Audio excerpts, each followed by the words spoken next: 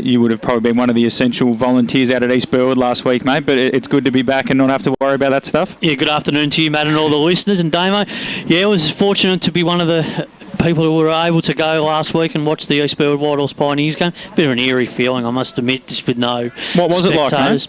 Oh, totally different. Because there's not much atmosphere at Springfield Park at the best of times. No, there was only just a couple of people walking the dog, the family dog, and a couple of people just floating around doing various things in the parks. But apart from that, it was very quiet. Watching a game of footy just felt totally different and experienced nothing like it ever before. But when you get here this afternoon and you walk through the gates at Vermont, you know that you're at a local game of footy between two real, homegrown rivalries in Vermont and Blackburn, and looking forward to seeing what unfolds this afternoon, because every time I come here over the years, Matt, didn't taste much success being involved with East Burwood. No one really does, mate. We only won here a couple of times, but there was a couple of good wins, and there was a memorable draw here in 2000, which is probably one of the best footy games I have ever seen.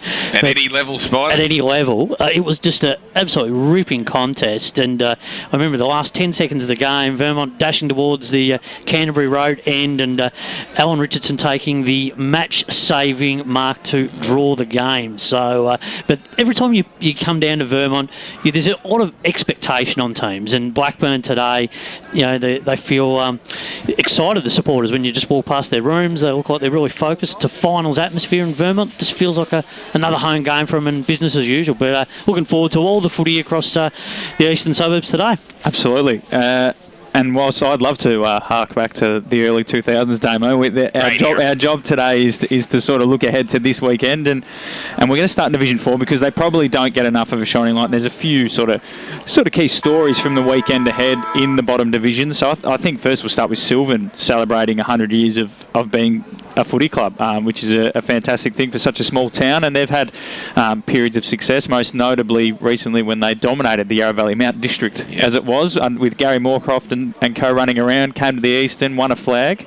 Yes. And got up, but have since come back to Division 4, and they're in a tough spot though at the moment, Spider. They're sitting 5th, a game out of the 4, and pretty much they've got Coldstream today at home. It's looking pretty grim. It is, and it's a real big test for them, and I suppose we've looked at their results fluctuate from week to week, and you get a little bit concerned thinking, well, are they going to put these games together consecutively and get on a bit of a winning run? I mean, they've had some they recruited really well. They've had players come across from Croydon throughout the last couple of years. Trent Barnes has done a really good job in being able to try and build that footy club. And he's got players around that club, and you just think, well, guys like Hampton, who looks like he can be a good prospect for the future. Yeah, Lachlan. Yep. Yeah, like he's been out with injury in recent times, but back in the side last week and playing reasonably well, and they've got big expectations on him going forward. But we know players like Kimpton as well. So look, they'll be looking to take it up to Coldstream today, and these are the sort of days with the weather, how it has sort of fluctuated in the last 24 hours, wind affected, ground's pretty particularly heavy. Out that way. Exactly, that you can the red dirt, it could be a red flood, isn't it? Exactly, you can take them back to your levels to some extent. So it's a smaller ground too, obviously, and make it a bit of a dogfight. So I think it's a real good opportunity, and sometimes you can use a little bit of emotion, celebrating a club milestone as well. So I think that's what you can do. Draw upon that, galvanise the group, and really take it up to a Coldstream team that's just been in outstanding form right throughout the season. Have you got anything to add on that, Damo? Or? Oh, I love my history, so just mentioning that it's a fantastic achievement. Sylvan came into the Eastern, it was the Eastern Football League back then, now the Eastern Football Netball League back in 2011, and I reckon their first game was against South Belgrave up there, up the mountain, so it was quite fitting. Whilst we talk about the next thing, I'll look that up. So 2011, I think, was the first year, you're saying? I reckon it was, and they had the two mountain teams up there competing against one another. And different sides of the mountain though, isn't it? And we'll get on to South Belgrave later. They've got an interesting game coming up. Another game of note is Kilsyth. 1,000 games of Eastern Football Netball League today. Taking on Nunawading in what's probably a big game for both clubs, given that Nunawading need a win to sort of steady themselves as a club again. And And then for Kilsyth, it's a chance to get their third win of the year. But Kilsyth, 1,000 games, they've got quite a storied history as well, Damo, having played in the VFA. Yeah, they were in the second division in the VFA back in the 1980s, and yeah, quite remarkable, isn't it? And they've had, I suppose, an area where they can capitalise on young families moving out that way, and hopefully that can translate into success from a senior perspective in the coming years. But I suppose they'd be pretty disappointed over their last few years, having been to the grand final. Was it against Warrandyte in 2015, their last grand final? Yeah, I believe so. Warrandyte went up, and they sort of...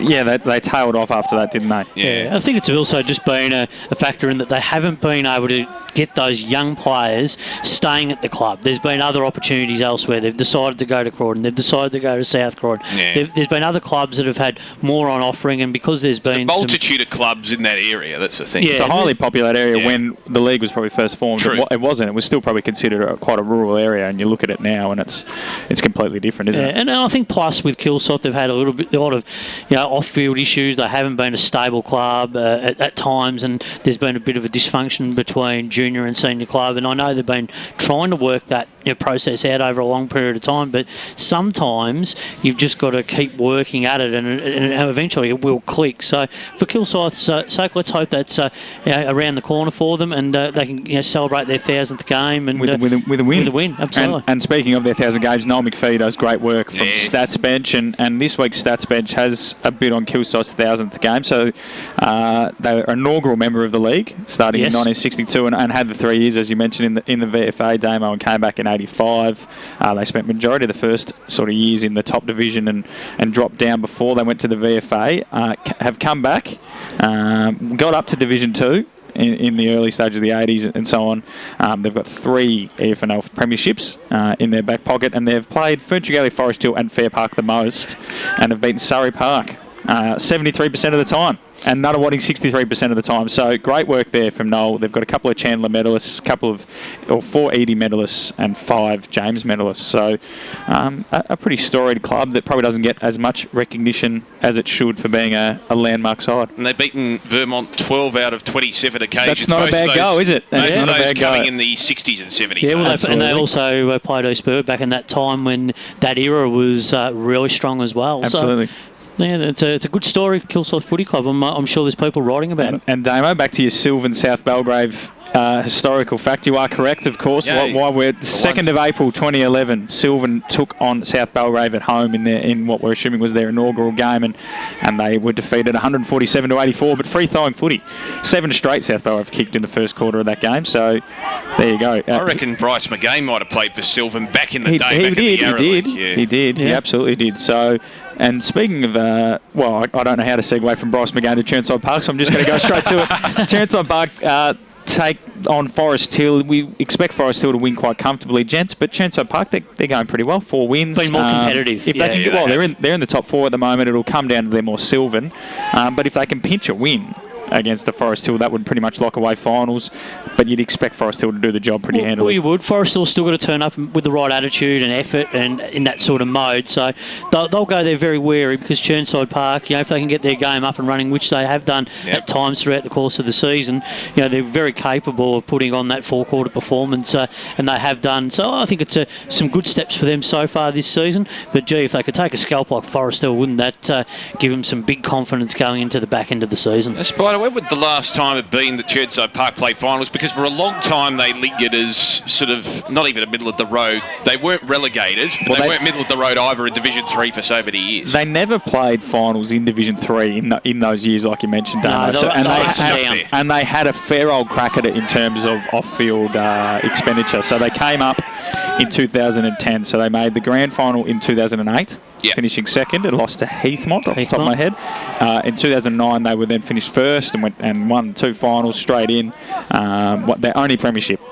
And in 2009 spent from 2010 till this year in Division 3 and then relegated. And that's with, unfortunately for them as well, that's with 2 years finishing rock bottom with no wins. And that is a flaw in the restructuring that happened there, that Churnside Park weren't able to go down, because it's probably put their club back in terms of losing players that might have, those players that are hanging around now are obviously enjoying their footy more, but those guys that, would have said, well, why are we playing another year in a comp we're not going to win a game in? But they've done well to regenerate. Now they've done very well, yeah. Players, yeah. So looking forward to see what they can do today, but you'd expect Forest Hill to get the win there. And then, of course, the other game in that division, we probably won't talk much about it, and I'm sure Surrey Park won't mind. They're looking to boost their percentage against Croydon North, who have got to win this year, but Surrey Park beat them by over 200 points last time out. And we'll just be looking to get their percentage up to possibly get second on the ladder, which really doesn't matter.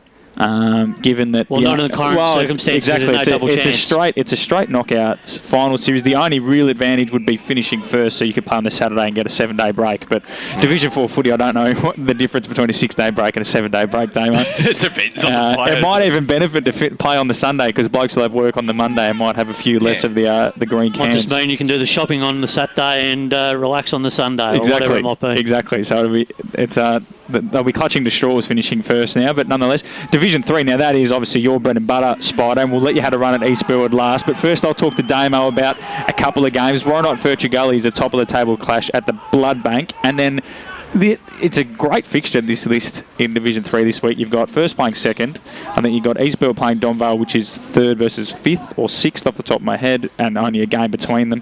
Fair Park have a chance to overtake Whitehorse and get their first win of the year, so 8th and 9th, and then Scoresby 4th, take on Waverley Blues 5th. It's an amazing fixture list. Yeah, that's right. It works out well, doesn't it, for the pundits? And it'll be an intriguing game, particularly for Scoresby, I think, at home. I think they'd love to have... Well, they lost by 140 points last time out against Waverley Blues, so they'll be wanting to obviously improve on that, but also if they can pinch another win, they'll put Waverley Blues well out of the equation. And this is the thing. They've really improved, haven't they, Scoresby, in many respects, and it's going to be interesting. And I think at home, with the crowd coming back... Yeah. They do probably utilise that support. And how about that top of the table clash? Warrandyte v Furtree Gully. You always get the sense with the Eagles, they've been threatening for some years, but just haven't quite reached that extra dimension to be a real flag contender. They're a club that, on paper, Spider, threatens as being a bit of a powerhouse in terms of they've got a great junior setup. They're in quite a strong, populated area. Furtree Gully, as we know, is quite a big town, if you were to call it a town. And the facility itself, while Wally Chew isn't the greatest surface to sort of play on. It's a bit choppy, but it's a big ground. They've got the two grounds. They've got nice club rooms. They've got all the makings. They just can't quite get out of this division. Yeah, look, for a long period of time, as you mentioned, they have shown signs that they've been desperate to try and continue their momentum and run up the divisions. Their junior program is up and running really strong. I think from a club point of view, they've really cleaned their act up, both on and off the field. They've had, over the years, they've been renowned for having some off-field issues and on-field problems in retaining players, but now they've really got that professional approach, and I think that's a good credit to a club that's probably been stuck in that sort of wilderness era. But no, Furtree Gully, I've seen them early in the year, was really impressed with them. Really thought that their ball movement, strong bodies over the footy, that'll hold them in good stead, and particularly in conditions like today when the ball is going to be in tight. I think that this is the sort of game really sets them up in a clash against Warrandyte, who we know like to run. They like to spread. We saw it a few weeks ago against an East Burwood team. They like to switch the ball, that 45 kick. They like to move the ball as quick as they can with hand and foot. So I think this will be quite a close game.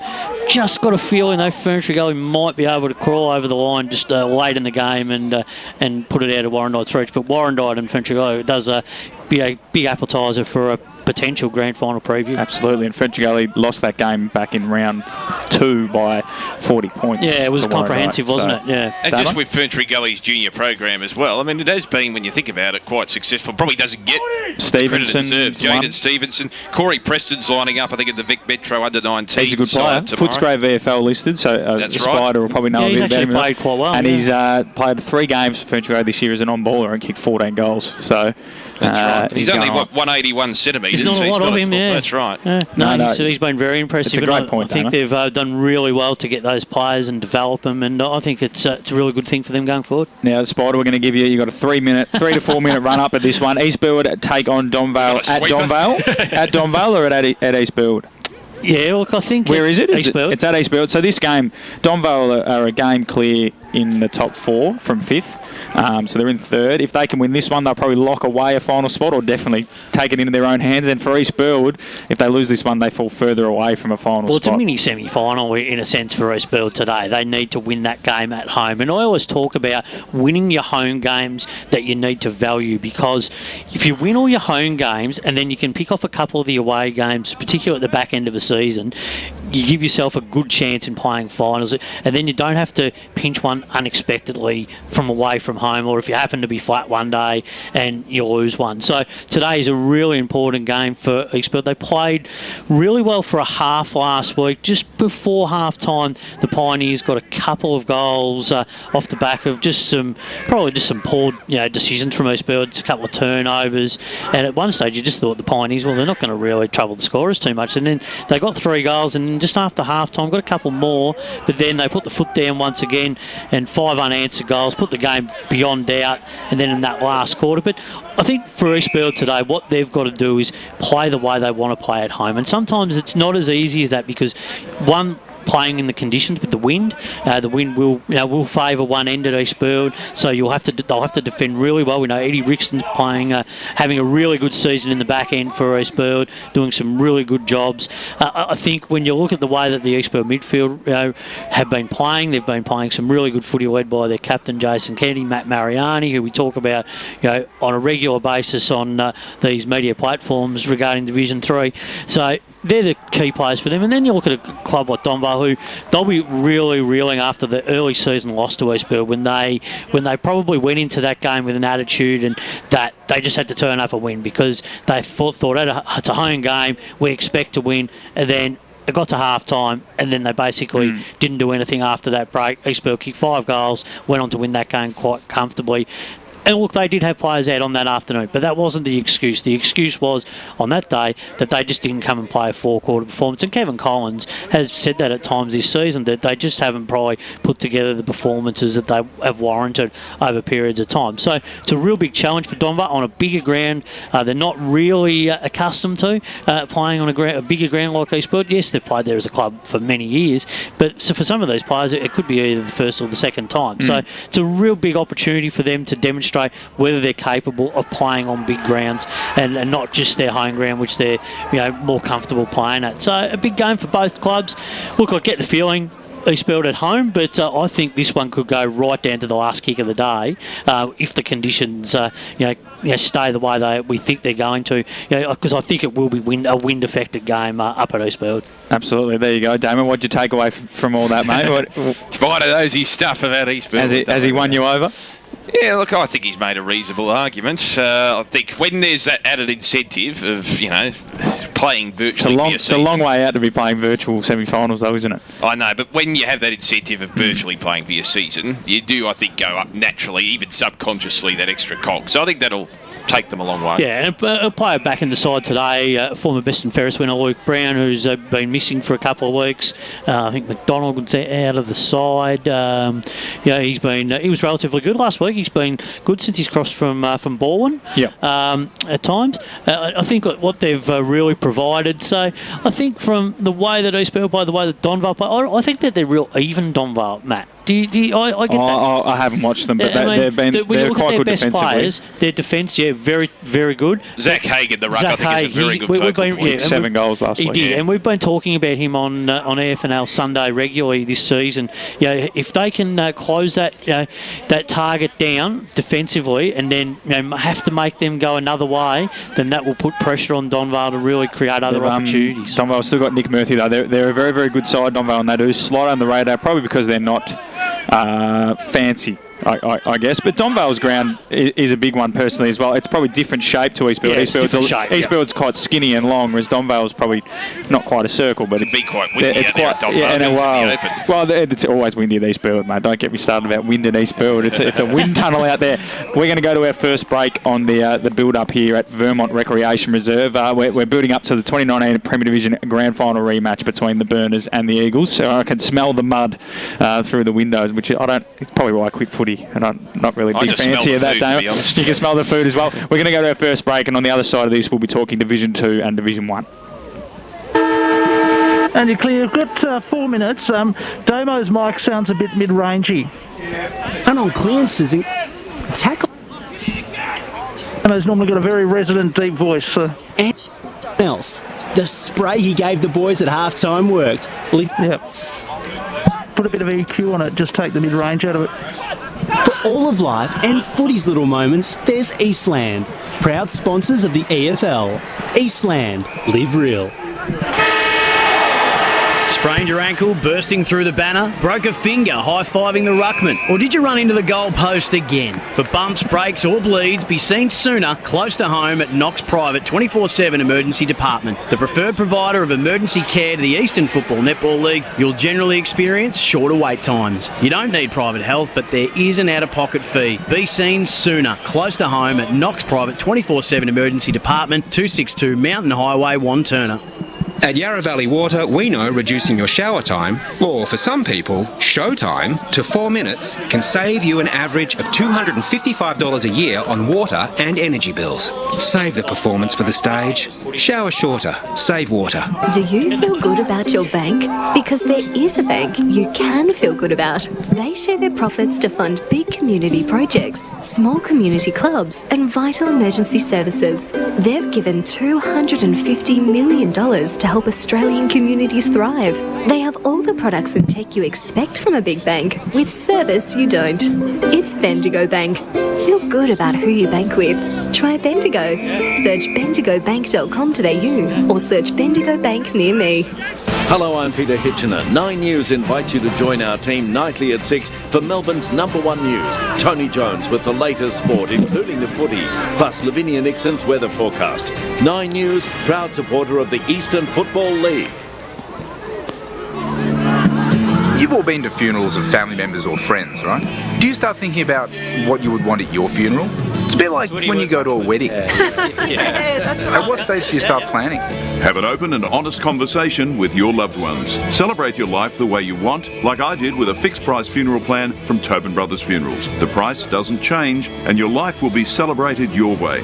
Find out more at tobinbrothers.com.au. Tobin Brothers Funerals, celebrating lives. At Eastland, we believe one day isn't enough to celebrate all that our beautiful mums do. That's why we're celebrating Happy Mother's Days, the festival of love she deserves. From dining to fashion, homewares or a pampering session, Eastland has all your favourite brands ready to spoil mum. And if you need inspiration, check out our online gift guides. Spend $250 and you'll go in the running to win a $50 Eastland gift card till May 8th. T's and C's apply. Find out more at eastland.com.au. Eastland, live real. Sprained your ankle, bursting through the banner? Okay, 1 minute. Ruckman, or did you run into the goal post again? For bumps, breaks or bleeds, be seen sooner, close to home at Knox Private. That drone footage is good. It looks like a face. The ground looks like a face. Where's the centre meant to be? It's shorter wait times. You don't need private health, but there is an out-of-pocket fee. Be seen sooner, close to home at Knox Private 24/7 Emergency Department, 262 Mountain Highway, Wantirna. The senior coach has taken the team to Eastland for a post-game feed.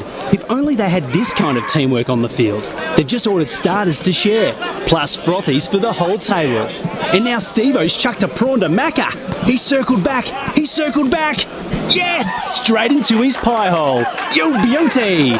Good form, boys. Moments, there's Eastland, proud sponsors of the EFL. Eastland, live real. Okay, here we go. Mike's on. And go local for your footy. Welcome back to Aeroflow or Arrowflow Oval here in Vermont for the 2019 Premier Division Grand Final rematch. And the sun's starting to peek through the clouds here, which I guess, well, the lights are shining brighter on the outfield. The ground is probably not in its best ever condition out here at Vermont, but nevertheless, we're looking forward to a cracking game of Premier Division football in the Eastern Football Netball League, Damo. I should give credit to Leroy Green. If you're watching the stream, he has a shot. A drone shot, I think it's a pre-recorded drone shot. It's fantastic, isn't it? From this morning. Look at that shot there. If you are watching on Facebook and YouTube, just look at that. That's the girls warming up. Lee's, he's here crack of dawn sort of stuff here, and it's, that looks like last weekend sort of crowd.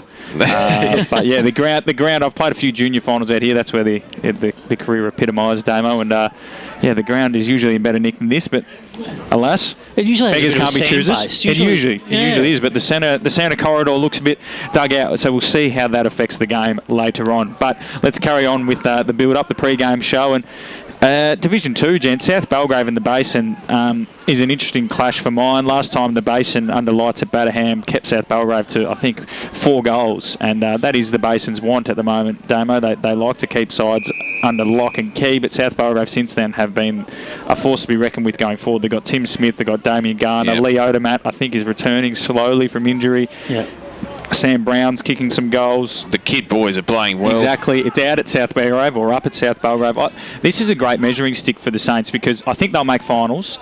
But this is a case to see if they can knock off the Basin. It might actually put them into sort of second place behind Ringwood, really, because they've got all the tools, gents. That's the thing. They have great depth, and even some of the other players, we obviously alluded to a few there, but Brodie Connolly, for instance, is a very good player, started that premiership side back in 2019. They just have so many contributors right across the board, and I think it's been still a great achievement regardless of that to effectively move up from Division 3 to Division 2 in this manner and make an instant impact where they are amongst almost the top echelon. Yeah, Luke Gallagher's done a really outstanding job since taking the reins, and he's just built a side and for this moment, really. I mean, they've come up the divisions, they're working their way up, and Ollie Odermatt's now starting to have an influence. Last week was a really good performer, returning to the side. He's had a bit of a slow start to the season. Obviously, he plays other sports, cricket, and he's had. And he's almost 40. He's almost 40. His body's just starting to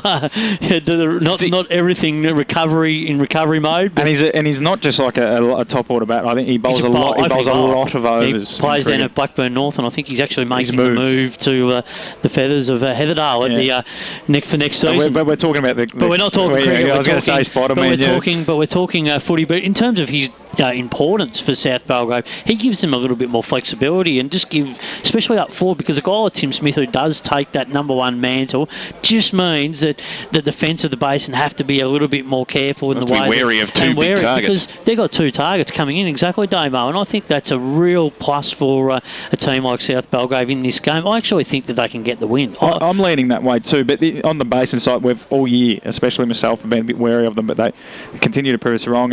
And Jackson Drake's coming off a 6-goal haul. The only time we've seen them this year, he didn't play, so I think and he's score key. Quickly. They do score quickly. Yeah, I was talking to a few people that watch them quite regularly, and they were saying they've got this knack of being a couple of goals down, but they can just click their fingers and put 5 goals on, and both sides. But the Basin in particular can do this as well. They have a knack of doing it because of their good clearances. They're young and they're quick, and yeah, you're right. Their midfield depth does mean that if they can take a hold from the clearance, they're pretty hard to stop. Yeah, and it's a good test for South Belgrave whether they've got the capacity to stop this.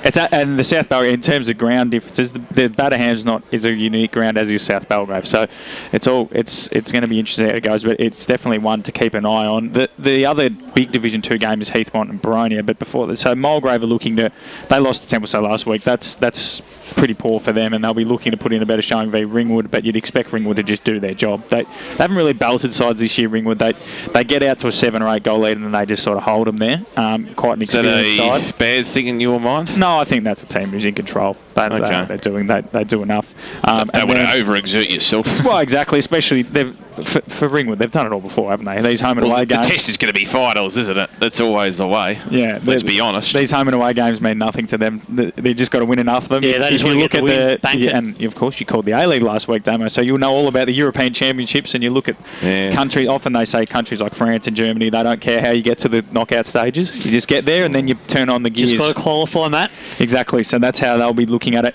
And Templestowe, on the other hand, who beat Mulgrave, will be eyeing off 2 in a row against Knox, and it's not looking good for Knox. They'll be very happy that there's no relegation in this division this year, because if Templestowe get a win today, they'll jump into second last over Knox, and it's a shocking start. Yeah, it looks bad for Brendan Whitecross. I'm sure there's really good things going on behind the scenes, but it looks bad. There are probably reasons, though. I mean, they're not the same team that won the flag in 2017. And they're not the same team that won 6 games in Division 1. So, well, they've had a lot of young players that have stepped up from the reserves and have just advanced into the senior side, and I think they've just got to get used to playing senior football. Exactly. And Brendan Whitecross, often you'll see guys come back from the AFL and have systems that are quite hard to learn for local and players. Less resources, exactly, and it'll take years. But the game I'm interested in talking about is Heathmont and Boronia, because we saw Heathmont, or I saw out of the 3 of us last week, and they impressed me. They're just a bit younger than Ringwood and ran out of gas, and Ringwood were able to just sort of rope-a-dope them and grind them down. They're playing Boronia, who are a game out of the top 4, and if we're suggesting South Belgrave are going to win, and a loss to Heathmont will put them 2 wins out of the top 4, and Boronia look like they just don't have enough leg speed at the moment. It looks like, Matt, we spoke about last Sunday morning, the concern is they're losing games by big margins, and they've lost games at home, and that is a huge factor of their performances. Like, they haven't been games where they've just lost by 10 or 20 points. They have had significant fade-outs and drop-off in work rate and effort. Does that come to fitness? Is that a... Well, I think it has to. They're a side, I'd say, that are built around contested ball and clearances. They're quite I don't want to say bulky in the term that you're thinking of, but they like the physicality of the game rather than the run. They're a strong side. They're not a base and run and carry sort of team, and they always have been. Never thought I'd hear that. Usually it's the other way around. Exactly. Exactly point. But yeah, which means if you're like that, you've got to win it at the coalface, stoppage-wise, and then you've actually got to use it pretty pinpoint if you're not quick. Yeah. And at the moment, they're obviously not doing that. So look, it's a massive game for both sides because Heathmont don't want to lose to Boronia and then be on level pegging with them. Yeah. And then obviously Boronia themselves just cannot afford to lose it. And what you saw from Heathmont last week, boys, you would have seen, Matt, is that they had that effort for most of the game, and they were just a little bit unlucky at times, weren't they? I mean, a little bit unlucky, and get some goals where they needed to. Probably just not as good as Ringwood. Like that's just the thing. Like, they probably play a very similar game style. They had good intent to switch the ball, but in the second half, their ball movement got a bit slower. And again, conditioning 2 weeks off. Their ball movement got a bit slower, which meant Ringwood could pressure up on them a lot easier.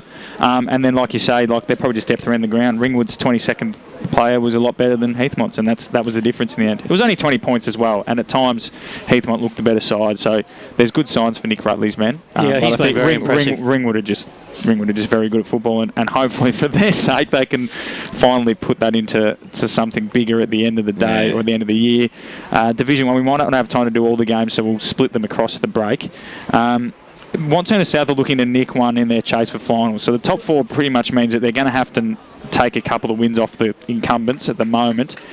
And they're playing East Ringwood this weekend. I don't think this is one that they would have been really penciling in, but it's a chance.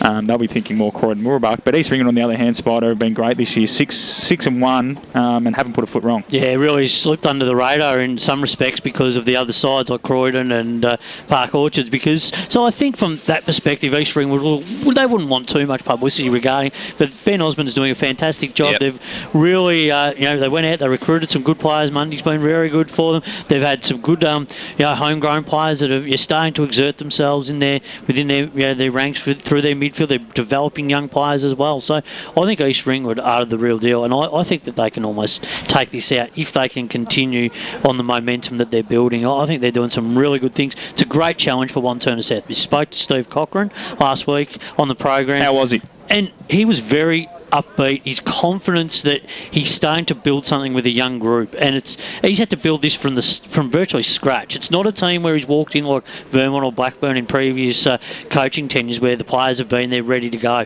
He's had to build this group and not be afraid to play young players, and he's played them. Look, he's played a 16-year-old at times during the Joe Murphy, who came in before the COVID break. So I think it shows that he's not afraid to make changes to his lineup, and he's really getting the best out of some of his players. And we know Wong's been playing some really good footy at the moment. They're relying Marcus on Jordan's been a good a great recruit from Knox, and kicking goals. He's got that senior experience, that core group that they've got down there. Look, they'll give themselves a good chance, and it's a good challenge for him to go up against a side that is highly regarded as a premiership contender. It's a good chance for whoever wins Division 1 this year, Damo, to actually consolidate. So we look at Doncaster East, who are going pretty well in Premier Division compared to other sides that have gone up in previous years before them. And I think actually, despite them probably wanting to obviously go straight up when they won in 2018, having to win 2 is probably a good thing in the terms of the step up from Division 1 to Premier is probably the biggest in the comp.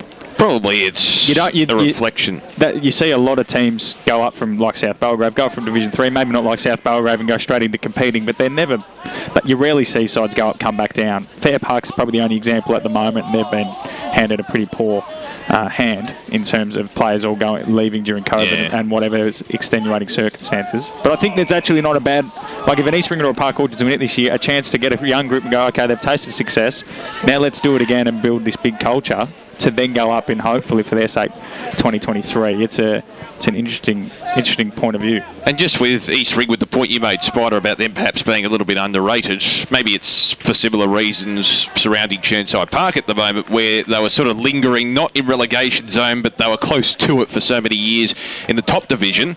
And now that they've gone down to Division 1, and I think it's probably helped them in many ways. Could also be as well, much like with people with these people that were around in there, well, obviously around, but more mature than maybe us in the 2000s, Damo, the early 2000s, probably don't mind seeing them down that low too. And I'm sure if Vermont ever stumble and fall, I don't think anyone will be willing them back up. So that could be something behind it. Well, I think it's just they've really gone back to and really started to develop their players, because there was a period of time where Eastland probably weren't developing enough. And they've got a players, great junior program. And now they've got that junior program to its ultimate strength. Good facilities and good facilities. They've got some really good, positive things happening around that footy club.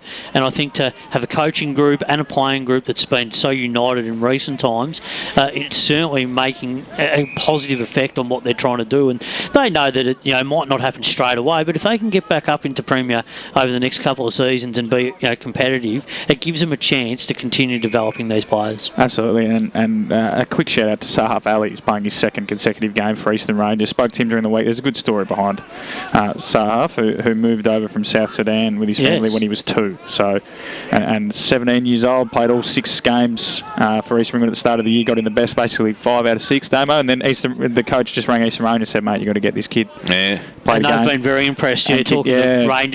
12 disposals, 1 goal. So and he's got so much upside in him. Well, Ben Osborne reckons he still could improve his fitness aerobically tenfold, but he's very strong.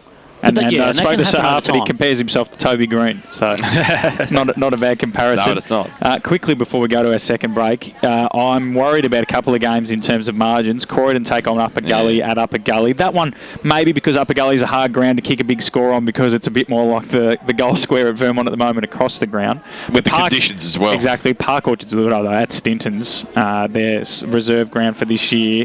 I'm worried. Park Orchards like kicking goals, and they'll have a tendency to let them in, don't they? Yeah, they've been like I like the way you said that. Look, Park Orchards, you speak about success stories. I think over the last 10 years they've exemplified what it means to carry a side from virtually the ground up. Well, they started the similar time to Sylvan came in. They just started as a club and a whole. So incredible. Yeah. But they've had good people backing it too, because what you got to remember too is Brett Radden, Alan Richardson's sons were playing in their junior program. Glenn Archer's son, I think, was playing. So they had some pretty good, they had some pretty good people that were putting that junior program together and getting them ready for senior footy. And you talk about Richmond's director of football, or he was definitely on the Amazon documentary, Tim Livingston. Yeah.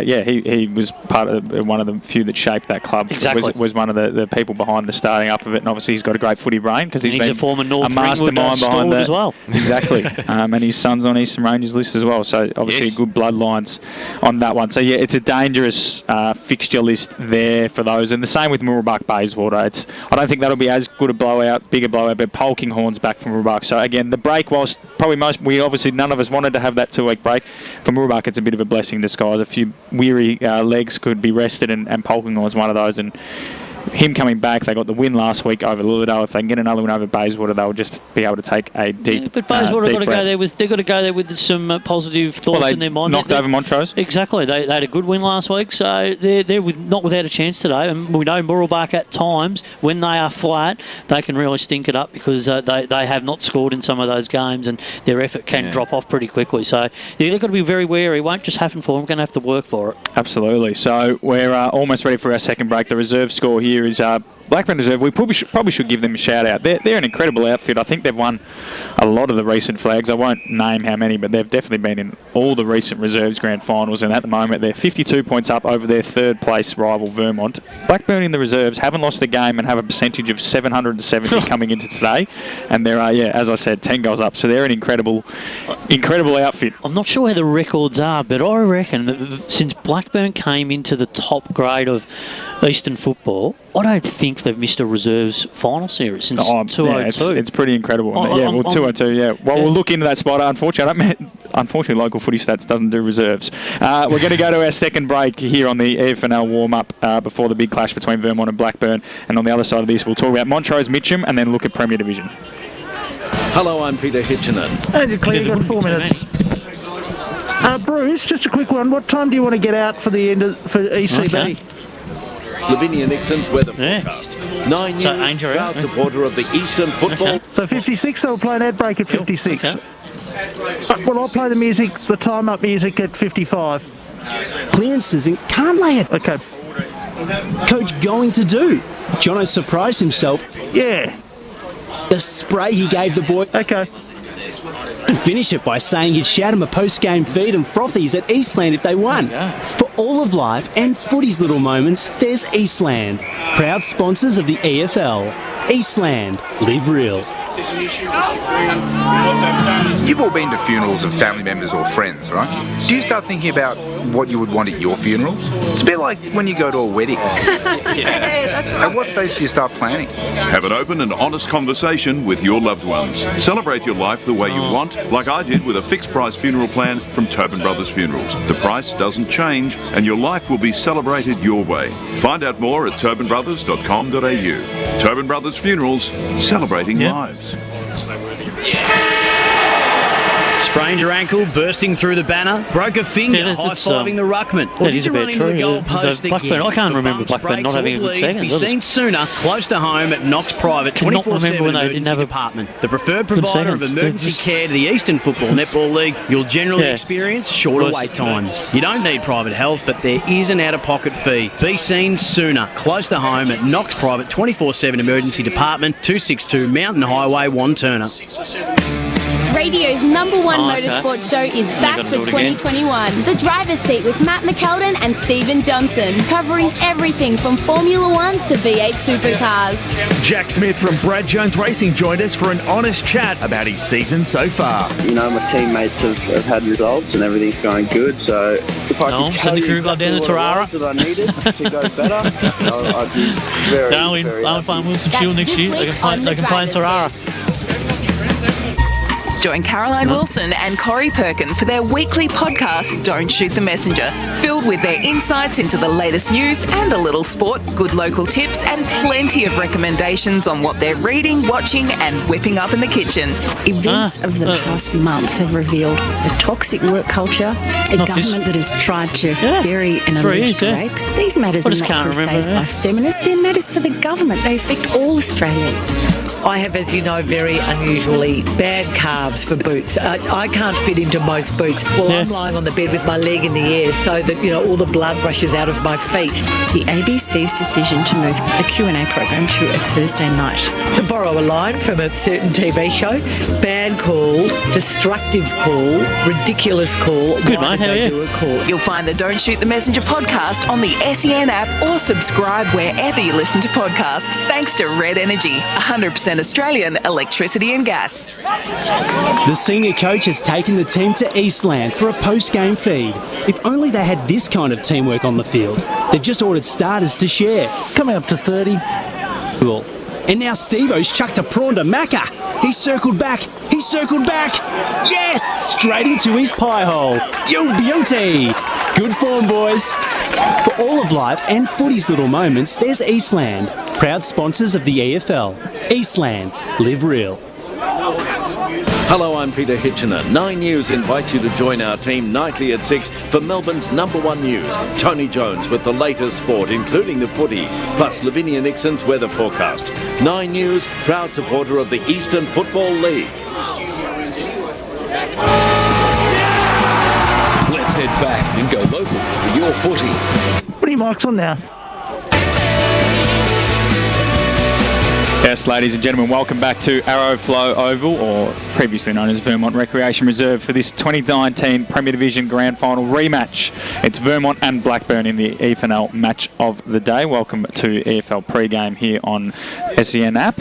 And Matthew Foddy here, joined by Damien Watson and Matt Spider-Lee. We've only got a few games to sort of look at, cast our eye over before we get into the big action. Montrose and Mitcham's that last one in Division 1, and this, you speak about virtual semi-finals, Spider, in Division 3. This one legitimately ultimately is, because a loss here would probably mean you're 2 games out of the top 4, and it makes it nigh on impossible. And it's up at Montrose, but last time these two sides played, Mitcham won by 10 goals, and they've added Jake Parenti back, who's averaging 6 goals a game. Yeah, well, he's a big in for them. There's no doubt about it, and he'll hopefully provide a good target and kick some goals for them, because they've needed it. I mean, last few weeks or few matches, they just haven't had that that luxury, and they've just really missed them. And the performances have fluctuated for Mitcham. There's no question about it. But playing a team like Montrose, you just got to be really careful. This is a massive match for them. As we said, mini semi-final, and if they were to lose this one, you'd think that they'll lose all contact with finals possibilities. But look, I expect Mitcham to get the job done today, but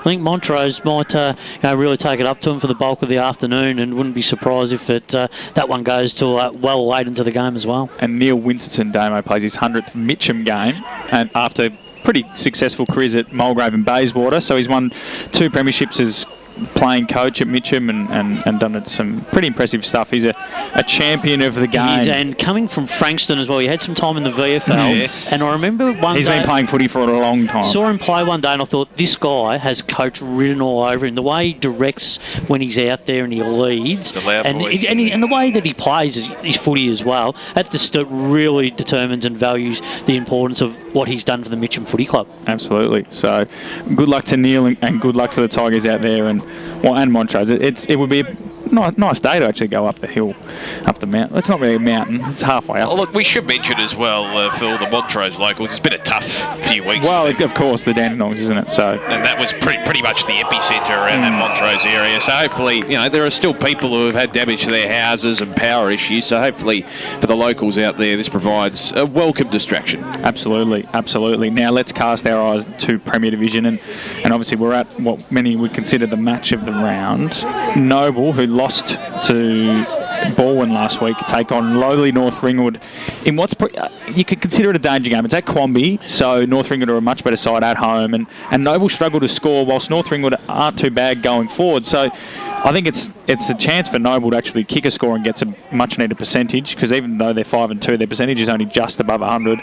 And then for North Ringwood, it's danger signs, because Doncaster played Doncaster East and could get a 3rd win in a row, and pull further away. Yeah, they could. And North Ring would have been, up and down. Robin Nars would be frustrated. At times he's probably getting some results, little wins along the way, but then they're just having quarters where they just don't compete enough and don't get that effort that he really desires. And look, a few weeks ago when they played Vermont, they were really good. They almost caused one of the upsets of the season, and that would have put them well on their way, but they just can't sustain it for 4 quarters. But when you look at a team like Noble Park, off the back of last week, look, they played well for literally one quarter, and almost had the chance to pinch that game, and then they ball and drew away from them. Look, and it was guys like Martin and Sketcher that really got them back into the game.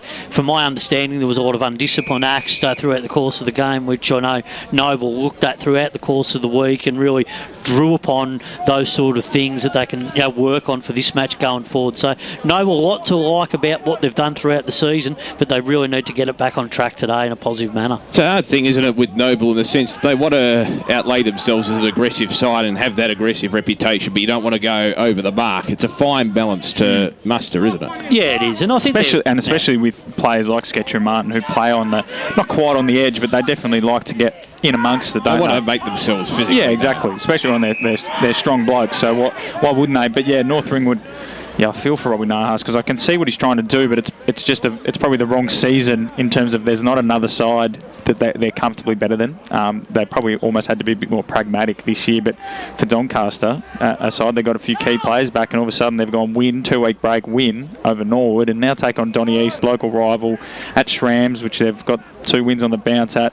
It's a danger game for Donny East, even though they're probably around each other, so it's not really a danger game. But you know what I mean? Like Doncaster East, they banked that win early in the year against them, and we're thinking about possibly pushing for finals. And they don't want to lose this one, because then they're still only 1 win away from North Ringwood. It's no one's really out of danger in Premier Division this year, Damo. Yeah, that's right, and that's tantamount to how even and unpredictable the division can be. And the Doncaster Derby, or the Caster Clash, whatever euphemism you want to use, it's Sharks obviously v Lions, what would win? What would win in an actual battle? Depends on the terrain, doesn't it? That's right, because a lion would probably drown, wouldn't it? And then a shark would obviously die on dry land. So, and if it rains, maybe Doncaster get up. If it's a dry day, maybe Donny East get up. Well, this is a finals game for Donny East. They've got to treat this like it's mini final. In a way, it is for both sides. I think a win probably pulls you away from relegation chat, at least for the next month. Correct. And then a loss pulls you back into it, especially if North Ringwood can pull something out of that. And a guy like Sam Rowe needs to be that sort of player today to step up and clutch that big moment, kick some goals. They can't rely on him in the one-dimensional way, and that he's the only. So I'm just starting to figure it out. And they've got Summers though, who presented pretty well last week, and Chris Phelan had 41 touches. Zach Clark took the mickey last week as well, and Simon White. So they've got plenty of good players. It's This is where you need the crummers as well to come into it and provide that extra avenue when the ball does go into the forward line. Especially on the bigger grounds. And obviously they've played at Trams in previous years. But Zerby's is a ground where if you've got two good marking targets and your ball use is good, you don't need the others. It'll be an interesting game to watch today out there. And then another interesting one is Rowville hosting Baldwin out at Seabeck, and the Tigers. That's a pretty big road trip for them. Going from Baldwin Visy Park, surrounded by cafes and lattes, which I partake in, and then you go out to Seabeck, and the far wing you got Cow Paddocks, Spider. Rowville, in our area, exactly. Rowville played very well last week against North Ringwood. They've got a young side, but they've welcomed back a quartet of experienced players, Ben Wise said to me during the week, which really helped their ball use. He thought their young players, when they were getting pressured, were handballing a lot, when he's actually been saying, no, we don't want to flick it around. Get out of the stoppage and kick, where he thinks having those experienced players back helped last week. Yeah. And this is a chance for them to knock off a side above them. Yeah, and Ben is the sort of coach that he wants his side kicking along. He wants to use and escalate that. Young Lachlan Wind, who's kicking 20 goals this year. Get it in there long and deep into their forward line, put some pressure on the defensive part of the ground, and that's what you've got to do against a side like Baldwin on a day like today. If you put that defensive pressure on and make sure that Baldwin are under pressure for a lot of the game, from your forwards, and you're crumbing that ball and you're getting your hands on it, then they give themselves a chance. But they've got to do it and sustain it for 4 quarters, and that's been a problem for Rowville for the majority of the season. And that's a problem for all sides that are built around a pretty young playing list. But I mentioned Lachlan Wynn, 20 goals this year I think he's only 20 at the oldest, and then is he son of Stewie Wind, and then Lachlan McDonald's only 20, probably turned 25 or turning 25, and he's averaging almost 30 disposals. So there's a future core there for the Hawks, and it's important this year that they try to find something to build off. And I think they have that advantage though in terms of developing a young list, because they pretty much have a whole area of young families to themselves. They've always been a junior powerhouse. When I was playing, I hated playing them because they took it a lot more serious than all the other clubs. About 20 junior teams or something. Oh, they had them all. They used to have 2 or 3 teams of each age group. Rowville Black, Rowville Yellow, Rowville Red, Rowville Gold. And then there was St Simon's up the road. Now there's Rowville Night. Listerfield, Listerfield, of course. Baldwin Spider, though, quickly. We can't scan over them. A big win over Noble Park last week. So they kicked 7 goals to none in the first quarter. Noble got in front at 3-quarter time, and then Must have been a wind out there, surely. And then Baldwin kicked 6 in the last. So, Charlie Haley kicked 3 goals forward. Jeff Goble kicked 4 goals, and Jordan Lyles, threatening to take a game by the scruff of this year. Baldwin, it was a great weekend for them last weekend because they won and Norwood lost. Yeah, so exactly. Now they've drawn level with Blackburn, only a game behind Norwood. They're back in the race. They are back in the race, and we spoke to Rocket last Sunday morning, and he said exactly that. And great insight from Rocket. He was good. He was, and I think Rocket has been really open with the way that they've tried to play this year. He said at times they've really struggled to get off to that flying start, and they kicked the 7 goals in the first quarter last week, and he was really surprised. And then and he knew that they were going to be challenged at some point in the game, and they were. And then they rose to that challenge at 3-quarter time to pull away in the last quarter. And I think that's the way that they see themselves at the moment. They're a side that if they can click and get their best footy going, then they're as good as anyone in the competition. But it's that flat spotting games, as Rocket said, when they have it, they just look at a pretty average side like other teams, and that's when they really struggle. But I think, and also having the consistency of the VFL players coming in and out of the side, he said at times has unsettled them a little bit. He'd like to bed down the team a little bit more week by week, but he'll roll with it for another couple of weeks to try and see what's going to happen, and then he'll get that best 22 out there, which he thinks might take him into a finals campaign. But look, it's some good signs for him last week to win the game firstly, but also to be able to go this week and try and put another win on the board. They're one of those sides, Damo, that you don't want to play them in finals, especially in a straight knockout, where if it comes to it and they just have to put 2 performances out in 2 weeks with the names on their list, they could. And they have the experience as well. And Jordan Wild's been sensational for them this season. He just can't kick straight, though. He's kicked the most behinds in the comp. He's probably been one of the best recruits going around in the competition. Especially if he starts kicking straight. But yeah, that's the one thing about the knockout finals. It's, Vermont could do all this work and then face Baldwin and then get them on the right day, and all of a sudden the Tigers are in with another sniff. So it's all shaping up in a very even Premier Division. And we're looking forward to this one. Quick tip before we go, gents. What are we thinking out here today? Will Blackburn benefit from the extra week off? Oh, they're going to have to play that out of their skins today. 4-quarter effort. I think Vermont just at home, but it's a great challenge for Blackburn to really take it up to them today. Really looking forward to seeing how the Eagles' defence stands up against a Blackburn forward line with Hammond coming back into the team. And Damo, quickly. Vermont by 15 points. I think just the home ground advantage. I know the confines of this ground pretty well. Absolutely. So we've got the Oscars music playing behind me to get off stage. I'm going to go with Vermont as well. Thanks, Damo. Thanks, Spider, for joining me on the pre-game show.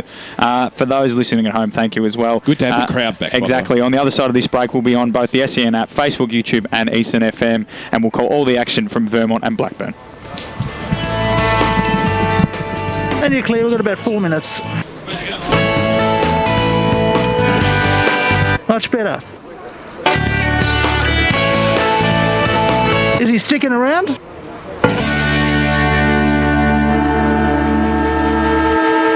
Only 19 shots from 53 inside 50s, down on clearances and can't lay a tackle. He's come all that way, might as well stay for the game.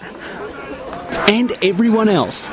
The spray he gave the boys at half-time worked. Well, he did finish it by saying he'd shout him a post-game feed and frothies at Eastland if they won. For all of life and footy's little moments, there's Eastland. Proud sponsors of the EFL. Eastland. Live real.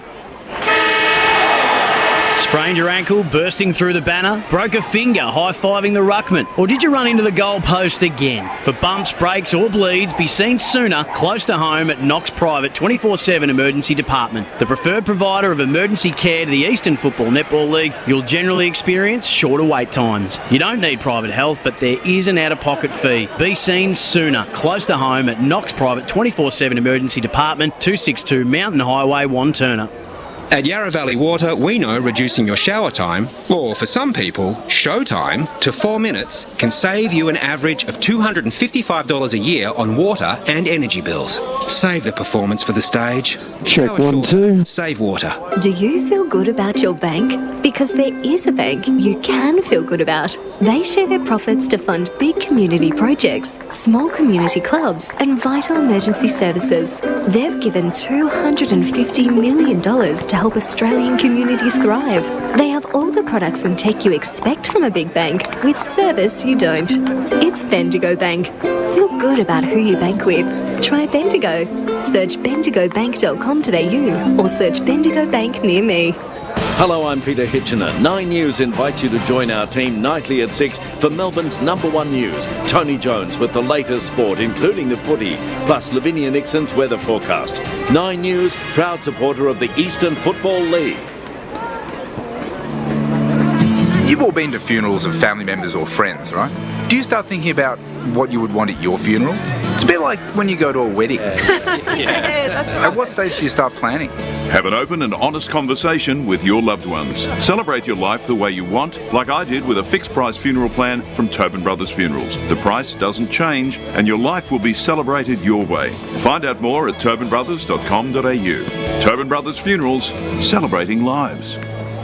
At Eastland, we believe one day isn't enough to celebrate all that our beautiful mums do. That's why we're celebrating Happy Mother's Days, the festival of love she deserves. From dining to fashion, homewares or a pampering session, Eastland has all your favourite brands ready to spoil mum. And if you need inspiration, check out our online gift guides. Spend $250 and you'll go in the running to win a $50 Eastland gift card till May 8th. T's and C's apply.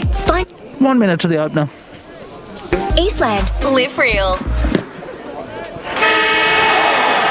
Sprained your ankle, bursting through the banner? Broke a finger, high-fiving the ruckman? Or did you run into the goal post again? For bumps, breaks or bleeds, be seen sooner, close to home at Knox Private 24/7 Emergency Department. The preferred provider of emergency care to the Eastland Football Netball League. You'll generally experience shorter wait times. You don't need private health, but there is an out-of-pocket fee. Be seen sooner, close to home at Knox Private 24/7 Emergency Department. 30 to the opener. Back to front. The senior coach has taken the team to Eastland for a post-game fee. That works better. If only they had this kind of teamwork on the field. They've just it does, doesn't it, Raymond? It does. Plus frothies for the whole table. And now Steve-O's chucked a prawn to Macca. He circled back. He circled I feel back. as though I'm sitting on the floor here. Straight into his pie hole. Yo, beauty. Good form, boys. For all of life and footy's little moments, there's Eastland. Proud sponsors of the EFL. Eastland. Live real. It's time for the match of the round. Let's cross to our team and go local for your footy. Okay, putting your mics on now. Ladies and gentlemen, welcome to Arrowflow Oval here for the Vermont and Blackburn clash. For our game day, Matthew Fody here. Welcome to those who didn't join the pre-game if you're listening on 98.1 Radio Eastern FM. Matthew Fody, as I mentioned, joined by Wayne Brasher and Raymond Baird. Gents, how are you? Back to see crowds at the footy and looking forward to what should be an enthralling clash. Yeah, looking forward to a really good match day today too. Matty, you and Matty Lee and Damo did a sterling job, and what a mouth-watering clash we've got for decision this afternoon. For mine, this is the best rivalry in the Premier Division at this particular time. Now, what I'm going to say is here, I described this rivalry with BWS during the week and said that I think this is a rivalry where Blackburn care a lot and Vermont care little, Ray. What do you reckon? Yeah, good afternoon, Matty. Good afternoon to all our listeners. Yeah, look, you're probably right there with the rivalry. But look, it's going to be a ripper of a game. And what's put a little bit more spice into this whole competition now is the fact that we're only going to have a Final Four. So we're going to you would have played when it was last the Final Four. Yeah, that's right, mate. We're going to have probably 3 teams fighting out for that 4th position, in the last round of the season. I think the amazing thing too, Matt, is how each clubs that are right on the cusp and in all the divisions now have to take a different mindset in regards to how the season's going to unfold now that there is no coming back or second chance this year. Yeah, and I think if you look at a loss for Norwood last week, who we didn't really mention on the pre-game, that would, if they'd won last week, there would have been 4 sides on 5 wins. There would have been a 2-game gap between them and Blackburn and Baldwin, and you could almost say, hey, if you don't lose to anyone below you this year, you're going to make finals. And now it's opened it up. But also, as we mentioned, for sides like Vermont, finishing first is the same as finishing 4th, except maybe you might get to play Saturday rather than Sunday. That's exactly right. Exactly right. And depending on the ground too. Now, one guy, though, who's going to have a big say on today's clash is Lachlan Johns, who's taking the mickey at the moment, and Brash, and he's never won a Chandler, as neither has Cole Martin, and that's another bone to pick with the umpires. But Lockie Johns is having a great year, 16 goals, he's averaging close to 30 disposals, and some games he's been playing on one leg. I'll actually pull up his stats for you, Matty, because I've been doing my homework again, and this is just Lockie Johns' season so far. He's averaging 30 disposals a match here, which is unbelievable. 24 kicks, 6 handballs. He's he's roughly averaging 3 goals a game, 21 uncontested possessions, 9 uncontested, marks inside 50, only 1 or 2, inside 50s 9, average goals 3, ranking points 152 over the 6 games that they've played. I don't know. Brash, he's actually become their main focal point up forward now. With the. What role is he playing, Brash? You watch them. Is he floating forward like a Dustin Martin type, or is he just happening to get on the end of some chains? No, he's a playmaker. In fact, he's probably got carte blanche to go to any position on the ground, Matt, where he feels that the side need him best. You'll see him come off a half-back flank and run through the midfield. If they're not scoring, he'll go and play half-forward or maybe a forward pocket and lead up the ground and try and take a good player with him to open up the forward line, or you might even see him on ball in the middle playing a ruck roving role where he gets to just basically patrol the centre square as required. So he's got a multitude of positions that he can play, and he's probably the most versatile player in this side. Yeah, yes, you're right there, Brash, but I just want to take 3 paces back, Matty, to what you were talking about Kyle Martin and not having won a Chandler medal. I think in that regard he's his own worst enemy. Yeah, look, he's a great player, talker, isn't he? but he also likes to let the umpires know that when they haven't done the right thing as far as he's concerned. But there's no doubt about his ability. I think. I don't think that's Lachlan's issue, though. No, look, he's not like Lachlan's not like that. He's a very quiet-spoken bloke, and he lets his actions do the talking. And put it this way, I don't reckon he's played it from the people that I talk to at Vermont.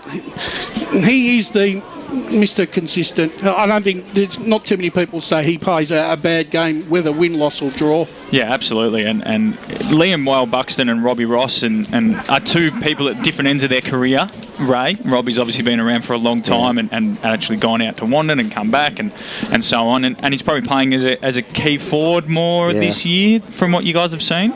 Look, I saw Vermont when they played Roval. I think it was in round 3, and he played as a forward that day. But he could have kicked probably 5 or 6 that day, but he missed a heck of a lot with his kicking. But the thing is that they've got the luxury of both of them are big, tall guys who played a lot of football. They know how to hit the ball down, and that's a luxury that a lot of clubs don't have, having 2 of them. Absolutely. And Whale Buxton, you talk about strength, Ray. Whale Buxton's an absolute monster of a man, isn't he, Brash? He is.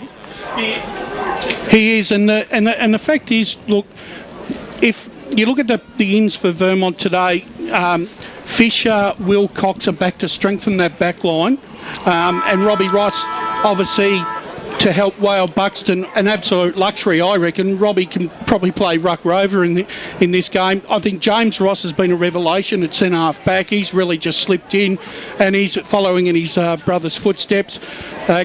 Kalkowski is a player of immense talent. We've not seen the best of him yet, and he can produce moments of magic. Vermont have got some really good young blokes coming through. Keep your eye on Josiah Duncan and Calvin Dureo in the forward line. Both are pretty mercurial type footballers, young men trying to make a name for themselves, and by God, so far this season they have. Absolutely. Just before I hand over to Ben Warren-Smith for the first time today, a late change for Vermont. Andrew Ainger is out and Damien Vassalou is in, number 55. Ben, welcome for the first time today, mate. It's great to be back out here at Tarara Road, and it's good to see Ray Baird in here as well, mate. It's great to call the football again with you, and of course Brash, who's been kissing babies whilst walking on the red carpet. It's been a long time between drinks since we've called Premier Division football, and it's really exciting to be back out here today. The people are allowed back at the football. Isn't that a great sight to see as well? And allowed to kiss Brash again. That's exactly right. Which is actually announced in a press conference. The ground's looking in good nick, nice and lush. Lush in areas. It might be a little bit patchy. I think the rain's been good for it in the last few days, probably just to... I think it'll hold up well, and I'm tipping. We're going tips now? I'll go for it, mate. I'm tipping an upset today. I'm going with Blackburn today. Yeah, Jake Hammond coming back is a key one, because it means he and Bathy can 1-2 it.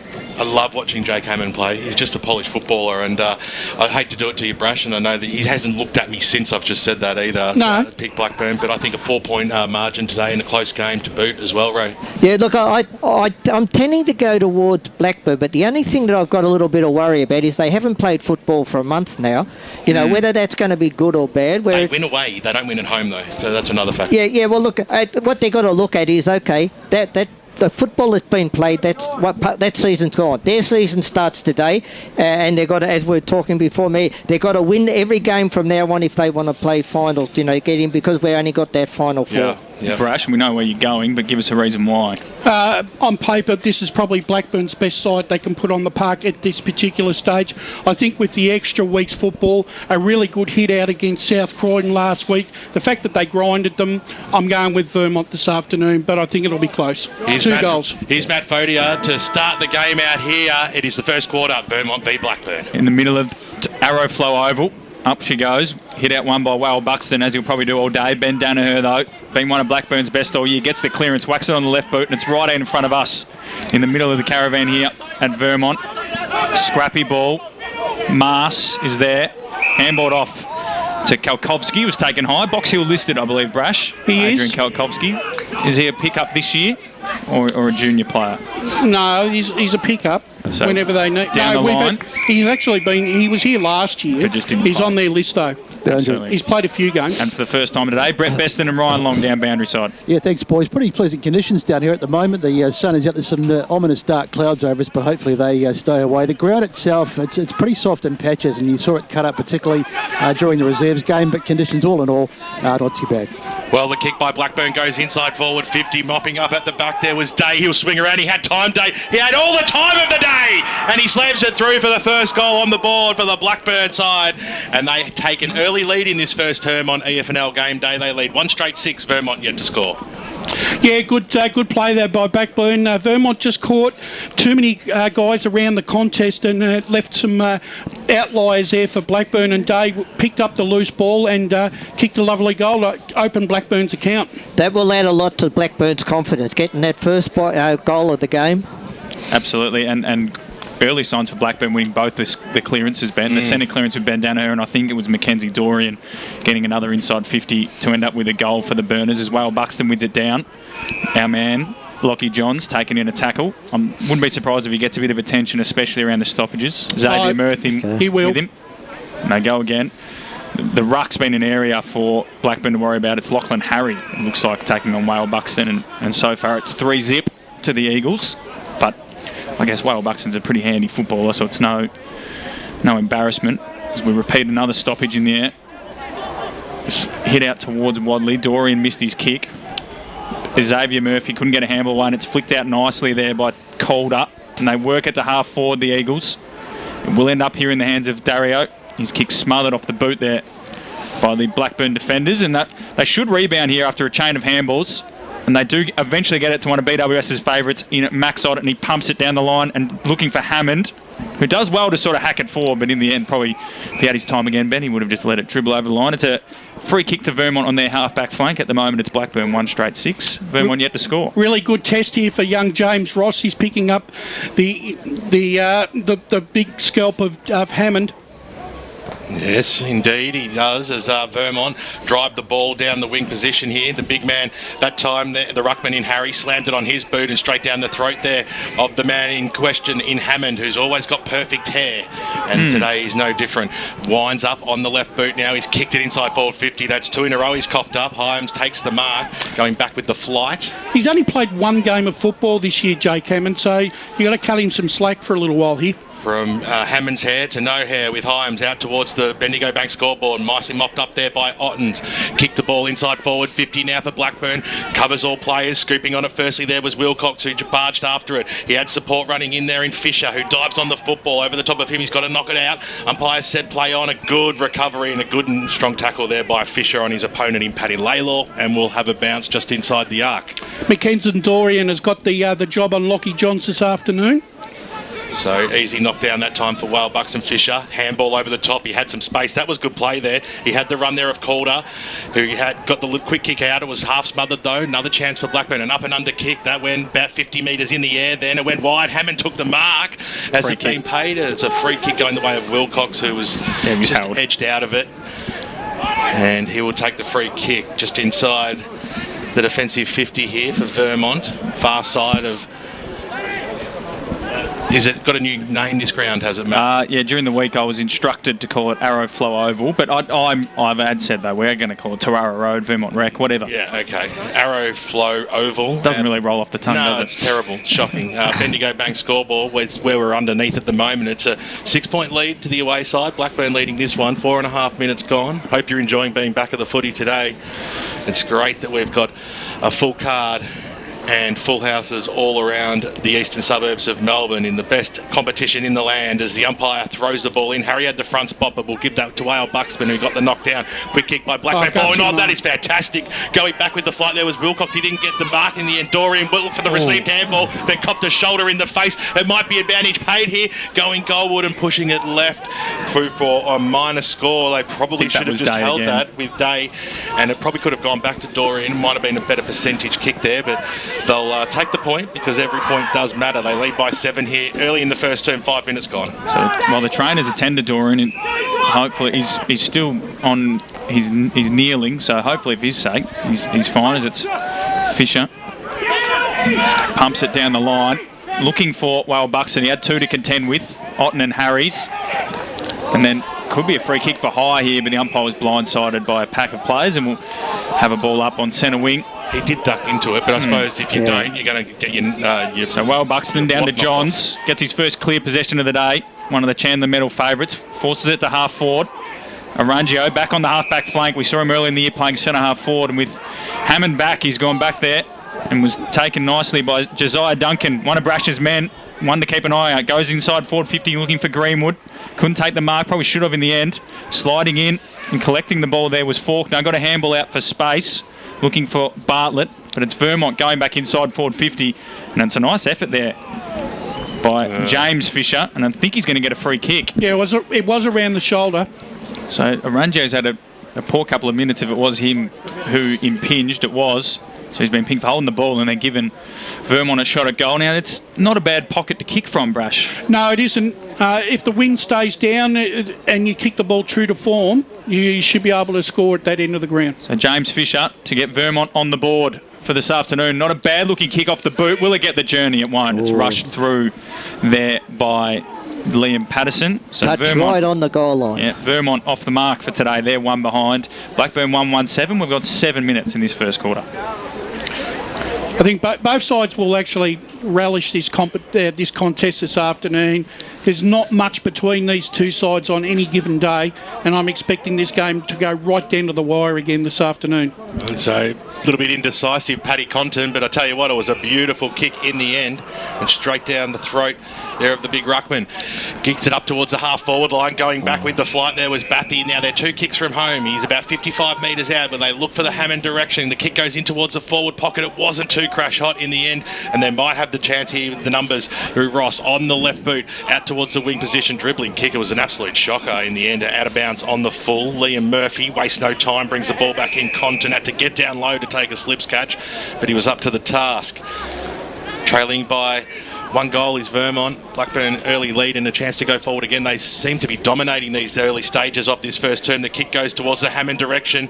Waiting at the back of the pack there was Conker, who's brought to ground. Ball spills out high, and Steve Donat, he almost copped one in the back there. The umpire said all was fair, and we'll have a ball up 20 metres out from goal. Ryan Long, boundary side. Just an update on Mackenzie Dorian and that clash before. He's come off with the blood rule, a bit of blood at the nose, so he's getting patched up now. It would be important to get him back out there because he does seem to be the guy that's got the job on John. Beautifully done there, Ryan, as Vermont had the numbers there. Greenwood just kicked it out of that danger zone, but straight down the throat of Conton, who's had 3 touches in a matter of minutes. But they're going backwards to go forwards to create the switch here, and the switch is on. Arangio takes the mark, true centre wing position. The lead is up forward. Hart takes it now. He just wants to wind around. He's got a little bit of pace as well, does he? Kicks it in towards the Hammond direction and might go over the back towards Hammond. He traps it on the right boot. He somehow found something out of a telephone booth, but on his wrong side, pushed it through for a behind. That's their second on the Bendigo Bank scoreboard. 9 minutes gone, first term, and they lead by 7 points, the Burners. So they've gone long a lot of the times, Blackburn, and we saw this when they played at against South Court and Anzac Day. They do like to keep possession across that sort of wing area and recycle the ball. Brash as Vermont bring it out to this commentary side. Big fly coming across there, Fisher. It was a good leap at it, and you can hear his frustrations as he's probably thought he should have taken it, and Luke Conker says, yeah, you should have. That's exactly what they are trying to do. They're trying to deny Vermont all the space in their forward 50 and hold on to the contest and create chaos when they move into their forward 50. Good tats on the boundary. Conversely, though, Brash, it means Vermont can set up Ross and Buxton and Wilcox behind the ball, and they've done so pretty well so far in this scrappy encounter. Coming through with Sam Wadley having a good year. John's got his handball away away. Good smother on the kick there from Damien Dury, and then going forward is Rough's Edge in the Hammond direction.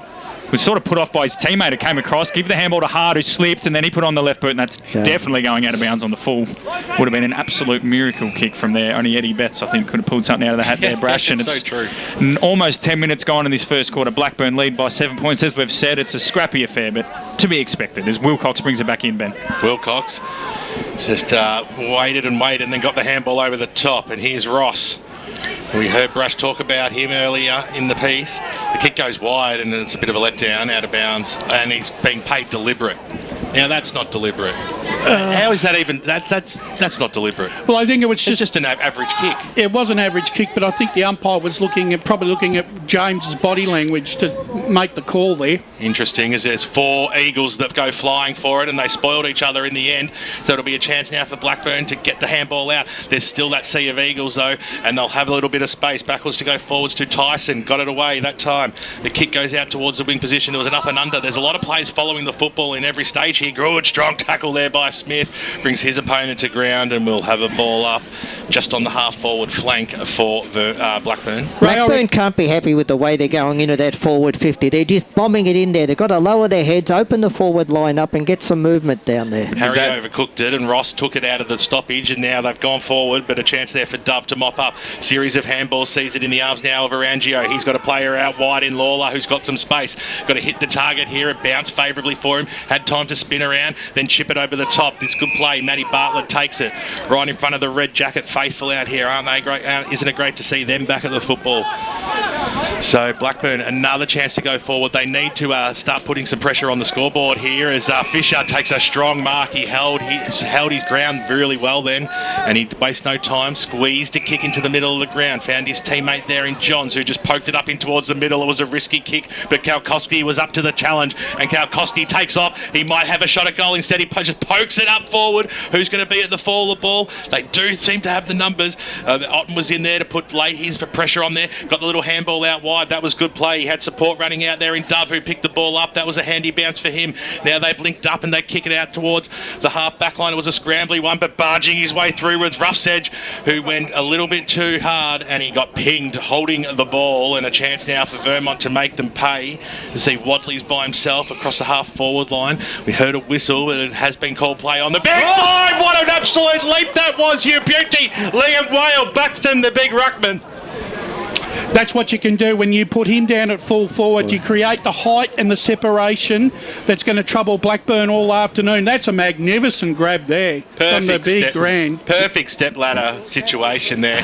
Eyes only for the football, and he just walked away as if it's just regulation brush. And the big man will come in, and you've got to kick a goal when you take a mark like that, don't you? The goal umpire does not move. Vermont get there first, and at the 13-minute mark of the first term on EFNL game day, well, it's a close one. It's what we expected. It's 1 point in the difference. Blackburn lead. Right, Blackburn have probably dominated possession and ground in the opening 10 minutes. Vermont have just chipped away. They've actually dodged a bullet, especially in their back line. I just thought then that Kalkowski, even though I thought he went the wrong option. He probably should have gone for goal, but in the end it turned out okay. Yeah, exactly. I was thinking the same thing. You're running in towards goal there. You have a shot. You back yourself in. Up in the middle of the ground, Robbie Ross goes up. Hit out in favour of the Burners, and then coming through there was Jury. Might have been pinged for dropping the ball, but nonetheless, the Burners do get the centre clearance again. Hammond pushed his man under the footy. Might work out the back, but Wilcox should get there coming across. Oh! And that was deliberate, and the umpire says so. As it should be. That was definitely. So Jake Hammond will have a chance to kick his first goal. Bunana or on his right return. He's a natural left footer, is he not, off the top of my head? Yes. Or am I incorrect? Yeah, natural left footer. So I think he's going to go with the Bunana on the outside of the boots. He's not afraid of the right. And it's probably good reward for effort for the Burners. They've dominated most facets of the game. Yeah, he was going to go right. He's going to wheel around, so they're ready to come in, the Vermont players. He goes to the check side, looks pretty good off the boot, bending not enough. Right across the face for Blackburn's another behind as we go down to Brett Beston, boundary side. Thanks, boys. I forgot to mention about the breeze. It's not significant down here. There's just a light breeze. It sort of gusts every so often, and it's probably behind Blackburn in this first quarter. So the Burners 139 lead Vermont 117, and talking about, Blackburn dominating, Brash. They do like to control the ball, but Vermont are one of the best intercept marking sides in the comp. So, as Ray said, they've got to find a way to get it in there quicker, or else Vermont will pick them off with Fisher, Wilcox and Ross as Vermont come out to this, well, I guess fans win. There's no fans on the other side of the ground, and it's a contest near the Jallis Craig faded out logo, and eventually we will have a ball up. And that's the issue Blackburn are going to have all afternoon, dealing with that back six at Vermont, because they need their forwards to find separation, but the Vermont back line don't give it. Got to move it quicker, don't they? Well, Buxton won it down, and then it was just sort of pinballing off people's shins, and Compton did the work of the guards there and got it in out in there. And then Jason Reed, good tackler all year, pumps it inside forward 50. Hammond tried to take a mercurial mark. Conker came through at pace. Fisher's ducked his head there. That should be prior, according to the umpire. Says give it to me. I'm pretty sure the rule book suggests that's prior opportunity. Dodged the bullet there, I think, Joey Fisher. So the Rucks will go at it. Whale Buxton looks like he's going to go up unopposed. Oh no, he's going to go up against Matt Day, who's giving away about a metre as Johns gets the clearance up the line. Otten's underneath it, dropped what he should have taken in the end. Gray comes through, slaps it forward, and then coming through is Kolkovsky. Been impressive so far, can't quite get clean possession, and he's taken over the boundary line there by Paddy Compton, Blackburn skipper, and at the moment it's the Burners 139 leading the Eagles 117. Hope you're enjoying the broadcast so far on the SEN app and of course 98.1 Radio Eastern. Ball back into play now, using his body well then. Whale Buxton just took it out and slammed it on his boot inside forward 50. Ross was at the back and Otten was in the front. Been good so far, Max. Solid as a rock, no doubt about that. Oh, he just gave the handball away and his teammate there in dub wasn't even looking at that time. Kicked it across the face. They'll get themselves out of trouble here just in the nick of time. Faulkner, he had to wait a long time for it, takes the mark. Still in their defensive 50. Blackburn weighing up the options. They lead by 2 points. Suspect they should probably have a goal or two on Vermont in this first term. A shocking kick goes out once again towards the dub direction, which was very slow, and then he got caught and brought it down by Kalkovsky again. You've got to ping him. You've got to ping him. Come on, you can't not give a free kick. You gave him the benefit of the doubt first time. You let him get away with it, and you still won't pay it when he grabbed him again. He dropped the ball. Yeah, no, very, very ordinary decision that was. It was clear as day. Comes out, Ross just took it, got boot to ball somehow, came out, Otten took it. Who's got the barrel? And he went for the big mongrel, and it went down the wing position, but straight down the throat there of James Ross, who has a bit of time, pokes it up towards the half-forward line. It was a well-weighted kick in the end, and he spots up his teammate there in Duncan, who's got one of the best haircuts you will ever see. It's a bit like Harsiri from Carlton back in the days as it goes up towards the top of the goal square. Once again, that man, Maxie Otten, just knows how to read the play, got the handball away. Nick Gray's coughed it up, though. He's kicked it straight down the throat there of Fraser Smith, who takes the mark 35 metres out, 45-degree angle. Yeah, Max has had a good day intercept marking, Brash, but his decision-making, I'd love to see Max take that kick there. I know Gray was on the move, but Max is one of their best ball users. I doubt he would have made that error. So, Fraser Smith, a chance for Vermont to get their noses in front for the first time today. Long approach, goes for it, and he pushes it to the right-hand side. So no, it's a 50-metre penalty. Here. What was that for, Brash? Can only assume moving I think on the mark, he's gone over the mark with. Yeah, he's moved. Yeah, he's moved before the umpire called play on. Well, take two. Fraser Smith kicks a goal, and Vermont hit the front. So 18 minutes gone now in this first term. And on the Bendigo Bank scoreboard, it is Vermont leading a 2-1-13. They lead by 4 points now over Blackburn. You just got to look at the way both sides are taking the ball into their forward 50. Vermont, they're prepared to hold up, look for a short pass, whereas Blackburn, they're just bombing it down there, and you've got 3 or 4 of the opposition contesting the mark. They've got to... Look, they've had most of the play as far as I'm concerned, Blackburn, but they're delivering into their forward line has certainly let them down. Moving it a bit slow, Ray. I agree with you there. But it's not open. They're kicking to targets that are standing still. Back in the middle, Blackburn get their first hit out, but it's straight into the arms there of Greenwood, who just slaps it on the boot inside forward 50. Where will the Flyers come from? No one went in the end. And then out of mid-air is Paddy Compton, slapped it out, and Greenwood will get another crack. Had a good year, Greenwood, thus far. A couple of scores around the grounds quickly. Churnside lead by 12 points over Forest Hill, and Baldwin lead by 10 points over Rovers. We go into the pocket. There's Duncan. The mop. Have a look at it. Takes a mark. Gary Ayres-esque, actually, if I think about it. Takes the mark in that forward pocket. It's got a little bit of its own orbit, that pocket, Brash. Everyone seems to go there, and he'll line up for Vermont's third. And And after all of Blackburn's good work, they could be down by 2 goals. Not his preferred kicking. Left foot up, angle of the dangle. Yeah. And he goes for it. It's across the face, as you mentioned. Flyers will come. Blackburn probably don't do enough. Ross was on his back like a turtle, collected it, got the handball out the back, and then coming through, picking up nicely is James Fisher. Got the handball back to Wadley, put it to the hot spot. Where will the Flyers come from? Whale Buxton's there. Ross got his hands on it first. Out the back door. Can someone soccer it off the ground? Kalkovsky's there. And we'll have another ball up. Blackburn really disappointing they didn't get that across the line. Either of them. Robbie Ross got a crumb whilst lying flat on his back. Such is the power of the man.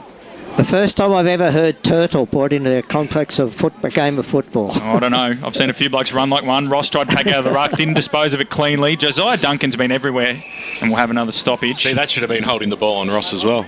But I guess they're giving. He attempted it. That's the modern interpretation. But he took it straight out of the ruck. No, that's allowed now as it's taken in the air. It's not prior anymore. As Buxton tried to give the fend off, got a kick out just in time. It was a good tackle. Vermont have had about 4 attempted shots at goal here without making any clean connection. Reid tried to. Arangio got a little dribble kick out there. Greenwood is asking for deliberate. That would be pretty harsh to pay. Probably should have gathered it in the end, and we'll have a ball in from where Josiah Duncan had his shot earlier. We're just ticked into time on. It's the Eagles 2-1 leading Blackburn 1-3. Scrappy game as we all expected given the conditions and given Blackburn's month off of footy and also just the intensity of this rivalry as it's thrown in. Lachlan Harry had front spot, and then coming through was Calvin Dario. Is that the pronunciation, Brash? I call it Dario. Dario? Yep.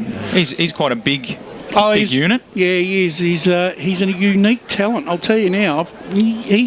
He can produce a moment in moments. There you go. So it's thrown again. Whale Buxton now as the front spot. Taps it forward to space. Johns was coming through. Kicked 16 goals this year and he wanted a free kick. Didn't get it.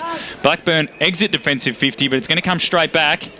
As Vermont once again take an intercept mark. Low spoon ball. Dangerous spot. And Arangio gets those big long arms up there and takes a good mark for the Burners.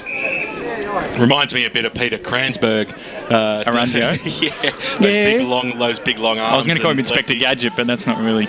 Kick goes out now. You good little mark. Beauty. Eyes only for the football. That Second was a hanger strong of the day.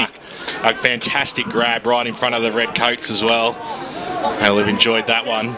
So Lawler just sets it up in the end, goes towards the big ruckman there, and Harry got one bite on it. Whale Buxton picked it up though. He did the roving work, got boot to ball, travelled 20 metres and seen over by Liam Patterson for a boundary throw-in. I think one of the things that Ray was saying was correct, but I also have to question Blackburn's decision-making in their back 52 on kicking the ball to a relevant position. I don't think their choices have been good in the last 10 minutes.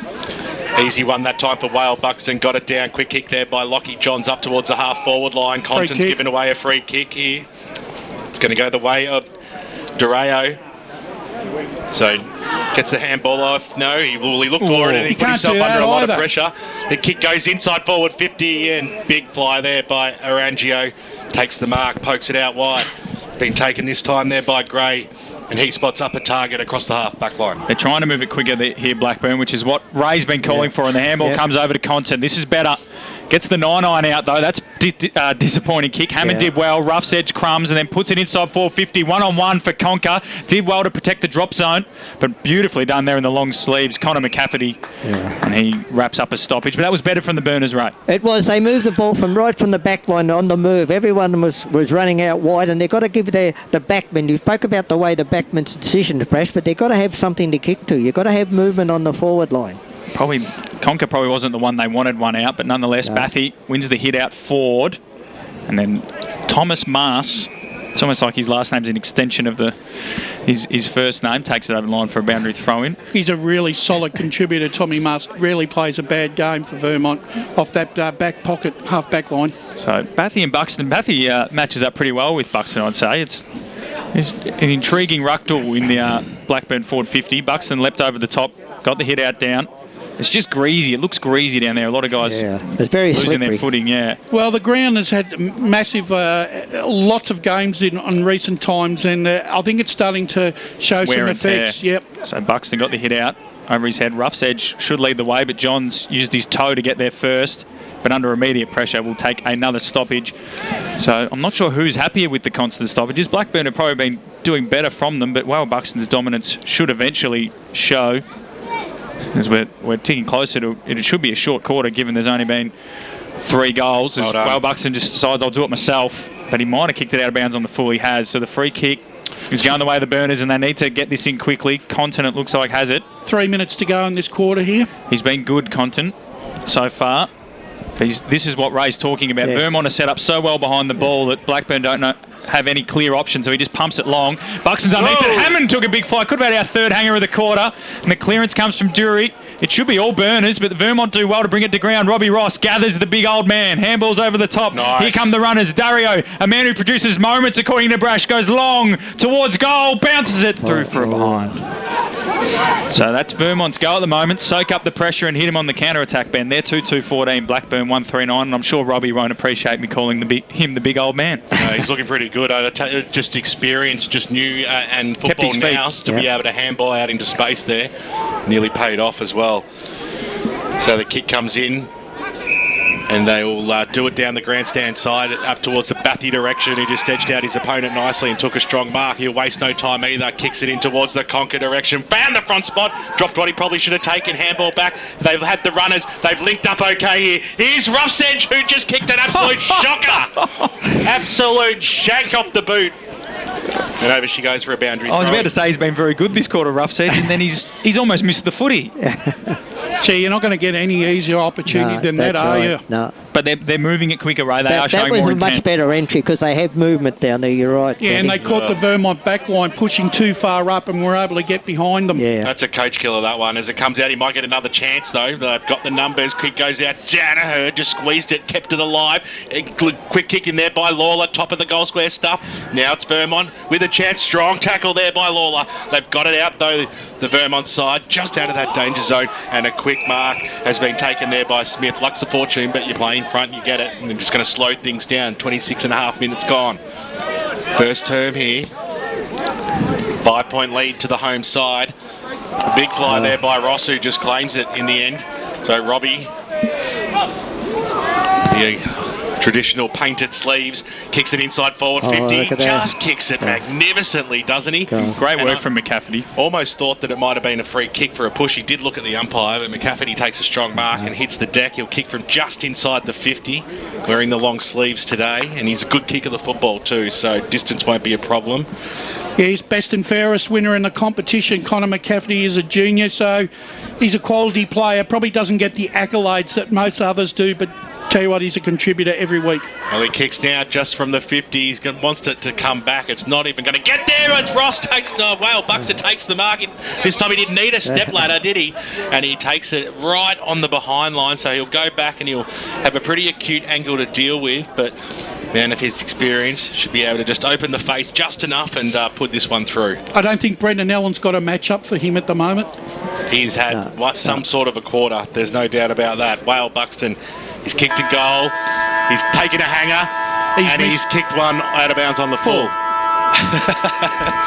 So no change to the score there. It's a bit of a letdown. I was giving him the massive wind up there, but he sort of rushed it, didn't he, given the siren had gone? Yeah, it's almost like it did put him off. But a quarter time out here at Vermont Recreation Reserve, Tarara Road, it is the home side leading 2-2-14 to Blackburn 1-3-9. Hope you're enjoying the broadcast on the SEN app or through one of our video streams, and of course 98.1 Radio East. And if you're at the footy, keep us across all the situations going, all the scores via our social networks. We've had one quarter gone, there's 3 to go, and we'll be back right after this. Hello, I'm Peter Hitchener. Clear 4 minutes. At 6 for Melbourne's #1 news. Tony Jones with the latest sport, including the footy, plus Lavinia Nixon's weather forecast. 9 News, proud supporter of the Eastland Football League. Only 19 shots from 53 inside 50s, down on clearances and can't lay a tackle. What was the seniors coach going to do? Jono surprised himself and everyone else. The spray he gave the boys at halftime worked. Well, he did finish it by saying he'd shout him a post-game feed and frothies at Eastland if they won. For all of life and footy's little moments, there's Eastland, proud sponsors of the EFL. Eastland, live real. You've all been to funerals of family members or friends, right? do you start thinking about what you would want at your funeral? It's a bit like when you go to a wedding. At what stage do you start planning? Have an open and honest conversation with your loved ones. Celebrate your life the way you want, like I did with a fixed price funeral plan from Tobin Brothers Funerals. The price doesn't change and your life will be celebrated your way. Find out more at tobinbrothers.com.au. Tobin Brothers Funerals, celebrating lives.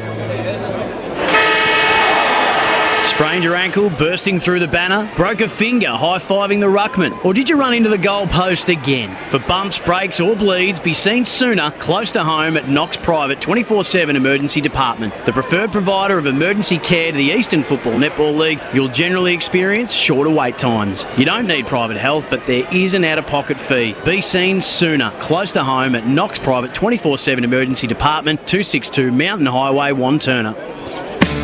Radio's #1 motorsport show is back for 2021. The Driver's Seat with Matt McKeldin and Stephen Johnson, covering everything from Formula 1 to V8 supercars. Jack Smith from Brad Jones Racing joined us for an honest chat about his season so far. You know, my teammates have had results and everything's going good, so if I could tell you exactly what it was that I needed to go better, I'd be very, very happy. That's this week on The Driver's Seat. Join Caroline Wilson and Corey Perkin for their weekly podcast, Don't Shoot the Messenger, filled with their insights into the latest news and a little sport, good local tips, and plenty of recommendations on what they're reading, watching, and whipping up in the kitchen. Events of the past month have revealed a toxic work culture, a government that has tried to bury an alleged rape. These matters are not crusades by feminists, they're matters for the government. They affect all Australians. I have, as you know, very unusually bad calves for boots. I can't fit into most boots. Well, I'm lying on the bed with my leg in the air so that, all the blood rushes out of my feet. The ABC's decision to move the Q&A program to a Thursday night. To borrow a line from a certain TV show, bad call, destructive call, ridiculous call, why did they do a call? You'll find the Don't Shoot the Messenger podcast on the SEN app or subscribe wherever you listen to podcasts, thanks to Red Energy, 100% Australian electricity and gas. The senior coach has taken the team to Eastland for a post-game feed. If only they had this kind of teamwork on the field. They've just ordered starters to share, plus frothies for the whole table. And now Steve-O's chucked a prawn to Macca. He's circled back. Yes! Straight into his pie hole. Yo, beauty! Good form, boys. For all of life and footy's little moments, there's Eastland. Proud sponsor 15. And live real. Hello, I'm Peter Hitchener. 9 News invites you to join our team nightly at 6 for Melbourne's #1 news. Tony Jones with the latest sport, including the footy, plus Lavinia Nixon's weather forecast. 9 News, proud supporter of the Eastern Football League. Let's head back and go local for your footy. Okay, mic's on. Welcome back to Vermont Recreation Reserve, ladies and gentlemen. It's quarter time here between Vermont and Blackburn, and it's Vermont 2-2-14 leading Blackburn 1-3-9. Matthew Frodo here, joined by Wayne Brash. A couple of scores on the doors, Brash, before we get your thoughts. Baldwin are leading Roval 6-1-37 to 1-4-10 at quarter time. Charlie Haley, headline Haley's got 4 majors, and Churnside Park lead Forest Hill, and Wantirna South lead East Ringwood. South Croydon over Berwick at the moment. And then in Division 1, as I said, Croydon lead Upper Gully by 20 points. Mulgrave trail Ringwood by 11 points. Warrandyte 7 straight lead Ferntree Gully 3-3. Waverley Blues 4-6 lead Scoresby 3-1. And East Belwood 2 behinds. Donvale 3 behinds. Brash, your thoughts on the first quarter? Interesting quarter. I thought Blackburn probably owned the opening 10 minutes of the quarter. Seemed to be able to get Vermont's backline pushing a little too far forward to create some open space. Whereas as they were moving into their back forward line, they were able to deny the Vermont forward 50 players any ball retention whatsoever. However, the dynamic sort of changed a little bit when Wale Buxton went straight back into the ruck, managed to start getting some inside 50s generated by Johns and Greenwood. Down to Ryan Long on the boundary. Yeah, just with Blackburn coach Brendan Allen. Brendan, pretty good quarter. I know, although the scoreboard's not in your favour, I thought your pressure was there, the intent was there. What was your assessment? Yeah, I think it was one of our better quarters of footy for the year, to be honest. We just didn't probably translate it onto the scoreboard, but it was played a lot in our half, and the effort and intent from our boys was really good. And just on the inside 50s, you had a lot of them, especially at that first half of the quarter. Is there much you can do to sort of open up the forward line to give your forwards a better chance of marking the ball? They're very good at being able to drop off our small forwards, and I think we just need to find an extra possession between the arcs to allow us to go that bit deeper and put them under pressure. No worries. All the best for the rest of the game. Great stuff there, Ryan Long. I want one of those Blackburn beanies that Brendan Allen was wearing. Red jackets, red beanies. Fantastic. They're the anti-Smurfs, aren't they? Look, I think that Brendan Allen's got a lot to work on there. They're only 5 points down. They control. They had their ability to get the football. It was just the way they used it. Yeah, and you've been one of their biggest critics, Ray. I know that. So it'll be Harry to go up against Ross in the ruck contest now. Umpire throws it up, fresh air shot by both ruckmen. Picked up there by Blackburn, quick kick up towards the half-forward line. An up and under kick, Himes was underneath it, dropped it off the chest and went after it again.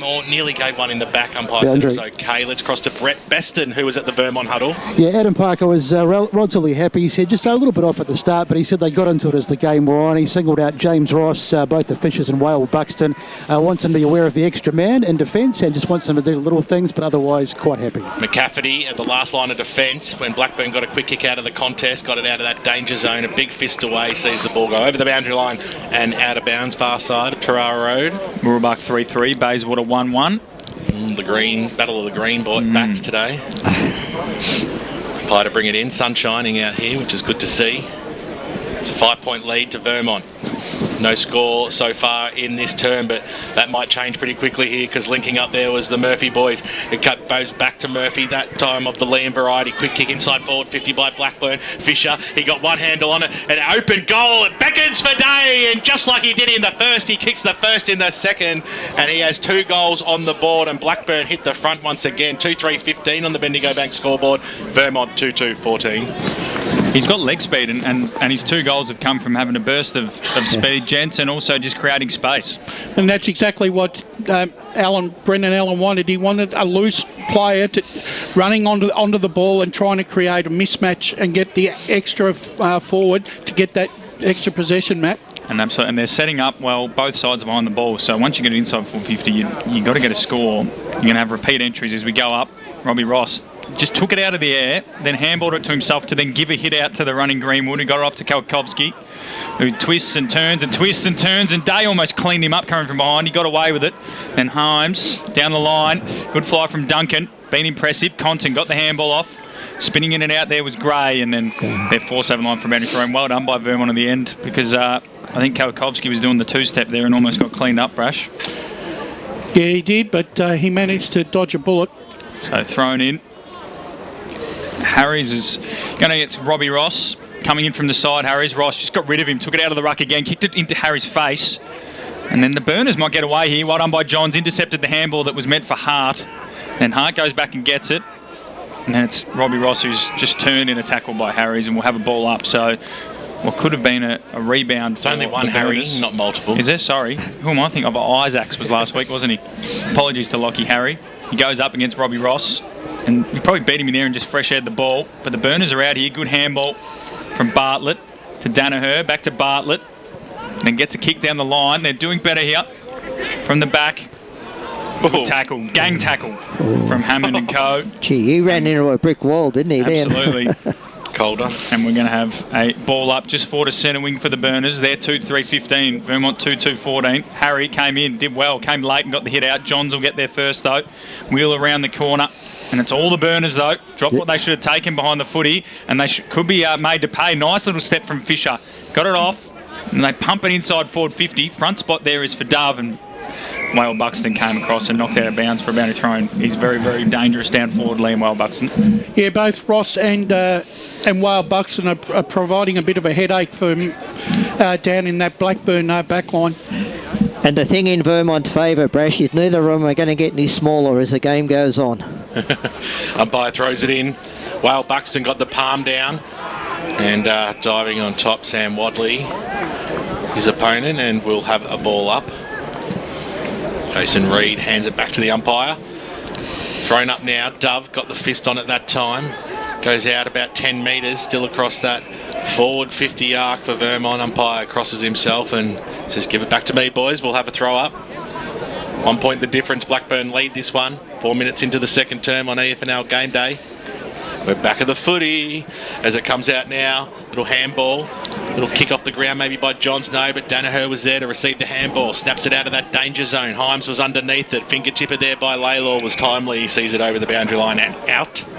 I assume eventually one side, probably late in the second half, will start trying to come inboard rather than just down the line. You'd hope so. Much like last week, it was pretty much how it panned out. Heap the scores coming through. It's been quarter time right across the east. Pye to bring the ball back into play. It'll be Ross who just edged out Harry very nicely then. Johns on the left to no avail. And Blackburn have the numbers across the half-back line. Compton, the skipper, kicks it up towards the half-forward line. It was a good kick too, a 2-on-1 situation here. Oglethorpe overran the football, nicely done and picked up that time by Calder, but he coughed it up. Little skew-F kick by Hart inside forward 50, chopped off by McCafferty, who just fell over in the end, but the umpire said he got a nudge. And a little wry smile sees Connor McCafferty pick himself up. The only player wearing long sleeves today. Probably get a bit of ribbing for that one as he kicks it in towards the middle of the ground. And what a sensational kick it was as well. And now they're off to the races here. The Eagles through the half-forward line, but a scrambling kick just goes straight down the throat of the big ruckman Harry, who says thank you very much. So Lockie Harry on the right boot kicks it out towards the Hammond direction, and he's a long way from goals, but he takes a really strong mark, pokes it over the top. So Rangio takes the mark, squeezes a kick back inboard. He just took too long really in the end, didn't he? As Dario got the handball away, but they may have now copped it up. The big man Harry, he got dispossessed of the football. It's pretty tough football at the moment. It's hard to get clear possession. Hammond takes one on one leg and then kicked it into his own bloke. He stuffed his kick up. It's not pretty at the moment. There's no doubt about that. The kick goes wide and maybe they'll slow things down a little bit. And that's exactly what he's after. I would question how hard that football is because everybody is miskicking it. Oh, and Jake Hammond's just kicked it into Lockie Harry's back and skidded it like he was skimming a stone. Well, Liam Patterson just thumped it 50 metres. It was a beautiful kick as Xavier Murphy couldn't quite take the mark, and then a good strong tackle as well. Players screaming for holding the ball, as are some in the caravan. I think it's 2 minutes of play that both sides would like to genuinely forget about there. A comedy of errors. A comedy of errors. Yes. It's Harry, easy knockdown that time. Johns on the right boot. Kick goes up towards the wing position and it bounced off a player into a player. Player hits the No, that was a free kick there. You can't do that. Well, it's not going to be Brash. No, he should be hurt though. He's hurt. He came in on the side and. I'm not so convinced of that. I don't think you can give a free kick to the Blackburn player there. The only arguable free kick is below the knees. But I don't think it was there Jason either. Reed, he's definitely been winded, and that doesn't mean that he's broken his ankle. That's the first Deathly science. Deathly silence, not science. Brash, just looking at the last 2 minutes of play where we saw, the ball didn't move anywhere. What do you reckon? 10 goals, 12 goals win you this game? Yeah, I think it's a 12 to 10 game, Ray. I'm thinking that myself. Blackburn's favourite, Brash? No. You keep sucking the energy out of the van with your one-liners today, Ben. And Lockie Johns is coming off now. This is news. Yeah. This is one for Ryan and Brett to keep an eye on. He looks like it might be an ankle thing, the way he's just sort of wincing and he's walking. So we're assuming it's not knees, but that's one to keep an eye on. He's probably a Chandler Manor favourite at the moment his season, as we spoke about pre-game. Probably 16 goals. Not the best either when your two trainers are very different in height. So you'd want to hope he looks like he's hobbling on the right one. So luckily the taller one is on the right. Well, he's in good hands. The two most experienced trainers at Vermont. And he was the fella who said our app was delayed, so he's going to hear about us in 45 seconds. So he'll enjoy his 5 minutes in the sun. Don't worry, he's in good hands. Ben and Alicia will look after him. Ben needs a new shoe. Look at the shoe, it's falling apart. Anyway, back to the footy. We're up in the air. Picked up though by Lee too. Whale Buxton, tap down. Murphy, I think that was of the Liam variety. Socket at forward. Now the burners are away, but that's another skill error. McCafferty's under pressure. Went back into traffic. Got the handball away just in time. They come away. Fisher, the switch. to space. Kalkovski's got a good toe. Will the ball sit up for him? It will. He does well. Keeps it out in front of him. Handball looking for James Fisher, but coming through Maxi Otney's probably got the journey from here, but he wants his left slipper handball. Today was always going out of bounds, and we'll have a boundary throw in. So Blackburn are happy with that, but in hindsight, they probably could have done something more should Maxi have had a right peg. We're going to ball it in. 60 from their goal. Doncaster 1-8. Trail Doncaster East 1-4-10. Scrappy game at Shrams. If there was a ground that'd be underwater, it'd be Shrams. As Buxton fisted toward the wing. Content handball. Danaher could have a handball. Kicked it right into the face or hands there of Greenwood. Yeah. Good smother, and we'll have a repeat ball in. With Johns off the ground, the emphasis will now come on to Greenwood in the midfield and Wadley to pick up the slack. So Harry and Buxton to go at it again. Ball will come in. Buxton front spot. Harry did well to impede him a little bit. Rough's edge is coming through.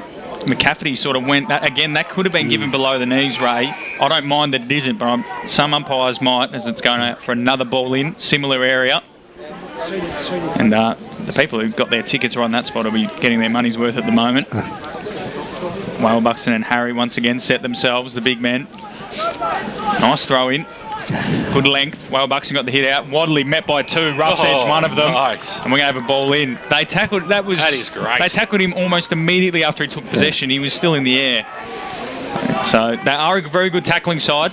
Jason Reid in particular is still clutching at his back there, so that knee to the kidney area still hurting as Reid gets a clearance to a dangerous area. Coming through there was the Vermont defender. Conker got the handball to Murphy, spun out of it, probably should have been tackled, gave it back, right football to the top of the goal square. Hammond dives for it, can't get it, just out of reach.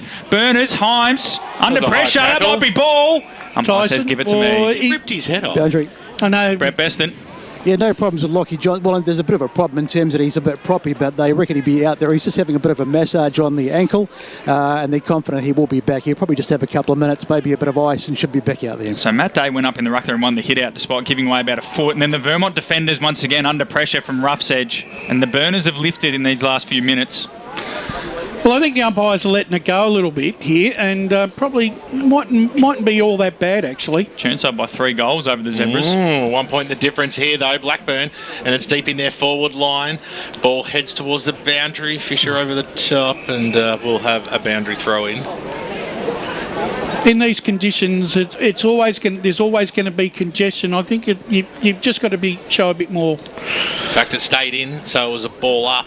And picks up there by Greenwood. And we've got a whistle. Got here? And it will be a free kick going the way of Blackburn, I believe.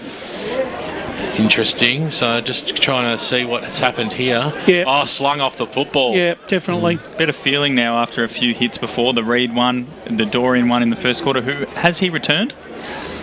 I haven't seen him yet. If we can get Ryan Long to follow it up. You said it was just a blood nose, but I haven't seen him for a while, Mackenzie Dorian. I think it's Xavier Murphy here. So Murphy swings around on the right, doesn't have enough curl on it. It barely travelled the distance and seen over for a rush behind Tommy Maas. So 2 points is the lead. They double their lead here, Blackburn. Early stages, still in this second term. 12 minutes gone on the Bendigo Bank scoreboard. The final match of the day to Premier Division champion football clubs as the kick goes out. And speaking of champions, here's Buxton, who just stands in front and takes the mark. Went to get the quick handball away, but instead wanted to wind around on the left boot. Kicks it up to his mate Robbie Ross, who sees it go over the back. James Fisher was there to mop it up, but the paint beat him, and we'll have a boundary throw in. You got a bit of intel there for us, Brash? Yeah, I've got a feeling that Lockie Johns may not be coming back on the ground. What's the intel on the catering at halftime, Brash? 0. Zero intel or zero catering? No, 0 catering. Oh. Sorry. So they win it down well, Buxton. Can't afford it? No. Well, I've got an inside story about that for the halftime break. So it's gone over the boundary line for a boundary throw-in. Sorry, mate. This game, this quarter is pretty much a carbon copy of the first one. Blackburn dominating, but haven't quite put Vermont to the sword. Right. We've gone 13 minutes and they've managed 1-1. So we throw it in, or maybe 1-2. I can't quite remember what the score was at quarter time. And coming away from that pack is Greenwood beautifully. Rove goes long inside forward 50. Ross is the target. Otten just sort of nudged him under it, and then Arungio will let it go over the line for a boundary throw in. It was 2-2. And your man, Brash, he's in everything. Look at him. He's almost crumbed that footy. 2-2 to 1-3 at quarter time, Matty. There you go. So the Burners 1-1 this quarter. Vermont, no score. So we'll throw it in again deep inside the Eagles 450. What can they get? They have dominated the hit-outs, and Blackburn clearly short on high because Maxi Alton's going up in the ruck against Robbie Ross, who took it out of the ruck, got the handball out in front of the runners. Wadley comes through. He was thinking goals but didn't have the footy in his hands, and will have it thrown in once again. You'd almost think that both sides are trying to play dry weather football on a wet ground, mate. Well, yeah, that's the thing. The actual weather itself's fine. It's just the surface is a bit choppy and definitely in that centre corridor. It is. Well, we'll ask the boys who are out there. It looks like that centre corridor. At half time. Ross out of the ruck, dropped it. That should be ball. And then we're going to be James Fisher at the bottom of that pack. Going to have to go to the canteen by the sounds of it anyway. Just because Brash is on a diet, apparently we all are. Comes in. Otten does well to protect the drop zone. And then took it out of the ruck, but his kick was smothered by Wadley, who wants his right foot. He's done beautifully well. Check side towards goals, going across the face. Duncan's underneath it. Does well against two burners. Crumming. Right foot snap. What a smother. I think it was Arungio with the smother, but it's come back to Calder. Right foot snaps a goal. So after all of Blackburn's dominance, a couple of scrappy efforts, Calder was in the right spot at the right time. It was Sam Hart, actually, with the initial smother. Great work. And then panicking in defence. And Calder was there once again, put it through. Vermont hit the front once again. 3-2-20 to Blackburn, 2-4-16. 15 minutes gone. Boundary side with Ryan Long. Yep, latest update on Mackenzie Dorian. He is out for the game, concussion. He did come back onto the ground after the initial hit, got patched up, did come back out there, but he's back on the bench and he's out for the game. Also an update on Jason Reid. You did point him out before. He's spending a bit of time on the bench. I think he's about to come out now, but he's been holding his back on the side, so he's been pretty hurt from that knock just earlier. Very smooth there by Ryan Long, boundary side as well. Buxton went out, fresh air shot. Danaher's in there, going nowhere. Let's do it again. You almost think this is going to end up like a war of attrition this afternoon. I think there's going to be many wounded foot soldiers by the end of this contest. Baldwin 45, Roeville 9 as we go down to Besto. It's a bit of a state secret. They kicked me out of the box when I tried to find out, boys, but Lockie Johns, it looks like he's got his boot back on, so I think he's going to make an effort to get back out soon. Yeah, they're going to give you nothing. There's no doubt about that, Besto, but you're doing your best. You've cracked it because I haven't got sandwiches for you, haven't you? No, well, why would you? Well, there's a function inside with Kevin Sheedy. Surely there's a bit of leftover catering. You can tell the Vermont box to be a bit nicer than your Brash. That'd be nice. Yeah, Brash, as it comes out now. King of Vermont. Give him nothing. Middle, Calder. And we'll have a ball up. Yeah, look, I think it's really been a quarter where the angst has gone up amongst both the sides, and we're seeing some very, very tight football. South Croydon lead Berwick in the second term by 16 points. Scores coming through. Keep it coming. Go through. Everyone's at half time. As the ball goes inside forward 50, looking for a free kick there was Smith, and the Vermont faithful screaming for it, and Filthy. Park Orchard 7-4, Luardale 1-1. That could get ugly by the end of the day. Oh, it already is ugly, isn't it? Well, that's not quite ugly. Well, what about the escape to the country game? Just checking that now. No update from quarter time. The Basin 3-2-20 lead South Belgrave 1-2-8. Templestowe 3-3-21 lead Knox 1-3-9. Could be 2 on the trot for the Dockers. Yeah, well, we sort of picked that during the week on inside. That comes out, big man there, Rough's Edge. Just dived for it. Fair Park 1-3-9, lead Whitehorse 1-2-8. My lock, the Lions this week. Yeah, so I was talking to Brad Neal at the pool yesterday, and he pretty keen on the boys getting their first victory. Waverley Blues 4-8-32. Trail scores be 5-4-34. Is there a free kick going to Sam Wadley here? There is. So the start his approach from the middle of the cricket pitch. You umpired out here before, Ray? You umpired out here before? No, they're not in our competition. For our boundary umpires, there's a pack of ice going down to the Vermont bench. Sam Wadley taking a Glenn McGrath type run up here. He'll kick from 50 metres out, and that is a good, strong kick, but he pushed it just left and through for a minor score. It goes. So the home side lead this one. 18 minutes gone in this second term, and they are 3-21 to 2-4-16. Let's go down boundary side. Yeah, I'm just peering through the very heavy security on the Vermont bench, boys. He's got more security than the Prime Minister, I tell you. But Lockie Johns as the ice, he's got it on his foot at the moment. So look, it's up in the air whether he'll be back, but he's certainly getting it iced at the moment. Ice is usually a bad sign. Wasn't really convinced of your first call and him being okay. They'll keep that relatively tight, and you don't put a player of his ilk back on the park if he's not right either. Not when you're top of the ladder. No. Not when you're leading. So, only just though, aren't they? true centre wing position out here. It's going to be a low-scoring game. Coldstream 2-7, Sylvan 1 behind in what will be, you'd say, a thick slog out there at Sylvan after the weather we've had. Yeah, the clay, can you imagine today? Whale Buxton, boot to ball from a pretty low throw up in the end. Comes out now looking for Hart. Well done there by Rough's Edge. Got the quick kick.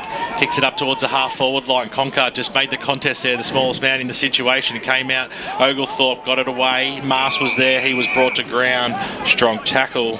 And we will have a ball up. McCafferty to hand it back to the umpire. Tom Mars or Thomas Mars?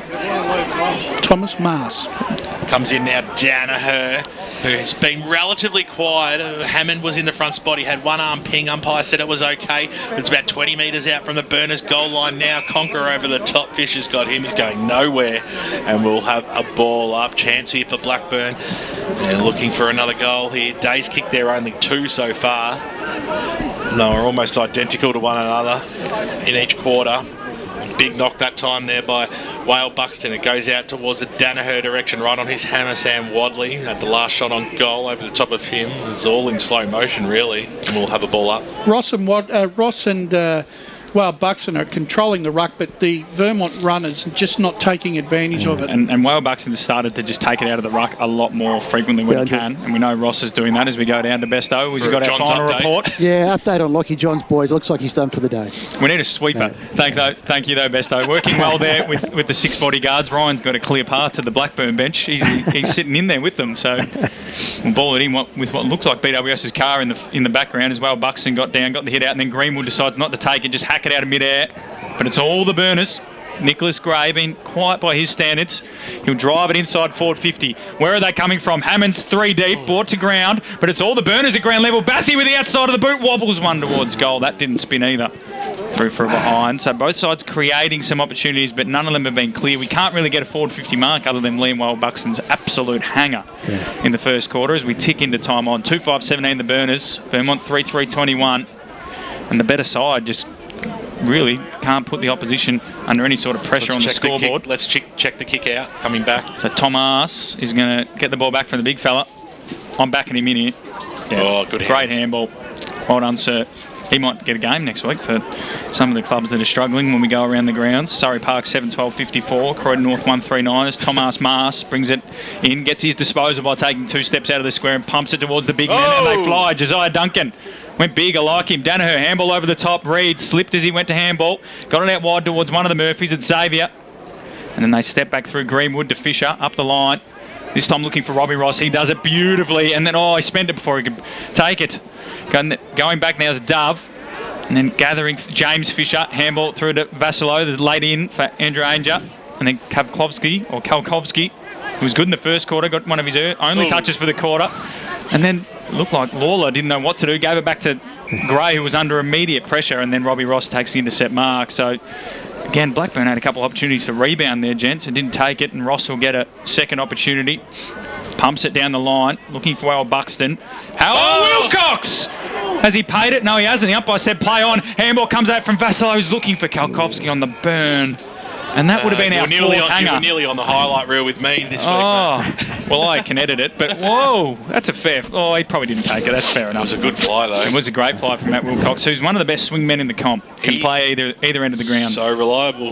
And Kalkovsky's a left footer, is he, Brash? Top head, so he would have had to curl around. I'm getting the shake of the head. He might have been fine. Well, Buxton took it out of the ruck. Umpire says, give it to me. I don't agree with that rule disappearing. It's brought back players like Whale Buxton when he's got, look at the size of him, he's about 150 kegs and 7 foot. And he's going up against Dove here, who's severely undermanned, but did well to get the hit out. But then Fisher, kick smothered, really well smothered by Ben Danaher, out of bounds for a boundary throw in. I think he's 6'7", about... He's heavy. Yeah, I think he's about 6'7", 130. That's 130. Heavy. So he could just shove Dove out of the way here and get a clean shot on goal if he wants. So we'll see what happens here. Thrown in. He tried it, but Dove did well. But coming through was James Fisher. And then Murphy, Xavier, gets the kick out of defence. And Robbie Ross does great. Having a good game. Intercept marking it, either going forward or going back. And he's got another opportunity on centre wing, right in front of our man, the trainer. Going to pump it back to where it came from. Well, Buxton's the target again. Wilcox will have another crack at it. This time goes with the spoil. And it works out back into the corridor for the Eagles. Free kick following the man was ignored. And then quick clearance from Danaher. Might come back again. McCafferty. Nice. Here they come. That mullet. Oglethorpe. What a name. What a mullet. Handball. Conker. Forced forward by the Burners. Have they got any numbers down here? It looks to be all the Eagles. It's Tyson, sorry. Gets his only kick for the game so far, and it's good, and it finds James Ross. So, James Ross swings around now on the right boot and up and under kick. Another fly. Yeah, not afraid to go for the fly this afternoon, are they? Is Blackburn. Here's their opportunity. Handball over the top. Here's Reid. Backwards he goes again. Kick goes up towards the half-forward line. Getting out in front there is Lawler. He's too far out to score, though, Lawler. He kicks it to the hot spot. Where's Hammond? He was in there. It was a pack form, little tap out. That was nicely done there by Calder. He had some support. Vermont out of that danger zone. The little quick kick goes out. It's been trapped now by Gray. Gray's kick was an absolute shocker in the end. It was picked up and then by Jury, who was brought to ground, and a good strong tackle hits the mud. Let's cross boundary side to Brett Beston. Yeah, looking like Josiah Duncan's going through a concussion test. He's just doing a few exercises and he's talking to the trainer on the bench, so I'm not quite sure if he's going to be coming back, but we'll keep an eye on that. Yeah, don't make a call if he's coming back or not yet, Brett. We'll get that on the fifth go. As the kick goes up towards the wing position, bouncing football, nicely done by Wilcox, but his handball let him down in the end. He was looking for James Fisher, who in the end has given away a free kick for too high. He's been in it though, Fisher. He's been a bit scrappy, but so has everyone else. Liam Patterson. He is creative. Lovely left foot kick by Patterson up towards the wing. Oh, the Burners nearly spoiled each other. Harry nearly knocked his captain out of the way. Free kick to Ross. And a free kick to Ross because of it. Really? Gee, Robbie Ross, Tomini's been best man on the ground so far. Definitely this quarter. He has. Yeah, he reads the play. He knows the ground so well. There's no doubt about that. Kalkowski wants the switch here, and he's going that way. So he finds Fisher of the Joey variety. Takes off now on the right boot up towards the Wilcox direction. Nearly got a bite on it. Hitting the deck that time there was James Fisher. Otten's all over him with Patterson, and we'll have a ball up just inside the boundary line, 60 metres out from the Blackburn goals. How many marks do you reckon we've actually had today, though? Like a lot 7. of those have just sort of... We've had 2 hangers and 4 other marks. Be interesting what champion data come up with in the next round of stats, Matt. Yeah. Danaher from the stoppage slams it on his boot, kicked it up towards the half-forward line. Fisher just handed it to Ross in the end. There was a rugby pass, scrambled it up towards the Fisher direction again. Kick goes inside forward, 50 of them. I just got the numbers there. Little toe poke off the ground by Vassalou. And got the crowd excited, got me excited, and over the boundary line it goes across the face of goals, and we'll have a boundary throw in. Not the worst result here for Vermont. I gave him a behind. Sorry, Damien. And waiting for the throw in now. Because I sensed something might happen here. Umpire throws it in. Harry had the front spot. Charging after it there was Gray. He hit the deck at the crucial stage. Got it out there.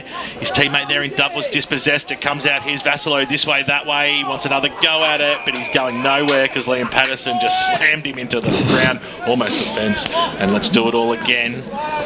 The score's coming through very shortly. It'll be half-time around the eastern suburbs on EFNL Game Day. We'll keep you across all those scores, across all divisions. Footy's back as it comes in now. A lot of players not even watching the football there as it end up being a fresh air shot, and a snap by Smith was smothered. So chance now for Blackburn to get it out of that danger zone. Lawler was brought to ground. McCafferty had him. They said it was holding too high in the end. I'm not convinced in that one. Dangerous tackle. It goes out towards Bartlett. Of the sling variety. Of the sling variety, eh? As Bartlett goes in, nicely done. Danaher gave it away. He put him teammate under a lot of pressure, but got it back. Got the handball away to Compton, who switches it out wide. A good kick in the end. Underneath it was Murphy. That's Liam. He gets down, who picks himself back up, squeezed to kick, and they just got it away to the other Murphy in the end, but his handball found his teammate in Gray, got it back around Gio, snap around the body looking for Harry, who was almost worked into it that time there by Ross. Little handball by Oglethorpe, goes up towards the half forward line and over the boundary line it goes. It seems like... Got to say, this is not the greatest advertisement for Premier grade football in the last 10 minutes, I'll tell you. No, both sides are about level even on that toothbrush. They're losing their footing though at the crucial time. It was an advantage throw in that time there to Blackburn. Ross took it, then he got pinged. Should have probably been given holding the ball against there that time, Robbie. Picked up there by James Ross, who just barged his way out of trouble. Greenwood's little handball went nowhere. Big tap for Hart. Hart got it away to Bartlett. Bartlett's left foot kick towards the Hammond direction, and he takes the mark, Jakey. He pulls it in, takes off, and slams it through for a goal. That's exactly what they wanted. We needed something out here at Tarara Road, didn't we? And Blackburn get a timely one, and they lead by 2 points deep into the second term here on EFNL game day. Really clever click from Bartlett there. He could have easily blazed away and had another shot at goal, but saw Hammond had a little pocket of space and just dropped it into his area. Well weighted. Well, sometimes you just got to make something out of nothing, and that's exactly what happened there. Well done by Bartlett, creating an opportunity that just came his way, and it was very innocuous. They've deserved to be in front really at half-time, Blackburn. They've dominated the play, and if they might need to get the long stops out at half-time. So Rough's edge, been impressive, got a clearance off the ground. McCafferty, good spoil, and might have accidentally copped his opponent in the face there. As Caldo kicked Vermont's only goal of this quarter, collects and then shanks it out of bounds for a boundary throw-in. They're out there again. James Fisher is in the right spots, James Fisher. They just can't get him the footy in space. So close to 30 minutes gone in this second quarter. There'll be about a minute to go, I reckon, Matty. You got direct line to the timekeeper's box, Brash. Not to the canteen, unfortunately, as Harry got the hit out. Rough's edge. Might have been falling into the back there by Calder. The umpire said, give it to me. So Blackburn, if you'd said to them at the start of the day you'd be in front of 2 points at half time, they would have bitten your arm off. But the way the game's been played, with no Johns out there, Duncan under concussion protocols at the moment, as the ball's sort of forced out of there. Greenwood, nice little handball. Will it set up here for Fitzpatrick? Hasn't had much of it, Fitzpatrick. And he's got Ross, and he's kicked beautifully out in front. It might bounce all the way through. Oh, he's only had one kick, and he's kicked a major. And Vermont hit the front right before half time. And that's been the story of the day. Every time Blackburn come, Vermont have the answer. A great running goal from Fitzpatrick after a nice handball from Greenwood. And at half-time here at Arrowflow, Vermont Recreation, Tarara Road, it's Vermont 4-3-27, Blackburn 3-5-23. Well, I think he repaid him for that big shank when he was running into the open goal halfway through their quarter there, Fitzpatrick. That was a lovely kick. And interestingly, all the Blackburn players had pushed up the ground, so they weren't able to get back and even put a touch on the ball. It's an arm wrestle out here, there's no doubt about that, but entertaining nonetheless. It's a 4-point lead to the Vermont Football Club, who are playing Blackburn today. All single goal kickers for the Eagles, Calder, Fitzpatrick, Smith and Whale Buxton, whilst Matty Day has 2 for Blackburn and 1 to Jakey Hammond. Hope you're enjoying the broadcast, Ray Bear. Blackburn won the quarter by 1 point, boys. Good stuff. Hope you're enjoying the broadcast here on the SEN app and, of course, 98.1 Radio East, and we're a half down, a half to go. Stay tuned. We'll have all those important around-the-ground scores as you go local for your footy right after this. Only 19. And you clear, you got 4 minutes. 50s down on clearances and can't lay a tackle. What was the seniors coach going to do? Jono surprised himself and everyone else. The spray he gave the boys at half-time worked. Well, he did finish it by saying he'd shout them a post-game feed and frothies at Eastland if they won. For all of life and footy's little moments, there's Eastland. Proud sponsors of the EFL. Eastland. Live real. Sprained your ankle, bursting through the banner, broke a finger high-fiving the ruckman, or did you run into the goal post again? For bumps, breaks or bleeds, be seen sooner close to home at Knox Private 24/7 Emergency Department. The preferred provider of emergency care to the Eastern Football Netball League, you'll generally experience shorter wait times. You don't need private health, but there is an out-of-pocket fee. Be seen sooner close to home at Knox Private 24/7 Emergency Department, 262 Mountain Highway, Wantirna. At Yarra Valley Water, we know reducing your shower time, or for some people, show time, to 4 minutes can save you an average of $255 a year on water and energy bills. Save the performance for the stage. Shower shorter. Save water. Do you feel good about your bank? Because there is a bank you can feel good about. They share their profits to fund big community projects, small community clubs and vital emergency services. They've given $250 million to help Australian communities thrive. They have all the products and tech you expect from a big bank, with service you don't. It's Bendigo Bank. Feel good about who you bank with. Try Bendigo. Search bendigobank.com.au or search Bendigo Bank near me. Hello, I'm Peter Hitchener. 9 News invites you to join our team nightly at 6 for Melbourne's #1 news. Tony Jones with the latest sport, including the footy, plus Lavinia Nixon's weather forecast. 9 News, proud supporter of the Eastland Football League. You've all been to funerals of family members or friends, right? Do you start thinking about what you would want at your funeral? It's a bit like when you go to a wedding. At what stage do you start planning? Have an open and honest conversation with your loved ones. Celebrate your life the way you want, like I did with a fixed price funeral plan from Tobin Brothers Funerals. The price doesn't change and your life will be celebrated your way. Find out more at tobinbrothers.com.au. Tobin Brothers Funerals, celebrating lives.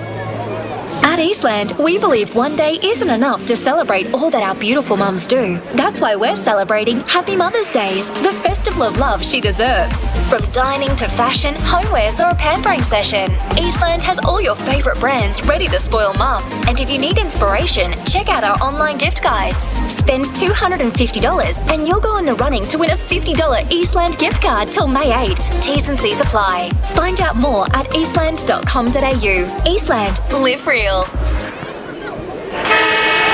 1 minute. Bursting through the banner, broke a finger high-fiving the ruckman, or did you run into the goal post again? For bumps, breaks or bleeds, be seen sooner close to home at Knox Private 24/7 Emergency Department. The preferred provider of emergency care to the Eastern Football Netball League, you'll generally experience shorter wait times. You don't need private health, but there is an out-of-pocket fee. Be seen sooner close to home at Knox Private 24/7 Emergency Department, 262 Mountain Highway, Wanturna. The senior coach has taken the team to Eastland for a post-game feed. If only they had this kind of teamwork on the field. They've just ordered starters to share, plus frothies for the whole table. And now Steve-O's chucked a prawn to Macca. He's circled back. 15. Straight into his pie hole. Yo, beauty! Good form, boys. For all of life and footy's little moments, there's Eastland, proud sponsors of the EFL. Eastland, live real. Let's head back. Mike's on. Welcome back to Vermont Recreation Reserve here for this Premier Division 2019 Grand Final rematch. It's Vermont 4-3-27 thanks to a late Ryan Fitzpatrick goal, leading Blackburn 3-5-23. It was a scrappy first half, and I'm joined by our boundary riders who would have been front row to the scrappiness, Brett Bresson and Ryan Long. It's been interesting. It's dry weather, but it's been played like a wet weather game, gents.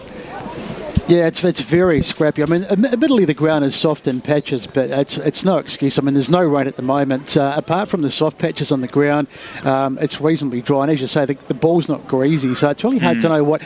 Blackburn haven't played for a month, so maybe you could put a bit down to that. But outside of that, I mean, it's just been a scrap fest. It really has a very, cosmetically not a good game to watch. No. But Blackburn, as much as you say that, they've probably been the better side. It's just Vermont have got that polish. Yeah, that's right, they have. I mean, they probably should be in front. I mean, admittedly, the goal right on the siren was a little bit fluky, but still, they haven't really taken their chances, Blackburn, and they'd be a bit disappointed probably not to be maybe a couple of goals in front, I think, at half-time. And Ryan, it's been an exciting time for you guys down here. Often as boundary riders, you can sometimes go moments without anything happen, and yet you guys have been frantic in the action, Longy. No, we haven't. Mic on, mate. Come on, Longy. You've had such a big day. It's been a while since I've been in the box, but no, you're right. I didn't even realise that Dorian actually was come back off. That was a good point that you picked up on, because he did initially come back onto the field after the original hit. So they did rule him out on concussion. And you're right, Lockie Jones. That's a massive loss, and the man that was playing on him is out too. So it really opens this up for Blackburn. It's really a massive chance for them to steal a win here on the road again and keep their finals alive. I don't think they'll get a better chance at beating Vermont than what they have right now. And you spoke about it, they dominated, especially in that. I thought that the first 10 minutes of both quarters, they're inside 50s. They're a very good side. They go inside 50 a lot. They're getting plenty of first use of the ball. They just need to start converting from that and starting to add to the scoreboard. I think they're probably over-possessing. Like, there's been a couple of times where they've had runners out and then they give the extra handball, and then in the conditions, as you said, Besto, it's quite hard to stand up, evidently, and there's a few people out there kicking the foot at their moment, and I wouldn't if I were them, to save embarrassment. But the players are going A over T, for lack of better words, on frequent occasions. So it might be better to go, you know what, he might be in a better spot, but he might also slip over. So let's just get it inside. Yeah, I suppose it's difficult to know. I mean, the other thing that's going to probably happen at some point in the second half, I'm just looking up at the clouds, and they've been sort of threatening for a while. We could get some rain, and you wonder what that'll do to the game, because it's already quite slippery, and with a bit of water on the surface as well, it could be even, you know, the second half could be even scrappier. The other guy I just wanted to make a mention of too, you mentioned him, Duncan, he's undergoing obviously the concussion. And he was good early. Yeah, undergoing the concussion protocol. So I guess it's fair to say if he's not back on the ground, Matty, you'll know this is the 20 minutes. Does that include the halftime break? Yeah, it does. But you'd hope. Yeah, And if he's not back at the start of the third quarter, and you'd like to see them play the safer side, especially given that I don't think there'd be, you know, obviously AFL sides have professional doctors on the bench. Exactly. So, whereas this is sort of run, it's a very, you know, rural test, you know, lower level. Because the Doreen thing, as much as I'd love to see him play today, I'm almost a little bit disappointed that they actually ran the risk of putting him back out there. That's what we're trying to avoid. But luckily for him, he seems to be off the ground for permanent now. Just some quick scores before I get your tips, guys, for the rest of the game. South Croydon lead Berwick 41-25. Doncaster 28 over Donny East 17. Rowville 18. Baldwin 70. No score from North Ringwood Nova Park as of yet. Park Orchard to 92 to Lilydale 7. Mooroolbark 43, Bayswater 14, Upper Galley 6, Croydon 36, Montrose 27, Mitcham 12, and East Ring and Wantirna South is tied up at 38 apiece. South Belgrave 8, Trail the Basin 20, Mulgrave 33, Trail Ringwood 47, all tied up 28 apiece. Templestowe, Knox, Heathmont and Boronia has only just started due to some late running initial games.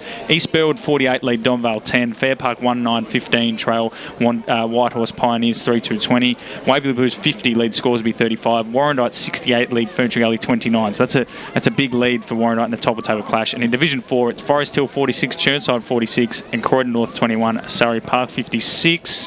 Blackburn, as we've said, seems to be dominating, but do you think they can get the job done?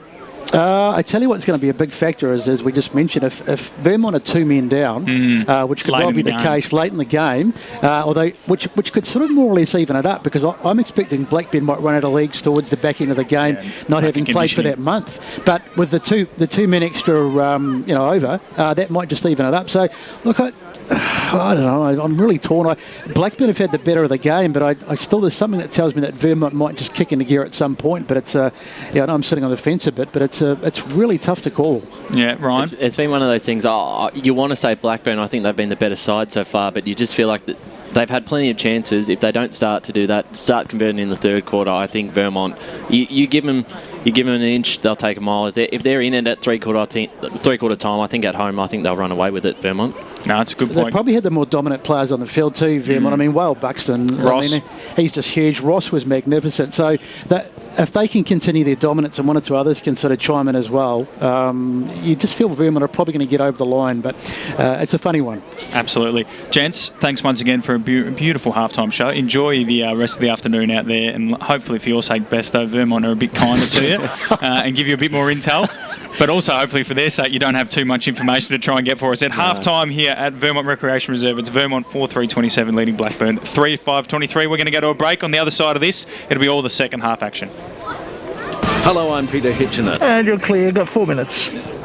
At 6 for Melbourne's #1 news, Tony Jones with the latest sport, including the footy, plus Lavinia Nixon's weather forecast. 9 News, proud supporter of the Eastland Football League. Only 19 shots from 53 inside 50s, down on clearances and can't lay a tackle. What was the seniors coach going to do? Jono surprised himself and everyone else. The spray he gave the boys at halftime worked. Well, he did finish it by saying he'd shout him a post-game feed and frothies at Eastland if they won. For all of life and footy's little moments, there's Eastland, proud sponsors of the EFL. Eastland, live real. You've all been to funerals of family members or friends, right? Do you start thinking about what you would want at your funeral? It's a bit like when you go to a wedding. That's right. At what stage do you start planning? Have an open and honest conversation with your loved ones. Celebrate your life the way you want, like I did with a fixed price funeral plan from Tobin Brothers Funerals. The price doesn't change and your life will be celebrated your way. Find out more at tobinbrothers.com.au. Tobin Brothers Funerals, celebrating lives. Sprained your ankle, bursting through the banner? Broke a finger, high-fiving the ruckman? Or did you run into the goal post again? For bumps, breaks or bleeds, be seen sooner, close to home at Knox Private 24/7 Emergency Department. The preferred provider of emergency care to the Eastland Football Netball League, you'll generally experience shorter wait times. You don't need private health, but there is an out-of-pocket fee. Be seen sooner, close to home at Knox Private 24/7 Emergency Department, 262 Mountain Highway, Wanturna. Radio's #1 motorsport show is back for 2021. The Driver's Seat with Matt McKeldin and Stephen Johnson, covering everything from Formula 1 to V8 supercars. Jack Smith from Brad Jones Racing joined us for an honest chat about his season so far. You know, my teammates have had results and everything's going good, so if I could tell you exactly what it was that I needed to go better, I'd be very, very happy. That's this week on The Driver's Seat. Join Caroline Wilson and Corey Perkin for their weekly podcast, Don't Shoot the Messenger, filled with their insights into the latest news and a little sport, good local tips, and plenty of recommendations on what they're reading, watching, and whipping up in the kitchen. Events of the past month have revealed a toxic work culture, a government that has tried to bury an alleged rape. These matters are not crusades by feminists, they're matters for the government. They affect all Australians. I have, as you know, very unusually bad calves for boots. I can't fit into most boots. Well, I'm lying on the bed with my leg in the air so that, you know, all the blood rushes out of my feet.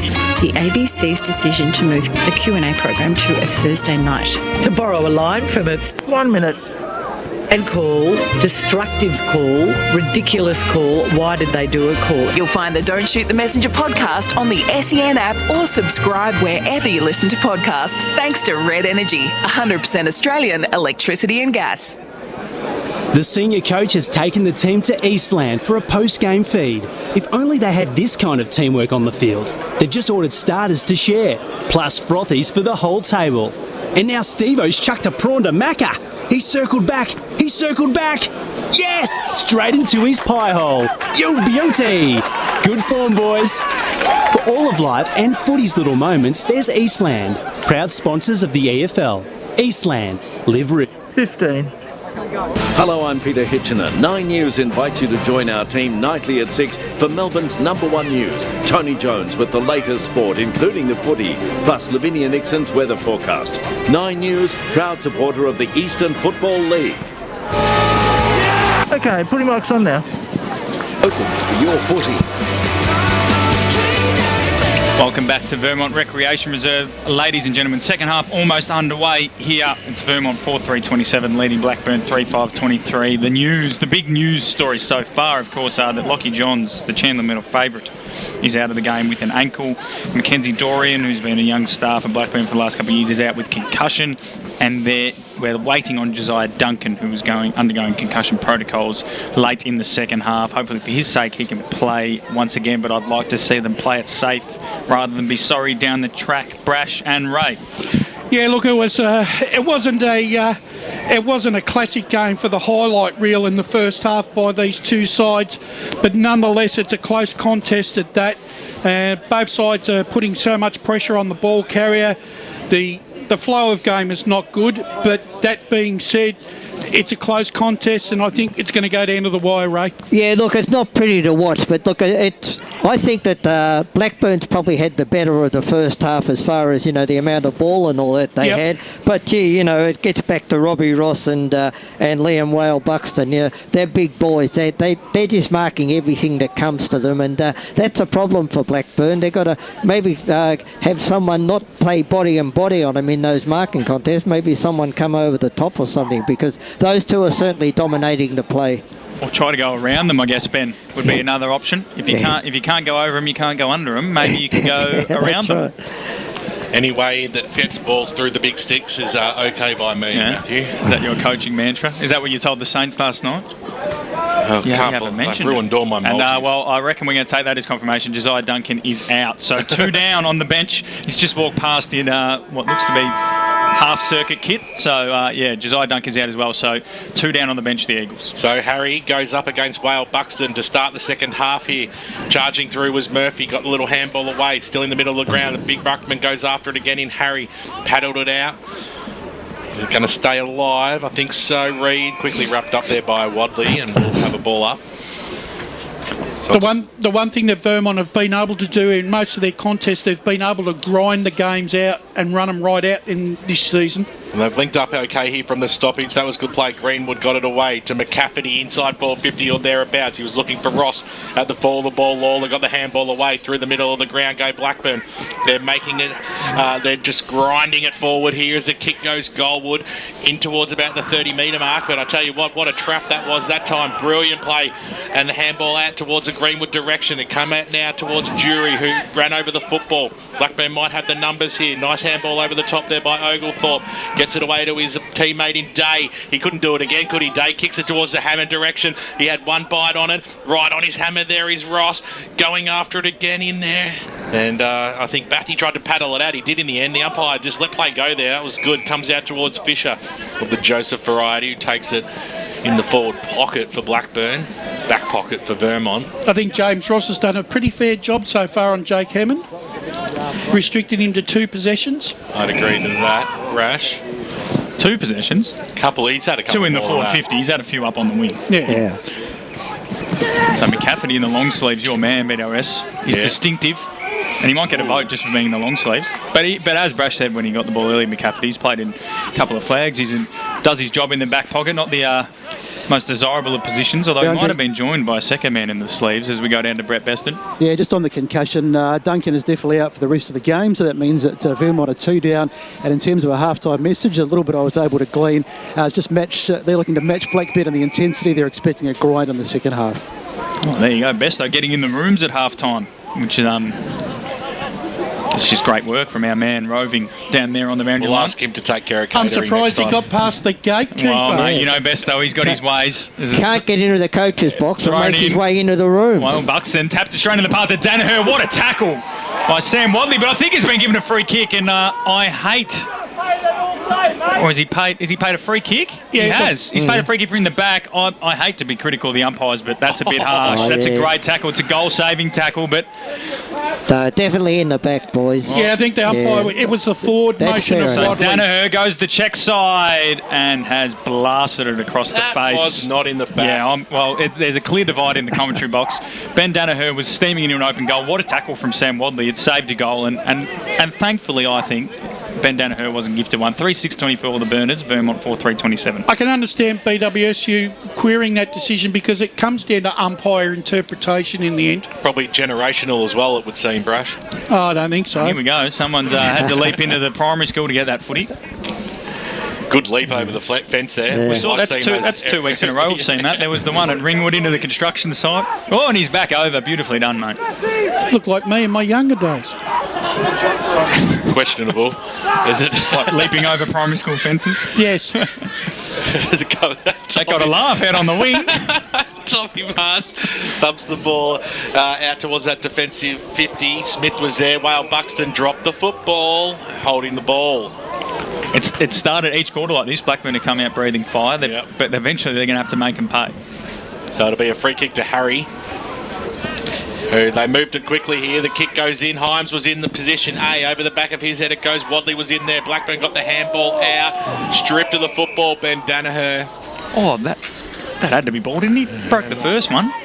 I'm going to say that was okay. And the umpire throws it up. About 45 out. They're peppering the Burners again. Well, Buxton just picked it up and no one's bringing him to ground, that's for sure. I think on occasions when the ball is so close, the umpire's vision is retarded and they can't make that right decision that we all think and see. Agreed. Little fresh air shot that time by Greenwood. Missed the football. Blackburn up towards the top of the goal square. Hammond used his body magnificently then. And then he's given away a free kick, pushing the back.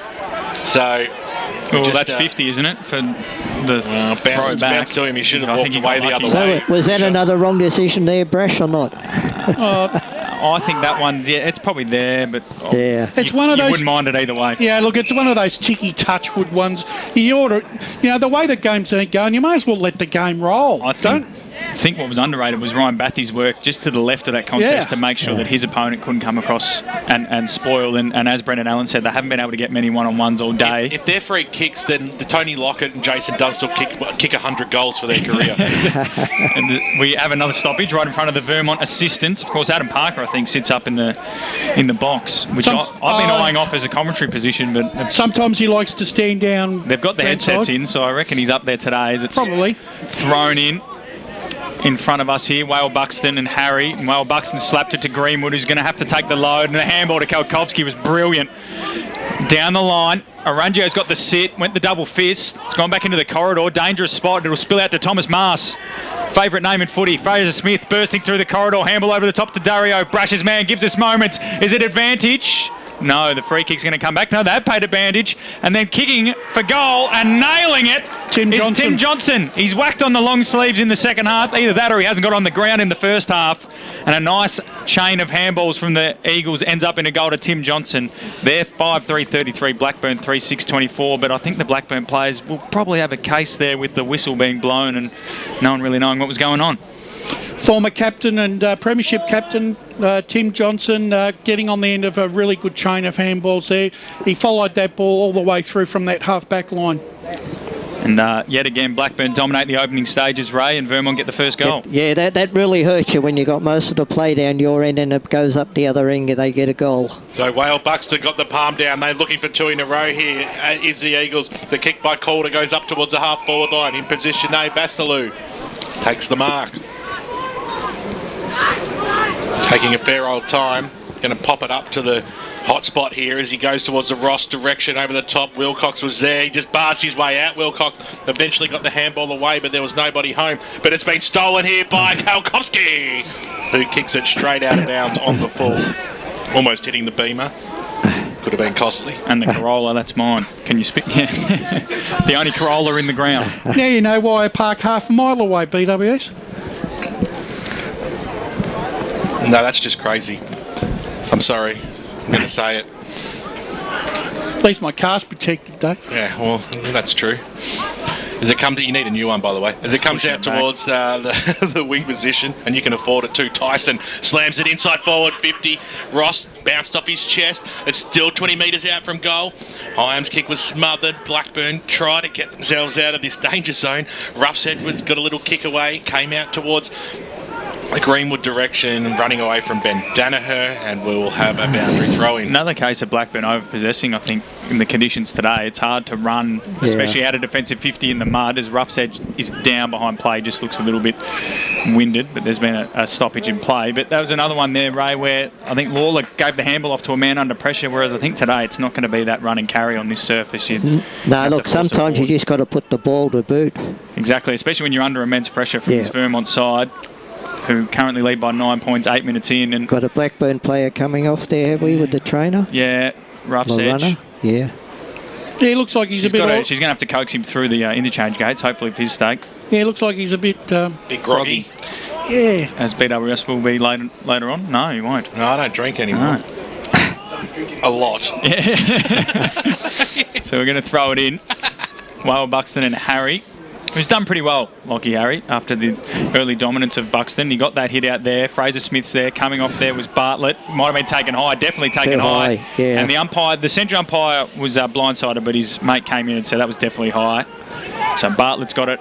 Left half back for the Burners. Short ball inboard to his skipper and Conton. Wanted to play on, but well covered by James Fisher. And then goes onto the cricket pitch. Good lead up from Oglethorpe. Look at that hair. Magnificent. Charlie Oglethorpe pokes it. And then coming through, doing well was Jury. Intercepted. Now Vermont are under pressure, but it come out to Fisher. He's been pretty clean across half back, shown his class. Wobbles one forward to the contest. Coming from Kalkovsky. Content, handball into the middle to Reed, got dumped. Harry, the big man, did well to get down. Oglethorpe, handball to Murphy, slapped it forward to centre half forward, who's in the front spot. Thiessen poked out a left foot, then just socketed it to Fisher. Picked up under pressure from Hart, spun him, that's ball. Dropped it. Sam Hart, been quiet by his standards, but that's a great moment for this little fella. I agree with that decision. And he can pump it inside forward 50 quickly. Buxton is just sitting 15 metres out. They want to kick it around Buxton. Gives it to Arungio. Pumps it along to the hot spot. All the big men fly. Bring it to ground. James Ross slaps it on the boot. Should be all Burners. Fisher got his fist to it. Slapped it out wide. Content under pressure. Toe poke from Fisher in the end. And Fraser Smith comes in. And Blackburn really should have done better. I know they went slow, Brash, but Liam Whale-Buxton, you said he's 130 kegs and 6'7". Well, he was standing in the hole. It's pretty hard to find a way around him. Harry goes up under post, just kicks it forward. Handball from Lawler, end up in the hands of Thiessen. And then Bartlett, nice handball in and out of traffic. Ben Danaher pokes it up in the air. Himes is under it. Coming through there was Day. It looked, took the body. Lawler. Conker around the body behind. Blackburn 3-7-25, Vermont 5-3-33. 10.5 minutes gone, third quarter. Now, you mentioned Conker there. He's one player that they've got to get more out of. We've hardly seen him today. We've seen him, he hasn't had it. As a small crumbing forward, he's got to work harder. Calder in the back pocket. Grandstand side. He'll pop it up right in front of our boundary riders here today. Arangio had the fly there.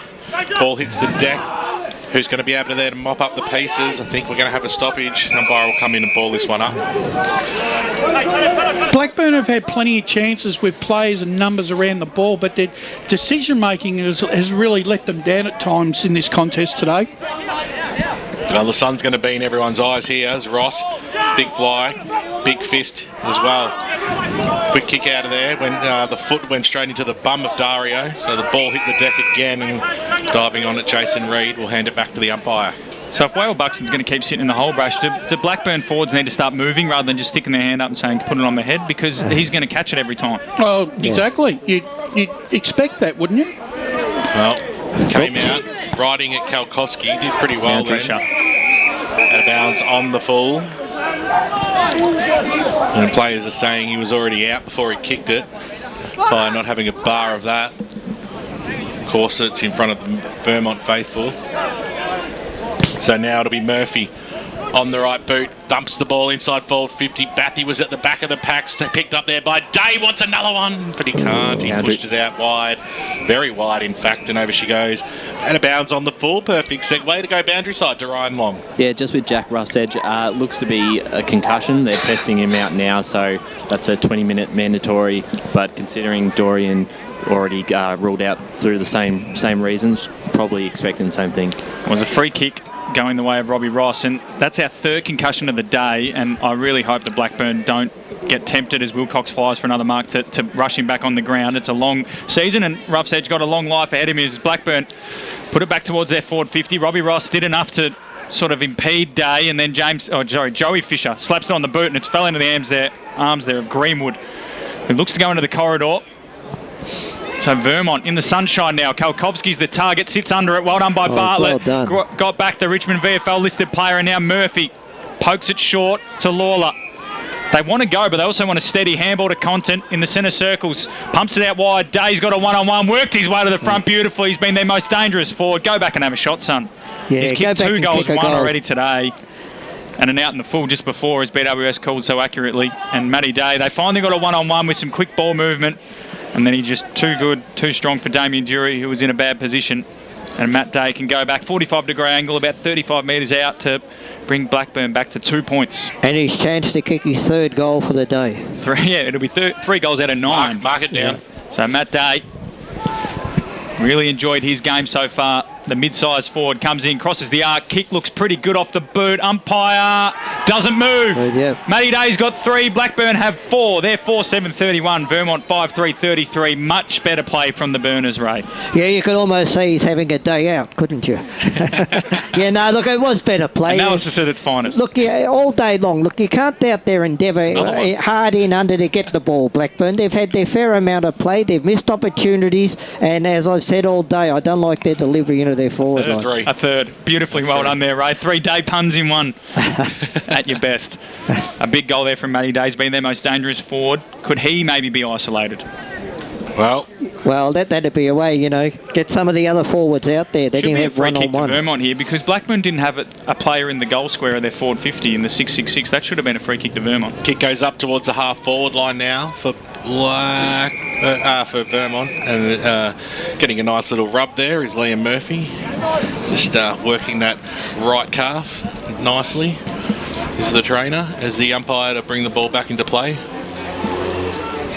My calves are a bit sore as well. As it comes in now, over the football, Calder, got it back, McCafferty, goes inside, forward 50, scrambly old kick, in the front position there was Patterson, paddled it out in front of himself, comes in Wilcox, he just owns the situation, does Wilcox, and earns the free kick. Yeah, just got one around just a little high there, Wilcox. Just a little love tap, wasn't it? As he was going through. Yeah, Gray just it was his first instinct there, Gray, just across the shoulder. He's a very talented sportsman, Matt Wilcox. He was not a bad cricketer. Yeah, Premier cricketer, was in an Aussie 19s 40-man squad before picking to play for the Eagles. Yawn as it comes in now. Wilcox, we're right behind him and he makes no mistake, and that's the answer they needed, Vermont. All of a sudden we might see them pile on the goals out here at Tarara Road. That would be nice. 15 and a half minutes gone in the third term. They call it the Premiership quarter. Vermont 6-3-39, Blackburn 4-7-31. And Vermont able to answer straight away after that Blackburn goal. That's pretty much been the story of the day, hasn't it? It has. Every time Blackburn works so hard for a goal. Vermont seem to go up the other end and do it easily. Yep, and this happened when they played South Croydon, beat WS2. Look, every time Blackburn would dominate the play and get a goal, South Croydon would just walk one out of the centre. Okay. So it's something Blackburn probably need to work on, is just that ball movement. Although Hammond being back's help, but Bathy all of a sudden has been having one of his quieter days as Harry got the hit out to that man Bathy. Gave the handball off to Gray, pumped inside forward 50, raised man Conkers sitting under it. Well done by Hammond to actually bring it to ground, then it ended up in his arms, coming through at pace was McCafferty. As a forward, you would just love that ball coming into you, wouldn't you, when a million miles in the air. So James Ross has had the job on him. Was Eastern Rangers captain. Wearing him like a glove as well. Absolutely. And then Robbie got it and then kicked it out to space.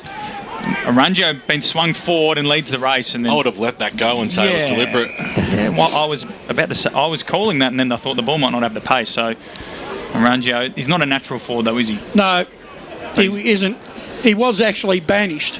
Yeah, after he was the angle, he's of course the man behind the angle of the dangle. That's right. Infamous.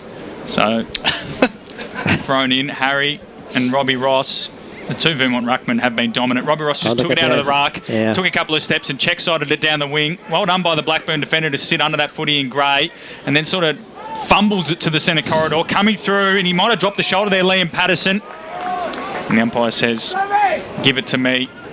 Just forward to centre for the Burners. They're 4-7-31 trail. Vermont 6-3-39. They go up. Ross came in at speed, fisted it out to the wing, and then picking up Fitzpatrick. Kicked a goal on the siren in the second quarter. Left foot ball down there towards Wale Buxton. Well done in defence by Dove, and then he wraps up a tackle. The umpire's going to say, give it to me. Yeah. Great tackle. See, it's one or the other though. But why did he take so long? That's been the inconsistency all afternoon, that decision. I think that was a ball up, but he took so long anyway. It was great defensive work by Dove there.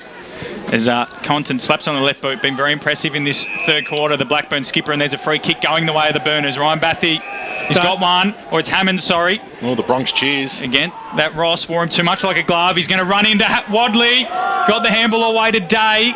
Over the top, he's gone. Bathy got the handball away. It's stepped up a gear here. Fisher, Greenwood, faked the handball to James Fisher. He might give it to him in the end. Greenwood out wide. Wilcox, good long lead. Well done by Otten, but couldn't keep his feet. Wilcox got through the first tackle. Handball over the top. Greenwood, been everywhere lately. Loops it over the top to Fisher. Might have taken high. He is. James Fisher will get a free kick. 40 metres out on a tight angle. And I think Greenwood, in the end, probably would have wanted to bomb it long if he had his time back again, but he's been everywhere since Lockie Johns has gone off injured, stepped up. I tell you what, who has stepped up, Greenwood in the midfield. He really is. He's exerting some real influence here. So, Fisher of the James variety crosses the arc now. Kick looks good off the boot. Umpire does not move. Good kick. Vermont get two in a row. 7-3-45. Put some distance between them and Blackburn. 4-7-31. And we're just about to tick into time on in the third quarter. That play was set up by Alex Greenwood there. Even though it looked ugly the way he weaved in and out, he managed to buy space for the Vermont forwards to move forward and created opportunity there. Is this the break that we've been waiting for, boys? You know, it's been a battle, a real hard-fought battle right up to now. Now, two on the trot to Vermont. Maybe the game will break open. Tyson Himes needs to do something as we go up in the middle, Ben. Yep, and the umpire throws it up, and little handball out there by Greenwood. Came out, it was picked up though by Faulkner, got the handball away. This kick now by Paddy Compton up towards the half-forward line, driving it towards the Hammond direction, who spoiled Arangio in the end, who'd get a little toe poke off the ground. It was clever, it gained a valuable 20 metres or so. Handball back towards the Tyson direction, who's happy to see the ball over the boundary line and out. But it was probably the turnover in the middle of the ground, wasn't it? Hammond had the free kick. He's got such a good left boot. Wheel and go, and then just they get caught wanting to handball, and Sam Wadley, I think, laid the tackle. Forest Hill have hit the front by 13 points against Churnside elsewhere. Ball went handily by 63 over Oval at the moment. Has Justin got on the phone yet to you, Matty? Justin? Yeah. From Forest Hill? Oh, no, not yet. Kick goes inboard. Here's a chance. Arangio's handball over the top. Goes to Hart. Backwards. They're going goalward now, Blackburn. The kick goes very long, and it was offside by Liam Patterson, and through it goes for a minor score. Bendigo Bank scoreboard time on here in the third. We've got a score from Quamby for the first time today. 13-point lead. Let me finish. Sorry. To the home side in Vermont. Noble Park 8-2-50. North Ringwood 2-3-15. So... looks like they're back on the winners list, the Bulls. Vermont to bring the ball back in. Kick goes towards the wing where Harry went up unopposed in the end. The big man dropped what he should have taken. Picked up by Wale Buxton, who just barged his way into the contest, slammed it on his boot. But the numbers are with the Burners here. Compton's got to move it quickly here. He swings around on the left this time. He pokes it up towards the Harry direction. They raffle to get up off the ground. There's four of them. I know. Wasting time here. Reed on the right boot, kicks it towards the Hammond direction. Nicely done there knocked away by Ross. Ball goes towards the boundary line, and over it goes for a throw-in. That was just beggar's belief, just what happened across the half-forward line then for Blackburn. And anyway, both sides' players need to stop looking for free kicks and play the ball on their merits here at the moment. Well, there's been some interesting decision making, so they're probably just trying their luck at everything at this stage. As a kick goes forward by Bartlett in towards the forward pocket, it does stay alive though. Kick smothered that time by on Oglethorpe, Matty's favourite player, the best dazzer in the league at this stage. There's almost a competition who's got the best mullet. I know there is one out in the valley being run, and there's a couple of entrants from the Lurdale Football Club who consider themselves sort of on the precipice. The Word of the day, toilet paper. Only competition Lurdale are going to win this year. You expect Lillardale to be front and centre in that competition anyway, wouldn't you? They're not front and centre out at Stintons. It was 92-7 at half time as Joey Fisher's wrapped up at the bottom of that pack. He's lifted in this quarter, the experienced defender. See, Roble are having a day out against Borwood too. Yeah. You're pretty happy with your Eagles, aren't you, Brash? 13 points up. Bathy won the hit out. Trying to get a boot to it was Oglethorpe. Should have seen him laughing, Ray. Greenwood pumps it high. Great mark. Gutsy mark there. Yeah. Great mark by Kalkovsky. He's been very impressive, the wiry midfielder. He's got it centre half back. He's indecisive. Got around his man pretty easily, though, in the end. Chipped it. And you're pretty safe when you're kicking it to Robbie Ross today, aren't you? He's about the only bloke who's been able to catch him consistently today. And he plays on. The experienced ruck forward. Pumps it inside forward 50. And then working back with the Burners, but they're under pressure immediately. Looping handball is a dangerous one, but gets back to Arangio. Wheels onto his left boot. And then spearing kick for Hart was dangerous. It was a 50-50 contest, and in the end, it's not the worst result. It went out of bounds for a boundary throw because I think it was Brash's man the moments. Robbie Ross is the only remaining cartel member of Brash and still playing in the side. Oh, yeah. And he left for El a bit, of Chapo. course. Yep. So thrown in forward 50 for the Eagles. Get another one here to really put a dagger through the hearts of the Burners. Beautifully done by Day. Slapped it on the right boot. And then Conker is down there with Hammond and Ross. James Ross, beautifully done. 1-on-2. He then dived on it, but the ball comes free. And then Fisher gets back to help out. And James Ross is putting his hand up for the Nina and Pasadena Player of the Day. 2-on-1 there against Jake Hammond, arguably the best forward in the comp, and Luke Conker. And he did beautifully well. Goal saving there. 45 metres out. Blackburn, they need something. Bathy slapped it down. Got about 20 metres. Joey Fisher was there. Handball over the top. Nobody's home, though. Might stay alive for Gray. It does not. Over she goes for a boundary throw-in. I'll tell you one thing about Robbie and Joey Fisher. There's probably two of the worst spectators I reckon I've seen. Spectators in terms of watching an actual game? Yes. Have you got an anecdote for three-quarter time, Brush? No, it's just that they're such competitive beasts. They just love the contest. and don't like missing it. Ooh, on the full there. boundary. Cross boundary side to Besto. I can certainly concur with what Bray said. Joey Fisher's been down here on the sideline a couple of times and he just goes off big time. He's very, very vocal. That was where I was leading it there, Brett. Besto's intel once again. Loving it. He's the new brash of Vermont as it comes in now. Stolen by Greenwood. Kicks it up towards the wing position. Getting underneath it, Arangio. Timely fist Himes off the ball, off the ground. Yeah, out of bounds on the full. Got to go quick here, Daniel Arangio. Had moments during the game that he'd want to forget and also moments he'd like to remember. Well, he might go backwards, he will. Just open it up a little bit here. Not the worst move. It's a shocking scramble to kick. He might have completely stuffed this one up here, Wilcox. He had 2 players to beat. The 2's going to win out. And the Blackburn Red Jackets breathe a sigh of relief as the kick goes out towards the Dove direction who it was intended for. But over she goes for a boundary throw in. Well, that's been the story of the day. Every time they try to switch, I don't know whether it's the surface or their kicking boots aren't on, but something ain't working. Few close games in Division 2. South Belgrave 4-6-30, Basin 5-5-35, Mulgrave 9-4-58, Ringwood 10-7-67, Templestowe 4-6-30, Knox 4-9-33. This is James Fisher. Kicked a goal in this quarter from that pocket that he pumps the ball to. Wilcox flew.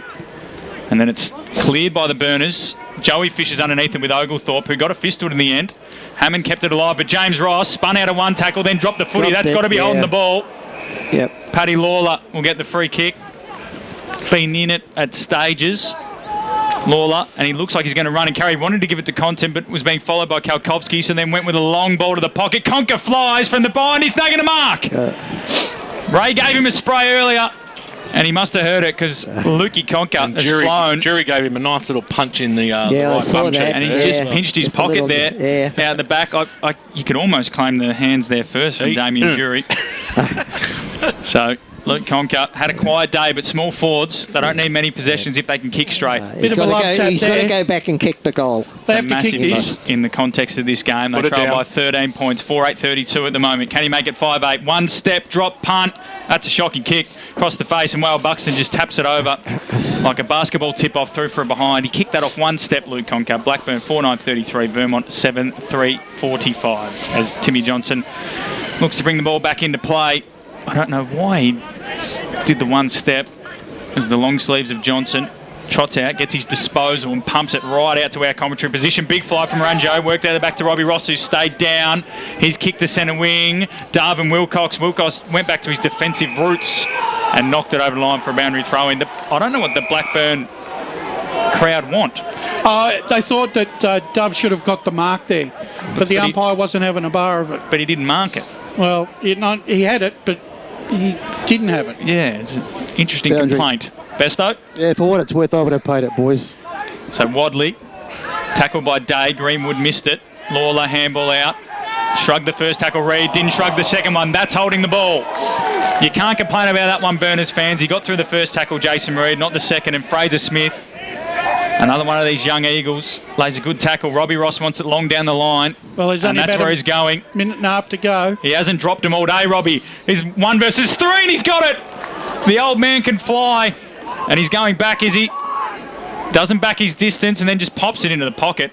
Will it work out? Buxton came through. Aranjo did really well to drop back in the hole there. That's a scary proposition, that. And in the end, Robbie Ross probably could have taken some more time, but it looks like we're going to have a ball in. Or is it? No, it's out of bounds on the full, and Aranjo brings it back into play across field.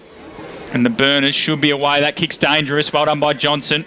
Got the spoil. Will it sit up here for Lawler? Coming through his mass. Didn't have the footy. And then Himes played a little for a free kick, but we'll have a ball up 50 out from the Vermont goal. Well, we're into the final minute here of this third term. So it's been a relatively long one. High throws it up in the front spot. Wale Buxton just released it in the nick of time. Umpire played a free kick away for a throw. So Blackburn free kick going the way of Oglethorpe. So Oglethorpe kicks it out towards the Bendigo Bank scoreboard. He kicked it to 4 Eagles in the end then, and over the back of the pack it rolls. And Fisher sees it out. Hammond closing in on him. phone's going off in my pocket, so it must be all happening down at JJ Tully Drive. Well, you don't answer it anyway. Dig. Well, what am I supposed to stop the call, or...? No. When people ring you or send you text, you don't answer. So you may as well not have a phone. Oh, you got working hours. You got to work. I'm going to interrupt this argument. Forest Hill 1 point ahead of Chirnside, 11-7-73 to 11-6-72. This is a massive performance from Chirnside. Touche, Brash. Touche. Baldwin 88, Rowville 28. 3/4 time at JJ Tully. Doncaster Sharks 4-4-28. Doncaster East 3-9-27.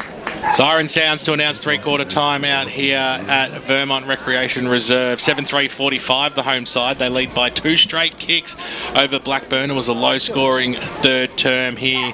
3 goals to Matty Day from the Burners. He's the leading goal kicker on the park. The rest are singles. Hope you're enjoying the broadcast on the SEN app across our video streams and, of course, 98.1 Radio Eastern. 3 down, 1 to go. Stay with us. We'll be back with all those important around-the-ground scores right after this. 4 minutes. Shots from 53 inside 50s, down on clearances and can't lay a tackle. What was the seniors coach going to do? Jono surprised himself and everyone else. The spray he gave the boys at halftime worked. Well, he did finish it by saying he'd shout him a post-game feed and frothies at Eastland if they won. For all of life and footy's little moments, there's Eastland. Proud sponsors of the EFL. Eastland. Live real. Sprained your ankle, bursting through the banner, broke a finger, high-fiving the ruckman, or did you run into the goal post again? For bumps, breaks or bleeds, be seen sooner, close to home at Knox Private 24/7 Emergency Department. The preferred provider of emergency care to the Eastern Football Netball League, you'll generally experience shorter wait times. You don't need private health, but there is an out-of-pocket fee. Be seen sooner, close to home at Knox Private 24/7 Emergency Department, 262 Mountain Highway, Wanturna.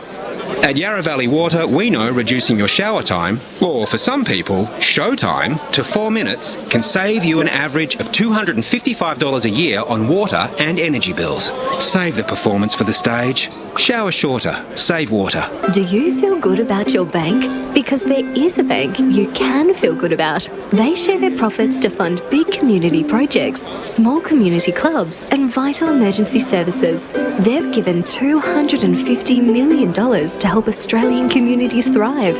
They have all the products and tech you expect from a big bank, with service you don't. It's Bendigo Bank. Feel good about who you bank with. Try Bendigo. Search bendigobank.com.au or search Bendigo Bank near me.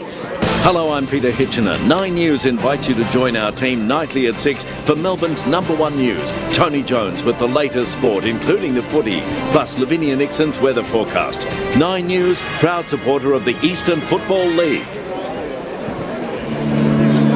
You've all been to funerals of family members or friends, right? Do you start thinking about what you would want? 2 minutes, guys, 2 minutes. Go to a wedding. At what stage do you start planning? Have an open and honest conversation with your loved ones. Celebrate your life the way you want, like I did with a fixed price funeral plan from Tobin Brothers Funerals. The price doesn't change and your life will be celebrated your way. Find out more at tobinbrothers.com.au. Tobin Brothers Funerals, celebrating lives. At Eastland, we believe one day isn't enough to celebrate all that our beautiful mums do. That's why we're celebrating Happy Mother's Days, the festival of love she deserves. From dining to fashion, homewares or a pampering session, Eastland has all your favourite brands ready to spoil mum. And if you need inspiration, check out our online gift guides. Spend $250 and you'll go in the running to win a $50 Eastland gift card till May 8th. T's and C's apply. Find out more at eastland.com.au. Eastland. All right, dudes, back in 60 seconds. Sprained your... How are you, Brucey?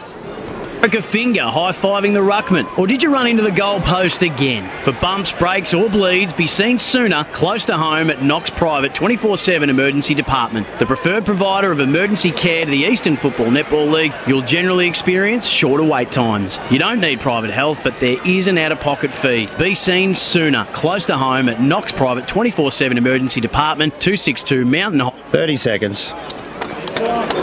The senior coach has taken the team to Eastland for a post-game feed. If only they had this kind of teamwork on the field. They've just ordered starters to share, plus frothies for the whole table. And now Steve-O's chucked a prawn to Macca. He circled back. He circled back. Yes! Straight into his pie hole. You beauty! Good form, boys. For all of life and footy's little moments, there's Eastland. Proud. All right, here we go, guys. And live real. Let's head back and go local for your footy. Mike's on. Welcome back to Vermont Recreation Reserve, ladies and gentlemen. Three-quarter time here. Vermont 7-3-45. Lead Blackburn 4-9-33. The Burners' inaccurate kicking and slow ball movement is hurting them. Before we hear the thoughts of Ray Baird and Wayne Brasher, just a couple of interesting scores around the grounds. Forest Hill up by just 1 point over Chirnside Park in a good battle in Division 4. Fair Park by 2 points, 4-10 to 5-2 over Whitehorse, looking to get their first win. Close one between Templestowe and Knox, and South Belraven the Basin. In Division 2, they're all relatively easy except for East Ringwood and Wanty South at the moment. And then in Premier Division, again, this is probably the closest one of the lot, other than Doncaster, who lead Doncaster East by 1 point. Ray and Brash, I think we're going to keep an eye on Besto. He's going to try and get Adam Parker, but whilst we wait for him, what are your thoughts so far? Well, look, I just thought that the game sort of changed a little bit to me in the last 15 minutes of that quarter. Vermont seemed to have taken the ascendancy. They kicked 3 goals straight in that quarter to Blackburn's 1 goal 4. Blackburn had their opportunity, Boundary, boys. And the game's still there to win. Absolutely. Thank you, Ray. We're going to cross down to Brett Besson, who's with Adam Parker. Yeah, thanks, boys. Adam, pretty interesting third quarter. You started to get on top finally. Yeah, it's been a bit of an arm wrestle, which is we always thought it would be. Conditions, a good quality side, Blackburn. So, yeah, it's close. It's a good contest. Yeah, you mentioned that you singled out Greenwood at three-quarter time, one of the key players for you in that third quarter. Yeah, he's having a good game. They're putting a bit of time into him. But, yeah, he's a quality player, so we're happy with how he's going. You're a couple down on the bench. Do you think that's going to make a difference in the final quarter? Let's hope not. Yeah, we don't want it to be, but no, we're pretty confident in our boys' fitness. And just more of the same, I guess, in the last quarter. Yeah, pretty much. There's a couple of things that we've looked at, but no, we're happy where they're going. It's an arm wrestle, so there's not a whole heap that will change between now and then. Thanks, mate. Thank there to Brett Beston and Adam Parker. He's a good speaker, Adam, a good PE teacher. Brash? Yeah, look, it's one of those, it's not the greatest advertisement really, today's game, but it's a tough, uncompromising battle between these two rivals. I think in the way this game is panning out, if Vermont gets the first goal in this last quarter, that leaves Blackburn 4 goals to get. It could be a bridge too far, but I still wouldn't be writing them off. Absolutely. Ryan Long, who was at the Blackburn huddle. Yeah, just quickly, update on Jack Russedge. Yep, he's out with concussion, so he won't return. So numbers-wise, they're not too different between Vermont and Blackburn. I think they're down to 2. Both 2 down, aren't running they? low on rotations, and his message was pretty clear. He wants to go, wants to take the game on through the middle. Said he'd rather lose by 6 goals than 2 goals. So he wants to get those one-on-one options and start winning those. Thank you, Ryan. As the Burners exit this stoppage, just with a kick from Murphy inside forward 50, coming through, gathering. Is that our man Day again? It's Bathy, right foot snap, gives it the double cobra. The immediate start that Blackburn wanted out of the centre. Good clearance from Xavier Murphy. Bathy. Coming through hard. I think it was Day hit the contest. It just bobbled up to Ryan Bathy. Right foot snap, and it was never missing. He's had a quiet day by his standards, Ryan Bathy, the Burners' leading goal kicker for this year. But he slams through the opening one. And after 30 seconds, it's back to 6 points, 5-9 to 7-3. And that score update from Wantirna South. They trail by 20 points, 11-2 to East Ringwood, 13-10. So a great start for the Burners, just what they needed. Certainly was a great start, and a start that Brendan Allen was looking for. So we go back up in the middle. Interesting to see Ross gets the nod as the ruckman, and again takes it out of the ruck and got a quick kick forward. Wanted the mark paid. The umpire says not far enough. Give it to me. He's just been so good today, Robbie Ross, at doing that, just using his body, you know, protecting where the ball was going to go. And North Melbourne lead the Suns with 5 minutes to play by 2 goals, and Freo leading Collingwood by 1 goal. Yeah, it's a very close game at Marvel and down at Blunston. As it's slapped forward by Robbie Ross once again. Fraser Smith. Don't worry, BWS. The Kangaroos will find a way to either get a draw or lose that one. Down in Tassie, down in God's country down there. Beautiful spot, Blunston Arena. It'll be freezing cold today. Ross went up again. Missed clearance, and he dived in. Laid a smother on Jason Reid, and we'll have another stoppage centre half forward for the Eagles. The ball's actually coming out pretty clean. Everyone else isn't. As we go up once again, 10 scoring shots to 14. So again, Blackburn's inaccuracy around the ground hurting them. Wadley picked it up, maybe a high tackle. Umpire says nothing doing, and we'll have another ball up. opening stages after that Burners opening goal through Ryan Bathy after a quick clearance from Xavier Murphy, and then Gray got his kick there and it's socket forward, just forcing it forward. Good pick up by Oglethorpe. Got it out to Hart, who just kicks to space. Ball will bounce once, twice. Conker starting to come into it, dives on the footy, missed it. Hammond slid in and then trying to force it over is James Ross, and he does so eventually. I think they've called it's ball up or boundary throw in, one of the two. It's going to be a ball up. Centre wing, or just forward of it for the Burners. Harry will go up against Robbie Ross. Obviously turning to experience Adam Parker. Ross read it better. Harry just missed it completely. Ross got another clearance, but that's out of bounds on the full. And they'll get a chance this time through Tyler Faulkner. He's been very quiet today, Faulkner. Playing maybe more of a lockdown role. Good kick inboard. That's a nice kick to Rangio. Quickly onto the left boot, into the centre corridor. They've got a bit of run and dash if they can get it out to him. They can. Patterson through the centre circles, in the Hammond direction, got the sit. Ross was in the way, got a knee to the back. Reed, right foot, might have been smothered by Kalkovsky off the boot. Fisher got back and took the mark, and then plays on immediately. Joey Fisher out wide, looking for Himes, might not get there. Bathy got a touch on it. Handball, and they're away again, the Eagles. And that indeed they are, as it goes up. James Fisher takes the mark.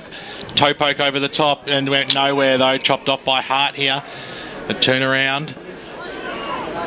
He's got the sun in the eyes, looking for options forward, looks sideways and eventually goes deep. Kicks it up towards the Hammond direction. It was knocked away by him, but straight into the arms there of Batty. Got the handball away. Here's the run of Lawler. Tried to break the tackle. Sensational Kalkovsky. And he has been rewarded as well. So he looked filthy when he received the free kick then, but that was a great tackle there by Kalkovsky.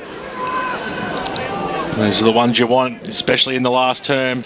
The kicks to a contest there. Wilcox, a flyer over the back, hits the deck. Greenwood, it was the man with the ball in his arms, and we'll restart it. So 6 points the margin out here. Keep the scores coming in the final term as you go local for your footy today. The big fly there by Ross took it out of the contest. Harry brought him to ground, and we will have a ball up. Premier Division scores from around the ground. South Croydon by 52 points over Berwick. Baldwin at the moment lead by 76 over Rowville. And as I said, Noble Park 35-point leaders over North Ringwood. The two close ones are this one and then Doncaster leading by a point over the Lions. Yep, restart it once again. Gee, there must be almost a record of ball laps in this game today. Stoppages. Yeah, it's a drainer. There's no doubt about it. As Ross got the knock, little kick off the mid-air there by Kalkovsky. Did okay. They've linked up well here, the Eagles. Going forward now in the arms there of Kalkovsky. Got the handball over the top. Vassalou is there. Welcome into the side, who puts it through for a behind. I don't understand why he would want to try check side when he's running straight into an open goal. It should be drop punting that. You tell him, Brush. You absolutely tell him. As Otten brings the ball back into play. I'll tell you what was ballsy from Kalkovsky was the bounce. Considering so many people have slipped over today, he went the bounce on the soft surface, but paid off. Pete Muscat's men 9-8-62, Upper Gully 1-2-8. As I said, East Ringwood lead by 20 points over Wanty South, and Park Orchards lead by 112 over Lilydale. Ooh, Dove's kick went out, taken by Greenwood. It's around the forward arc here for Vermont, but in the arms now of Compton, who received the handball. Scrambling kick went up towards the Tyson direction. Now flicks it over the top. That was good, because here's Jury, who just backed himself in and thumped the ball inside forward 50. Big fly there by Patterson to cause the spoil on hands and knees. It was Kalkovsky got the handball out. A kick going goalward now for Vermont is just going through for a behind. So a bit of a letdown there once again. More scores coming through. Waverley Blues lead Scoresby 85-56. Warrandyte lead Furniture Gully 83-51. And as we said, Fair Park leading by 2 points over White Horse, whilst East Burwood look comfortable over Donvale. Furniture Gully and Warrandyte, our two grand final picks for the year, and you're winning this one. Tyson takes a good mark for Vermont in the middle of the park as he kicks the ball inside forward 50. Wilcox in the front spot. He almost pulled it down too. Just dropped it at the crucial stage. Arangio thumps the ball back in towards the middle of the ground. Nicely done there by Hammond. Got the handball away. Little kick off the ground there by Bathy, but it was taken by Himes. Got the handball back to Tyson, who snaps around the body across to the half forward line. Nobody was home, but Danaher linked up well, and now they've got a chance. Bouncing football comes out the way there of, I think it was Compton at that time, out towards the red jacket side of the ground. Conker, he had them space. He slapped it to his advantage. Fisher was on his case there. Conker goes after it again. There's a free kick back against Fisher. I'm not sure exactly what for. No, it was a little nudge, but it was a perfect Academy Award-winning dive. Yeah, I was going to say. Conker, I thought they might have paid advantage then, and then he played for the next free kick as well, ducking into it. Didn't hear the whistle, it looks like, but... he would have heard the whistle. We all heard the whistle. Hopefully he goes off more than one step this time, Luke Conker. So, just going to poke it forward. That was a good kick. It was a neat kick. Get up. Fans are asking for the 25-metre penalty, but to no avail. So it'll be Murphy of the Xavier variety who's going to kick it to the hot spot. And why did you go to the Hammond direction? Who's going to be there? Oglethorpe's in and under, and he's quickly wrapped up by James Ross, who's been solid as a rock down back today for the Eagles, as Harry went up early against Ross, who's brought to ground by Harry, and calling last names as first names as last names for both of those ruckmen, as the umpire restarted again.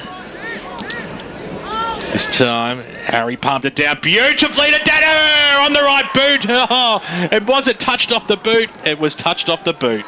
No, it's been given a goal. Yeah. Well, I can't tell you what. They were screaming for it, the Vermont players, that was touched, but we have got a game on our hands. If we didn't already, it's a 2-point margin. It might not be pretty, but it's going to go down to the wire out here. Danaher on his unpreferred side. Off his bootlaces too. And through it goes. So, all of a sudden, they're right back in this, Wayne Brasher. They certainly are. And your blood pressure is rising because your face is going redder. No, it's not. There was a great goal from Danaher because not only did he hit out, but he picked it up around his shins and didn't rise to kick it. He just quickly got on the boot and snuck it home. So not only on his opposite, but also whilst moving without really knowing where the goals were. And we're back to a 2-point ball game.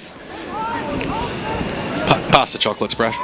So Fitzpatrick, who kicked the goal just before half-time, slams on the left boot. Fraser Smith's under it. Rungio got there, got a fist to it. They want the mark being paid to Smith. The umpire said Rungio got a fist to it. Listen to the crowd get into this. Here we go. That's what we want about local footy. I think I've got to agree with the umpire here. I think Rungio got good connection on that. So in the middle of the ground here, Reed with it, tackle. Umpires are under pressure from both sides, Faithful, who are, let's be honest, one-eyed. And we'll go up again. Harry's coming into it. Whale Buxton slapped it into each other. Oglethorpe collected it. Been good in this last quarter. Here's Matt Day, being one of the Burners' best. Whacks it inside forward 50. Conker shoved his man in the back. Has to be a free kick. Doesn't matter. McCafferty took it away anyway for the Eagles. Went out towards James Fisher. Lawler's there. Johnson followed it up. Heim, that's a free kick sliding in. Surely umpire. Johnson looped it up in the air. Gray had the ball slapped out of his hands by Greenwood. Handball to Wadley. Or Kalkovsky, sorry. Little chipping ball inboard to Fraser Smith. The game's opening up here. Smith, stop appealing for the free kick. Just kick the footy. Goes inside forward 50 and finds Whale Buxton. And he takes his mouthguard out, or look to, and we'll go back from just outside the arc. Like, I get what Smith's trying to do here, but just play footy. Yeah, that's right. Just a little bit of inexperience there. You shouldn't be playing to the umpire. So Liam Whale Buxton being one of the better performers on the ground. He hit the target, guys. He did in the end. He did in the end. Just a comment. So Whale Buxton, 6'8" and 130 kilos, according to Wayne Brasher. What has he got for us? From 50 metres out on the left slipper. Looks pretty good off the boots. Point. Hooked it. So 7-6-48. Blackburn 6-9-45. 3 points the difference. 11 minutes gone in this last quarter. Compton from the... Oh, he's coughed it up. He has coughed it up straight to Tommy Mars. Oh, Thomas Mars. So, I'll tell you what, you talk about coach killers and letdowns, that is a shocker. That's been Blackburn all day, hasn't it? You don't expect that off your captain either. And he's... Thomas Mars, he's starting a fair old run up too, but he's going to kick from 40. He's going to kick from directly in front.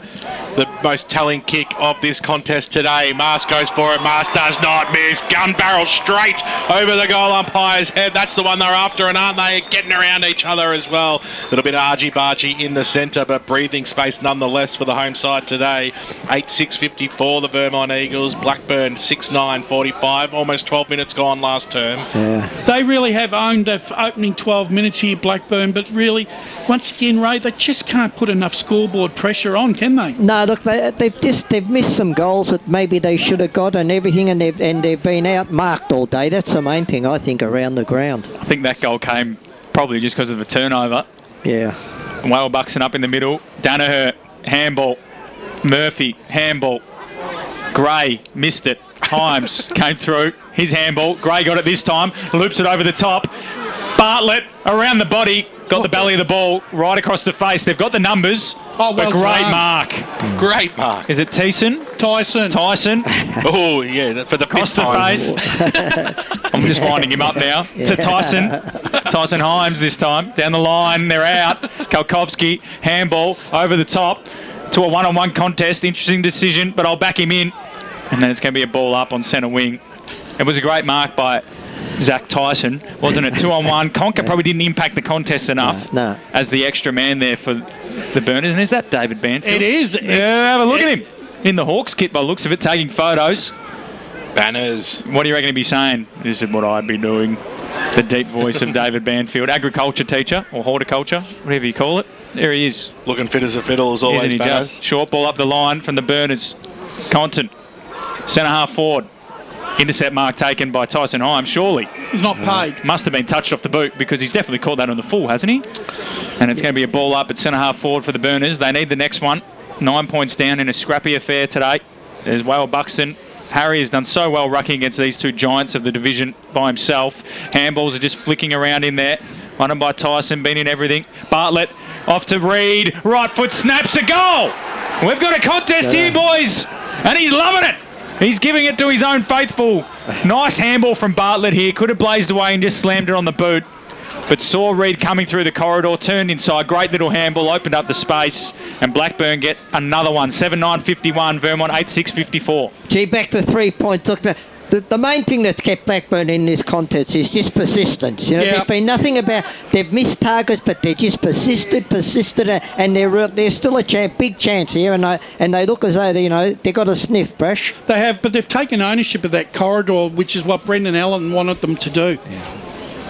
Might need to get a recliner for Brucey here in the caravan. He's lying down basically as the game takes off as in through the middle of the ground they go. Blackburn going up towards a Hammond direction, fisted away from him for the ball. Nicely done and picked up there by Mars, who got the last goal for Vermont. The kick goes out towards the wing position. Jimmy Fisher takes it and he goes back and he's going to waste no time and he's going to kick it out of bounds on the full. Now, well done by Wilcox.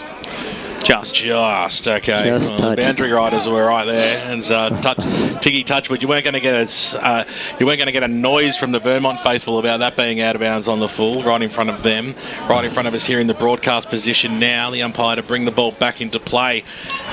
It's intense football now. 3 points the margin. Vermont hold it. That's just forward to centre for them. Taken by Whale Buxton out of the ruck contest. He got it to Ross, who got down low. Slips catch.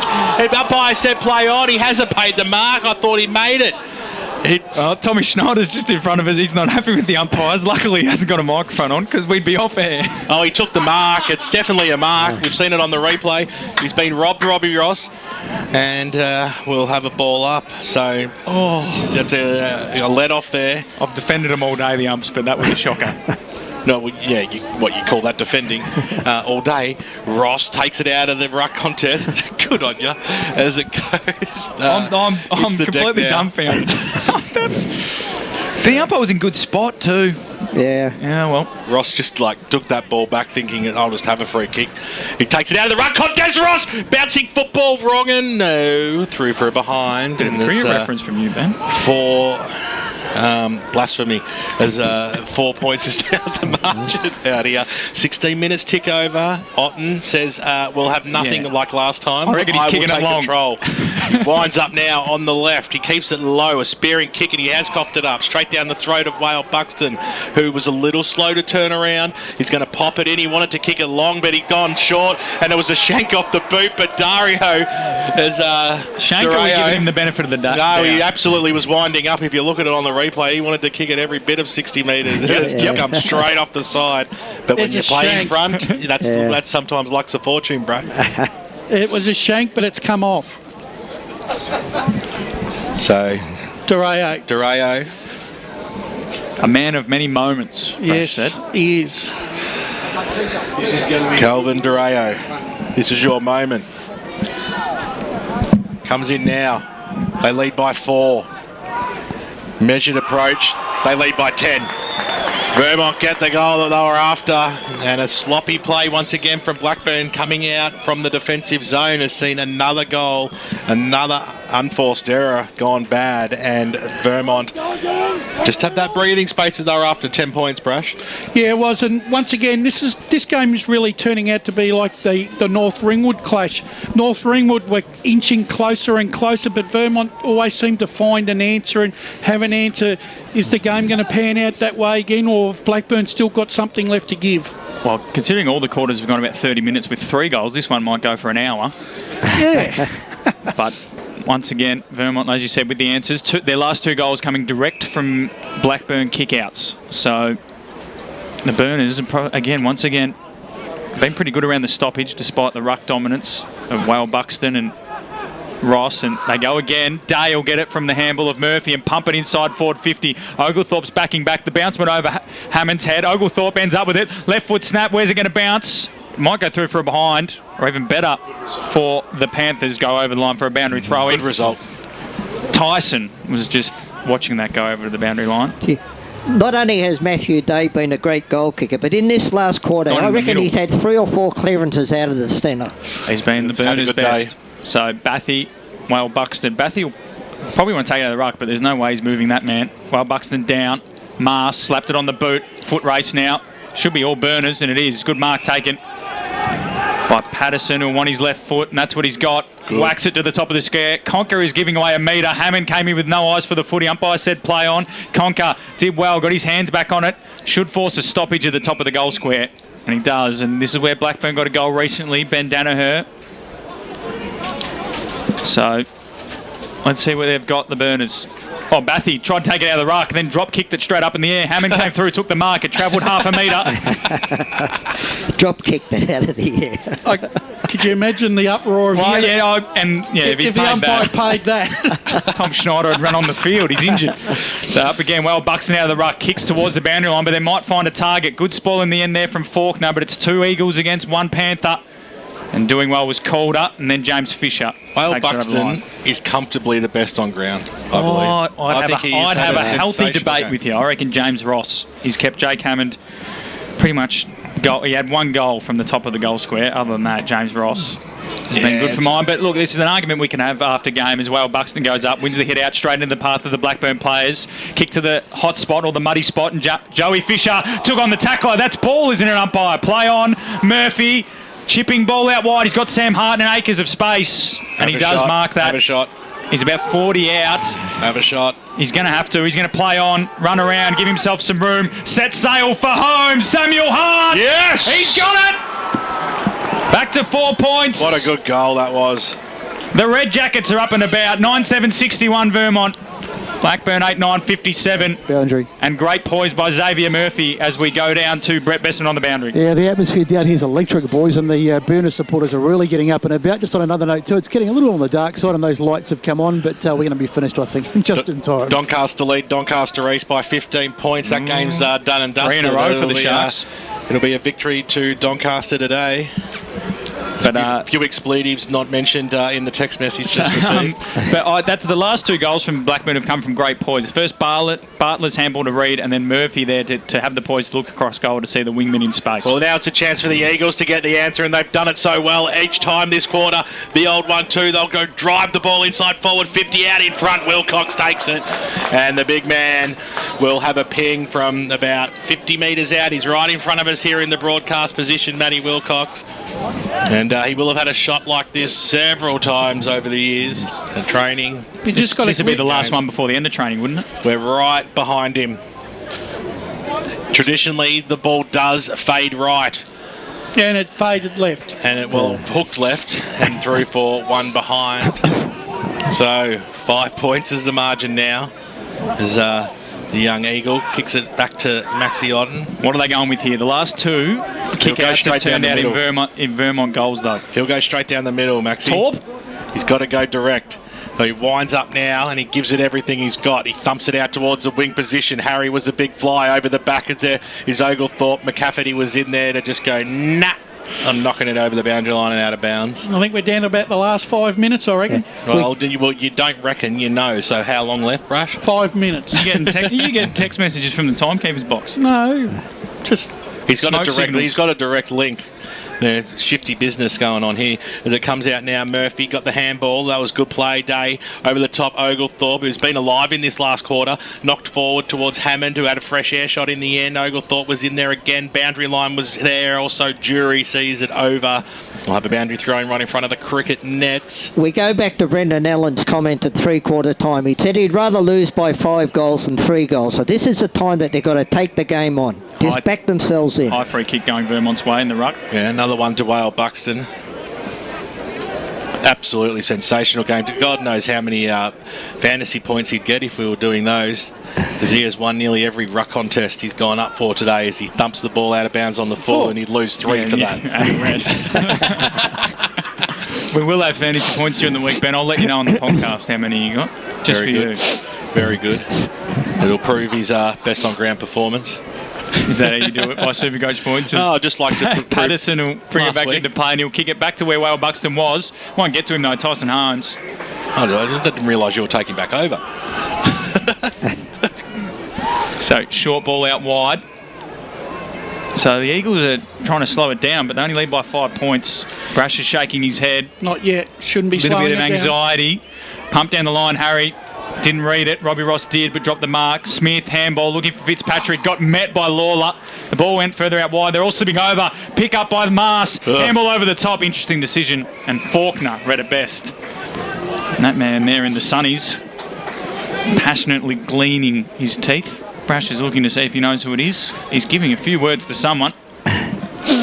No coaching from over the boundary line as we throw it in. Forward 50 for the Eagles. If they kick another one, I reckon that might just be enough. Robbie Ross, he pushed another man out of the way there. It wasn't the opposition ruckman, and that's what he wanted the free kick for. Technically, by the rules, it probably is one. His brother James is beaten by a bad bounce and then just takes his man in the tackle. That should be holding the ball. He didn't dispose of it cleanly, but nonetheless, we have a ball up. Yeah, you've really been on the umpire side all day, mate. I said I've turned now. Well, Buxton unopposed, took it out of the ruck, pumped it up the line, and he's lost another few fantasy points. That one's gone right into the primary school. Might have bounced back over the fence. It has. So, Compton been pretty good other than that kick out. Going to have to kick it back in the direction of Liam Wale Buxton, is he? No, drilling ball to Kalkovsky. That's 2 turnovers in a row for Paddy Compton in bad situations. He'll play on. Kalkovsky, short ball, found a target. Greenwood. I've liked Kalkovsky's game. Greenwood might have to go with the buzz cut soon. Short ball into the pocket and finds Dario. I haven't got it right once today. You haven't. And the Moments man who kicked the Vermont Eagles last is going to line up from the pocket. Yes, your elocution's been a bit off today, Elocution. mate. Ooh. He's a bit nervous, isn't he? He's a bit edgy, isn't he? It's a close game. See? So the Moments man. The Moments man. Here he is. He pops up, doesn't he? Look at him. Is this his second moment of the last quarter? And the exclamation mark. Runs around on the left from just outside the arc. Looks like he's tugged it. Oh, he's tugged it well to the left out in the full. Could have been a valuable point. So 9-8-62 Vermont. Blackburn 8-9-57. 25 and a half minutes gone last quarter. Short passes on. They've got to go for it. You've got to go direct. Arangio just kicks it out to space. Now it's Oglethorpe. Oh, no. Drop what he should have taken. Handball over the top to Otten, who's going to wind up and drive it down the wing. That was a beautiful kick there by Maxi. Straight down the throat of Murphy. Of the Xavier variety. Spun on a throop and then kicked it up towards the Hammond direction. It's in a half forward. Harry! Didn't need it because Harry's taken the mark. The big ruckman, 55 metres out from goal. He's going to give the handball off. He's going to give it to Compton. That was a hospital handball if ever I've seen one. They've still got the numbers. They're linking up. Oglethorpe gets it away to his teammate. Oh, they're still under a lot of pressure. You've just got to get boot to ball somehow. They go goalward. Oh. And you talk about... Was Matt Day. I'll tell you what, the excitement build there. And he could have almost said, oh, well, with 4 goals, I'll take the player of the day. Thank you very much. And he kicked it behind and, well... The caravan nearly fell over then. We all stood up at the same time. So it'll be Vermont who we're going to slow things down. 2 minutes to go. That was a good transition of play there by Blackburn, end to end. And they're going for the boundary line as Ross with the big fly over the top sees it over and out. Still just forward of centre for Blackburn. Next score wins this game. Not if it's a point to Blackburn. Next goal, maybe? Or next score? Next score, really. Either side. If it's a goal. Right, so next goal. We got there. As the umpire throws it in now, Harry, he's getting your back brush. As it goes inside 450, little handball over the top. Here's a go for Faulkner. Going goal. No. Next score. Another Blackburn one. at home. Yeah, game over. Blow it. 27 and a half gone. Just going to just suck Adam Parker's moved to the boundary line. Every bit. Have a look, yeah. Is he allowed that far down the wing? He's trying. He'd love to be out there, wouldn't he? He would take this kick out, wouldn't he? Loved watching him run around in the number 5. As it'll be. I don't think the play starts until he kicks it anyway. So Mars is Matty's favourite player, kicks it out.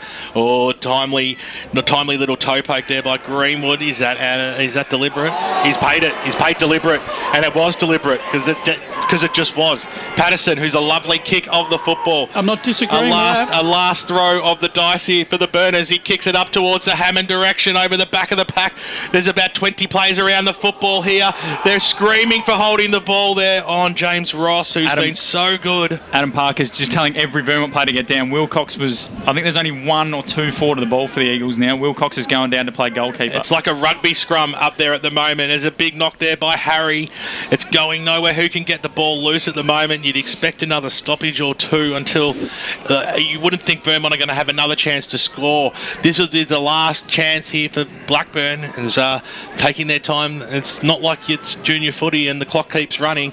So just get rid of it, get the game started. Danaher over the top of it again. Like I said, you expect a couple more of these. We're into the last minute. Blackburn better off letting Whale Buxton take it out of the ruck and just kick it to clear the area. It's a good call. Or just go the punch. And find themselves that one kick behind the play.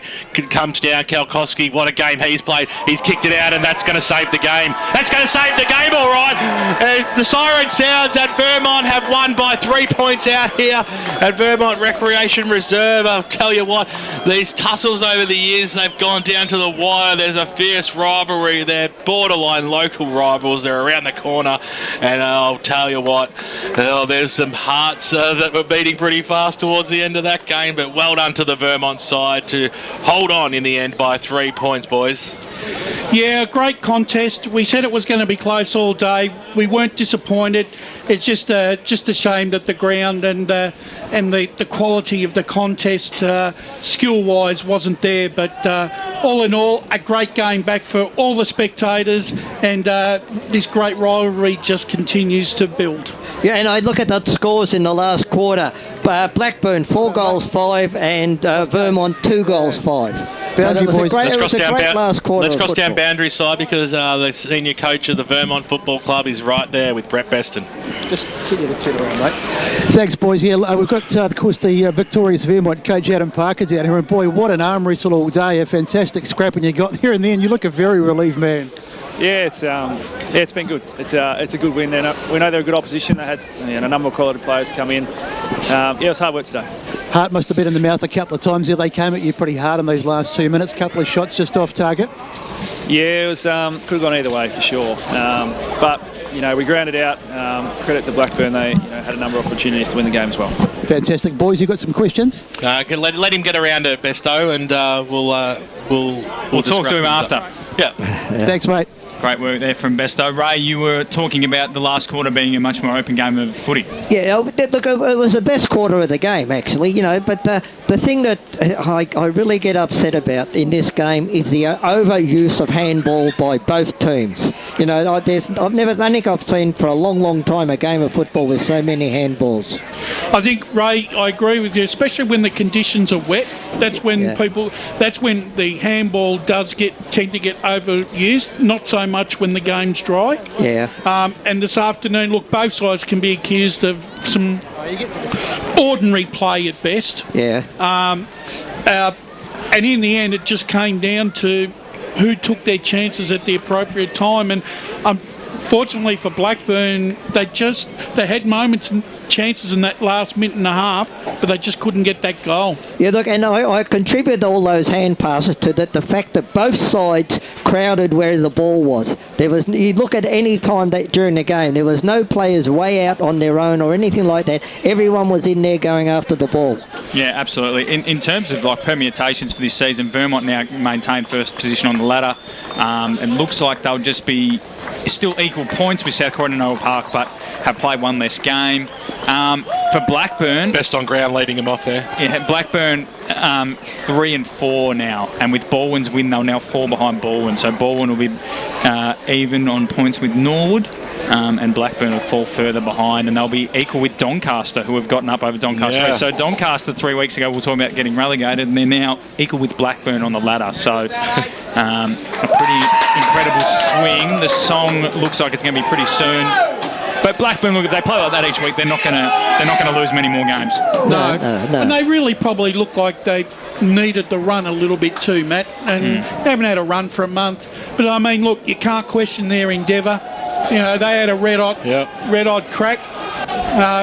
Just some poor decision making throughout the game probably let them down. Yeah, absolutely. And few of us could do it with the run as well, don't you reckon, Brash? We got the song in the rooms, gents.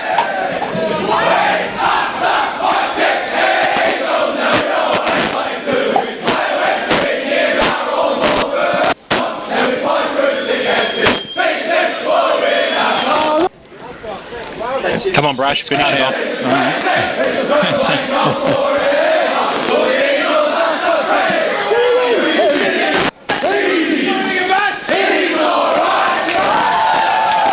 There we go. We got there in the end. Apologies for the audio. The audio there, but Besto getting in the thick of it. He's been tussling with the Vermont security all day, and he's finally burst the through. lovely face of Leroy Green on the screen. Nothing better. I say more of it. In terms of player of the day, gents, we've still got about 15-20 minutes. So I'm sure Besto and Ryan will drum up some interviews. But in the meantime, players of the day, a few floaters. Obviously, Ben's leaning towards Liam Whale Buxton for the Nina and Pasadena Neverland Store Player of the Day. Yeah, I'd agree with that. I'm personally going to throw James Ross or Alex Greenwood into the mix if anyone wants to join me, but it looks like 2 votes already, Ray, for Liam Whale Buxton. Yeah, no, I'd go with that, yeah. There we go. Look, it could have been. It could have been any of 3 players, really. Yeah. You know, that's right. Absolutely. I think the 4-quarter performance by Whale Buxton is it's amazing a man of such size, the amount of ground that he covers, and to have to go up, and he wins every contest, right? So the fitness of the man is just astronomical. And his skill set as well, whether it's by hand or by foot, is bang on point as well for a big man. And they work so well in tandem, those two ruckmen, Ross and Whale Buxton. It's a duo that is just mouth-watering, and the jealousy from other clubs would just be ginormous as well. But when you've got those two in the middle, it just shows how important big men are in a contest, especially when we're talking local football. The ruckmen still play a big part in this game. And how Brash, you've seen a lot of Whale Buxton over the years, and he went away and had a year at Frankston, it was. Lost the hyphen for a while. Yeah, do you think he's come back a better player? Most definitely. We had him at a coterie night, and he was telling us about his journey, and he said he was very rough and raw around the edges.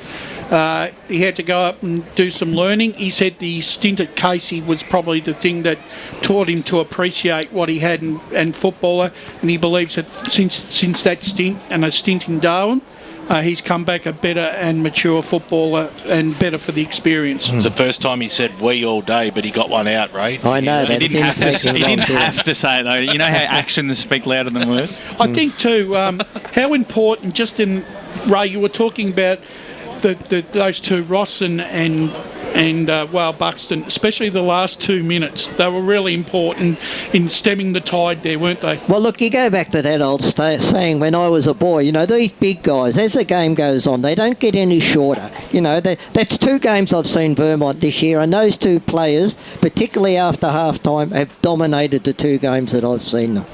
Exactly right, Ray. And thanks for that insight on the lack of height. I agree, though, with Blackburn. They lacked height all day. Look about the players who stepped up in the last quarter. Wilcox even taking a couple of grabs and impacting the contest. Blackburn need to find some height, and Lachlan Howe having to move back to Wangaratta for personal reasons has really hurt them this year. He was one of their best, if not their best player last season. Premier Division results. South Croydon get back on the winners list, winning 16-12, 108-47 over Berwick. As mentioned, Doncaster make it 3 on the bounce. They're 7-9-51 over Doncaster East, 3-12-30. Side's really struggling to score out at Shram's Reserve. Sides struggle to score at Trams at the best of times. Exactly. So Rowville 4-16-40, defeated by Baldwin 18-11, 119. So the Tigers 2 big wins after the break, and Noble Park look like they're also back on the winners list, comfortably leading North Ringwood by 60 odd points. In Division 2, East Ringwood have won 110-94 in what was a cracking game out there at East Ringwood Reserve. Mooroolbark have defeated Bayswater 97-29 to keep their streak going after the break. Croydon lead comfortably over Upper Gully. Montrose have won comfortably over Mitcham, and Park Orchard's the same over Lilydale. In Division 2 at three-quarter time, it's Heathmont 54 to Baronia 30.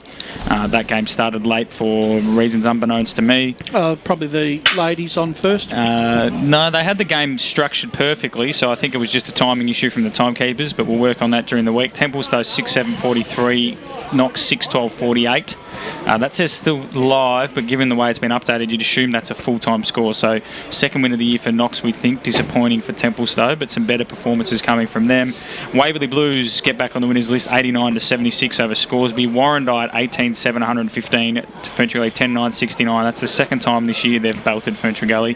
Fair Park 5-11-41 have been defeated by Whitehorse 8-2-50, we believe, on the scores there. And Eastfield have defeated Donvale. And then in Division 4, Forest Hill have overrun Churnside Park, according to our man Davis. Surrey Park, comfortable winners over Croydon North. Kilsyth the same over Nunawading. And Coldstream and Sylvan. Coldstream 11-15-81, Sylvan 8-5-53. Both of our locks on EFL Inside have lost this week. Mine got a little bit closer.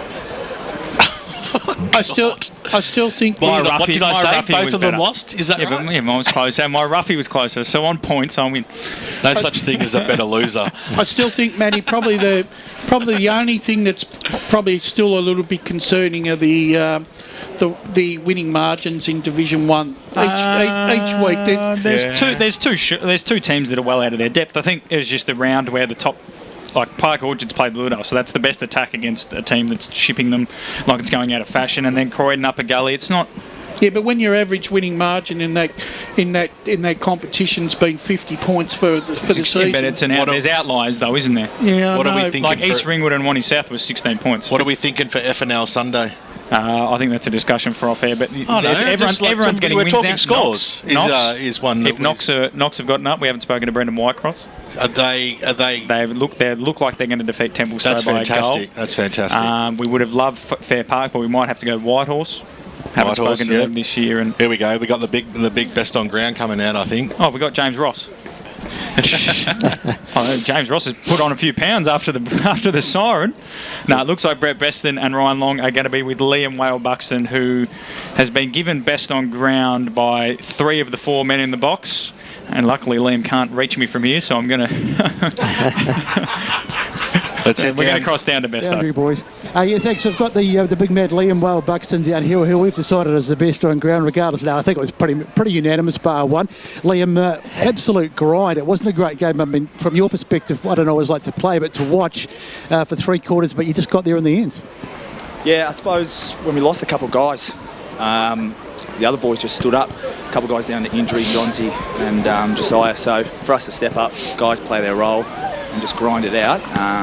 It's really good signs. I don't have the stats in front of me, but you must have had so many hit-outs today. I mean, you really dominated in the ruck. I mean, that's obviously gives you your mids and your followers a great opportunity to get the ball.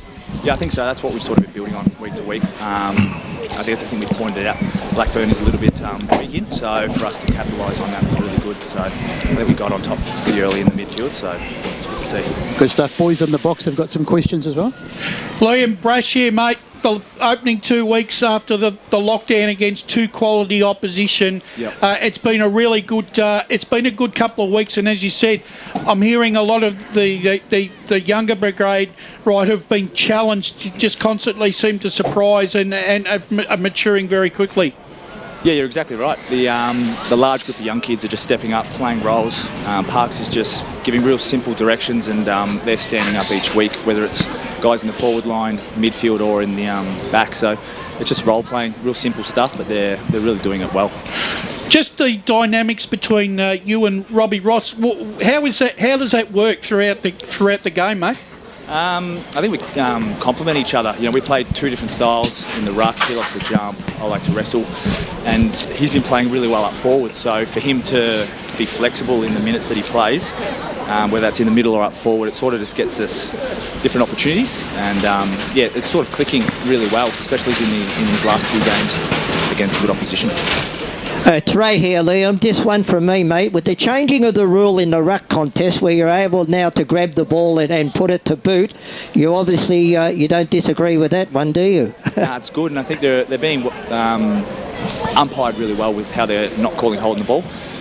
It gives us a really good opportunity to clear it, especially when the ground's a bit sloppy or if it's a bit wet. You know, just getting that forward ground.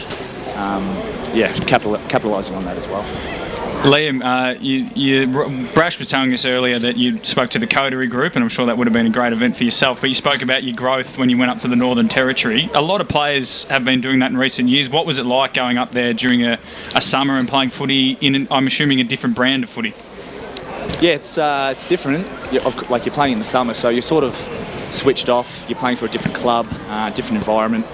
Keeps you fit. I don't know, it just sort of refreshes your footy a little bit. You play a different style, you play a different role, and maybe it's a little bit less serious, so I don't know, you just get a bit more enjoyment out of it. But yeah, over the years it's something I really enjoy. Final one from me, Liam. It's BWS here, mate. That big kick that you were winding up for in the dying minutes that didn't go to plan, but did it go to plan? Straight down the throat of Durao, who was able to put just saw him at the last second. Put the sealer on the board. Yeah, that was just the textbook ruckman kick. Opposition didn't know where it was going, either did I. Fantastic stuff, very mate. Lucky with that. There's a feeling in the rooms by the boys after a big win like that. They're a local rival. It's important, these wins. Absolutely, yeah. Us and Blackburn, everyone knows we don't get along, so it's it's a really good feeling to get the points, and yeah, great feeling in the rooms. Looking forward to seeing you boys play again for the rest of the season throughout the final series. Congratulations on your performance and the teams today. Thanks, guys. Appreciate it. Thank you very much to Liam Whale-Buxton. Sensational performance by him today. Covered a crazy amount of ground, and a great job by our boundary riders as well. Yeah, they did well today. They've been right on point. Ryan Long and Brett Beston as well. So I was just saying, Ben, to myself, I'm glad I wasn't doing the boundary riding today, because I would have been standing on a box toy giving him an interview. Absolutely. Liam's going to come around and collect his best on ground honours, because I'm going to do this on air. So, but he's a big man. You can actually come stand next to him, Ray, if you want. Hey, mate. Maybe you might pick you up and put him on your shoulders or something. But congratulations, mate. Hello, Liam. Hey, mate. Terry. So, well, it's an important win. You're going to hang around tonight, Brash, around the club? Oh, for a little while. Yeah, you're going to take the black jacket off, and underneath you got the violet rumble Vermont jumper. I think I've just got the official apparel on today, but that's right. Yeah. So it's the professionalism in me coming out. So Matt's very happy because he's sorry, I missed that. Brash just said professionalism and referred to himself. Can I get a backtrack on? We just talked about what he's got underneath the apparel, the media team apparel. Oh, does he? What colours he's got? No. Brash is always a consummate professional. Liam Whale-Buxton, very, very well spoken, which unfortunately you probably look at him and you wouldn't think that, but he seems an academic. I'm just saying, it's just the thing that ingrained. You look at the big ruckman and you've been taught over the years to think they've got nothing between the head, but he was fantastic. He's like fast bowlers in cricket, but then he spoke really well then, and even just talking to him then, he was a very good chap. So you can see why he plays such good footy. Does that refer to fast bowlers as well? Yeah. No, I was saying it's a comparison. Ruckman and fast bowlers are the same thing. You're not mentioning that other game, are you, Bresh? No, well, he mentioned it more than us on the air today. For Blackburn, where to now? That like you said, they actually played all right, but you know they now haven't beaten anyone bar Well, there haven't been anyone inside the top 4, have they? They've won it, and they've only won away from home. They've beaten Doncaster. They've beaten. I don't think they can make finals now. Well, not with the top 4. With Bourne have jumped them, and Norwood have got a game on them. I'm not prepared to write them off just yet. They've hardly played a game of football. If they get a run at it, they've played the same as everyone else. No, I know, but that losing that month and not having the run last week, I reckon might have just told against them. Yeah, but I'm saying with the top 4 now, it's a very hard task for them. It'd be very hard for them to make the finals now. I still think they're an outside chance if they get the right run at it. They played well today, but again, if you look at their wins, Doncaster East by a point, North Ringwood, who have been at times quite weak. Yeah, we've only got a minute left, boys, so let's have a quick chat with James Ross, who's boundary side. Over to you, Besto. Thanks, boys. James Ross here, who did a fantastic job today in defence. Of course, Jake Hammond, the role that you did on him, went a large way to you winning the game. Yeah, definitely. To be honest, it was the midfielders putting on a lot of pressure, making their midfielders put in entries that are easy to defend for us back six, and us back six today really worked well as a tight unit. Scrappy game, I guess, so a good one for defenders today rather than up forward. Yeah, definitely. I think we probably let ourselves down a bit on the ground ball side of things, but we kept fighting and our intensity was going at 100%, so I thought we fought really well, and that's what kept us in the game. We're going to have to wrap it up, but we really appreciate it, James. Great game, mate, and mesmerising blue eyes you've got too, mate. And I just had to throw that in. Wrapping it up here, Wayne Brasher, Ray Baird, of course, Brett Beston, Ryan Long, Bruce Prest, Leroy Green, BWS signing off out here at Vermont. It was a fantastic game. Enjoy your evening. Hello, I'm Peter Hitchinen. Thanks for that. I had no music on either because I didn't know what time you're going to come out, so that's all right. But we're right. All clear, guys. We'll see you tomorrow. I'm filling in for Damien tomorrow in the studio, so see ya. Shots from 53 inside 50s, down on clearances and can't lay a tackle. What was the seniors coach going to do? Jono surprised himself and everyone else. The spray he gave the boys at halftime worked. Well, he did finish it by saying he'd shout him a Sports Entertainment Network. You are connected to Noah Melbourne. Welcome to Sports Entertainment Network.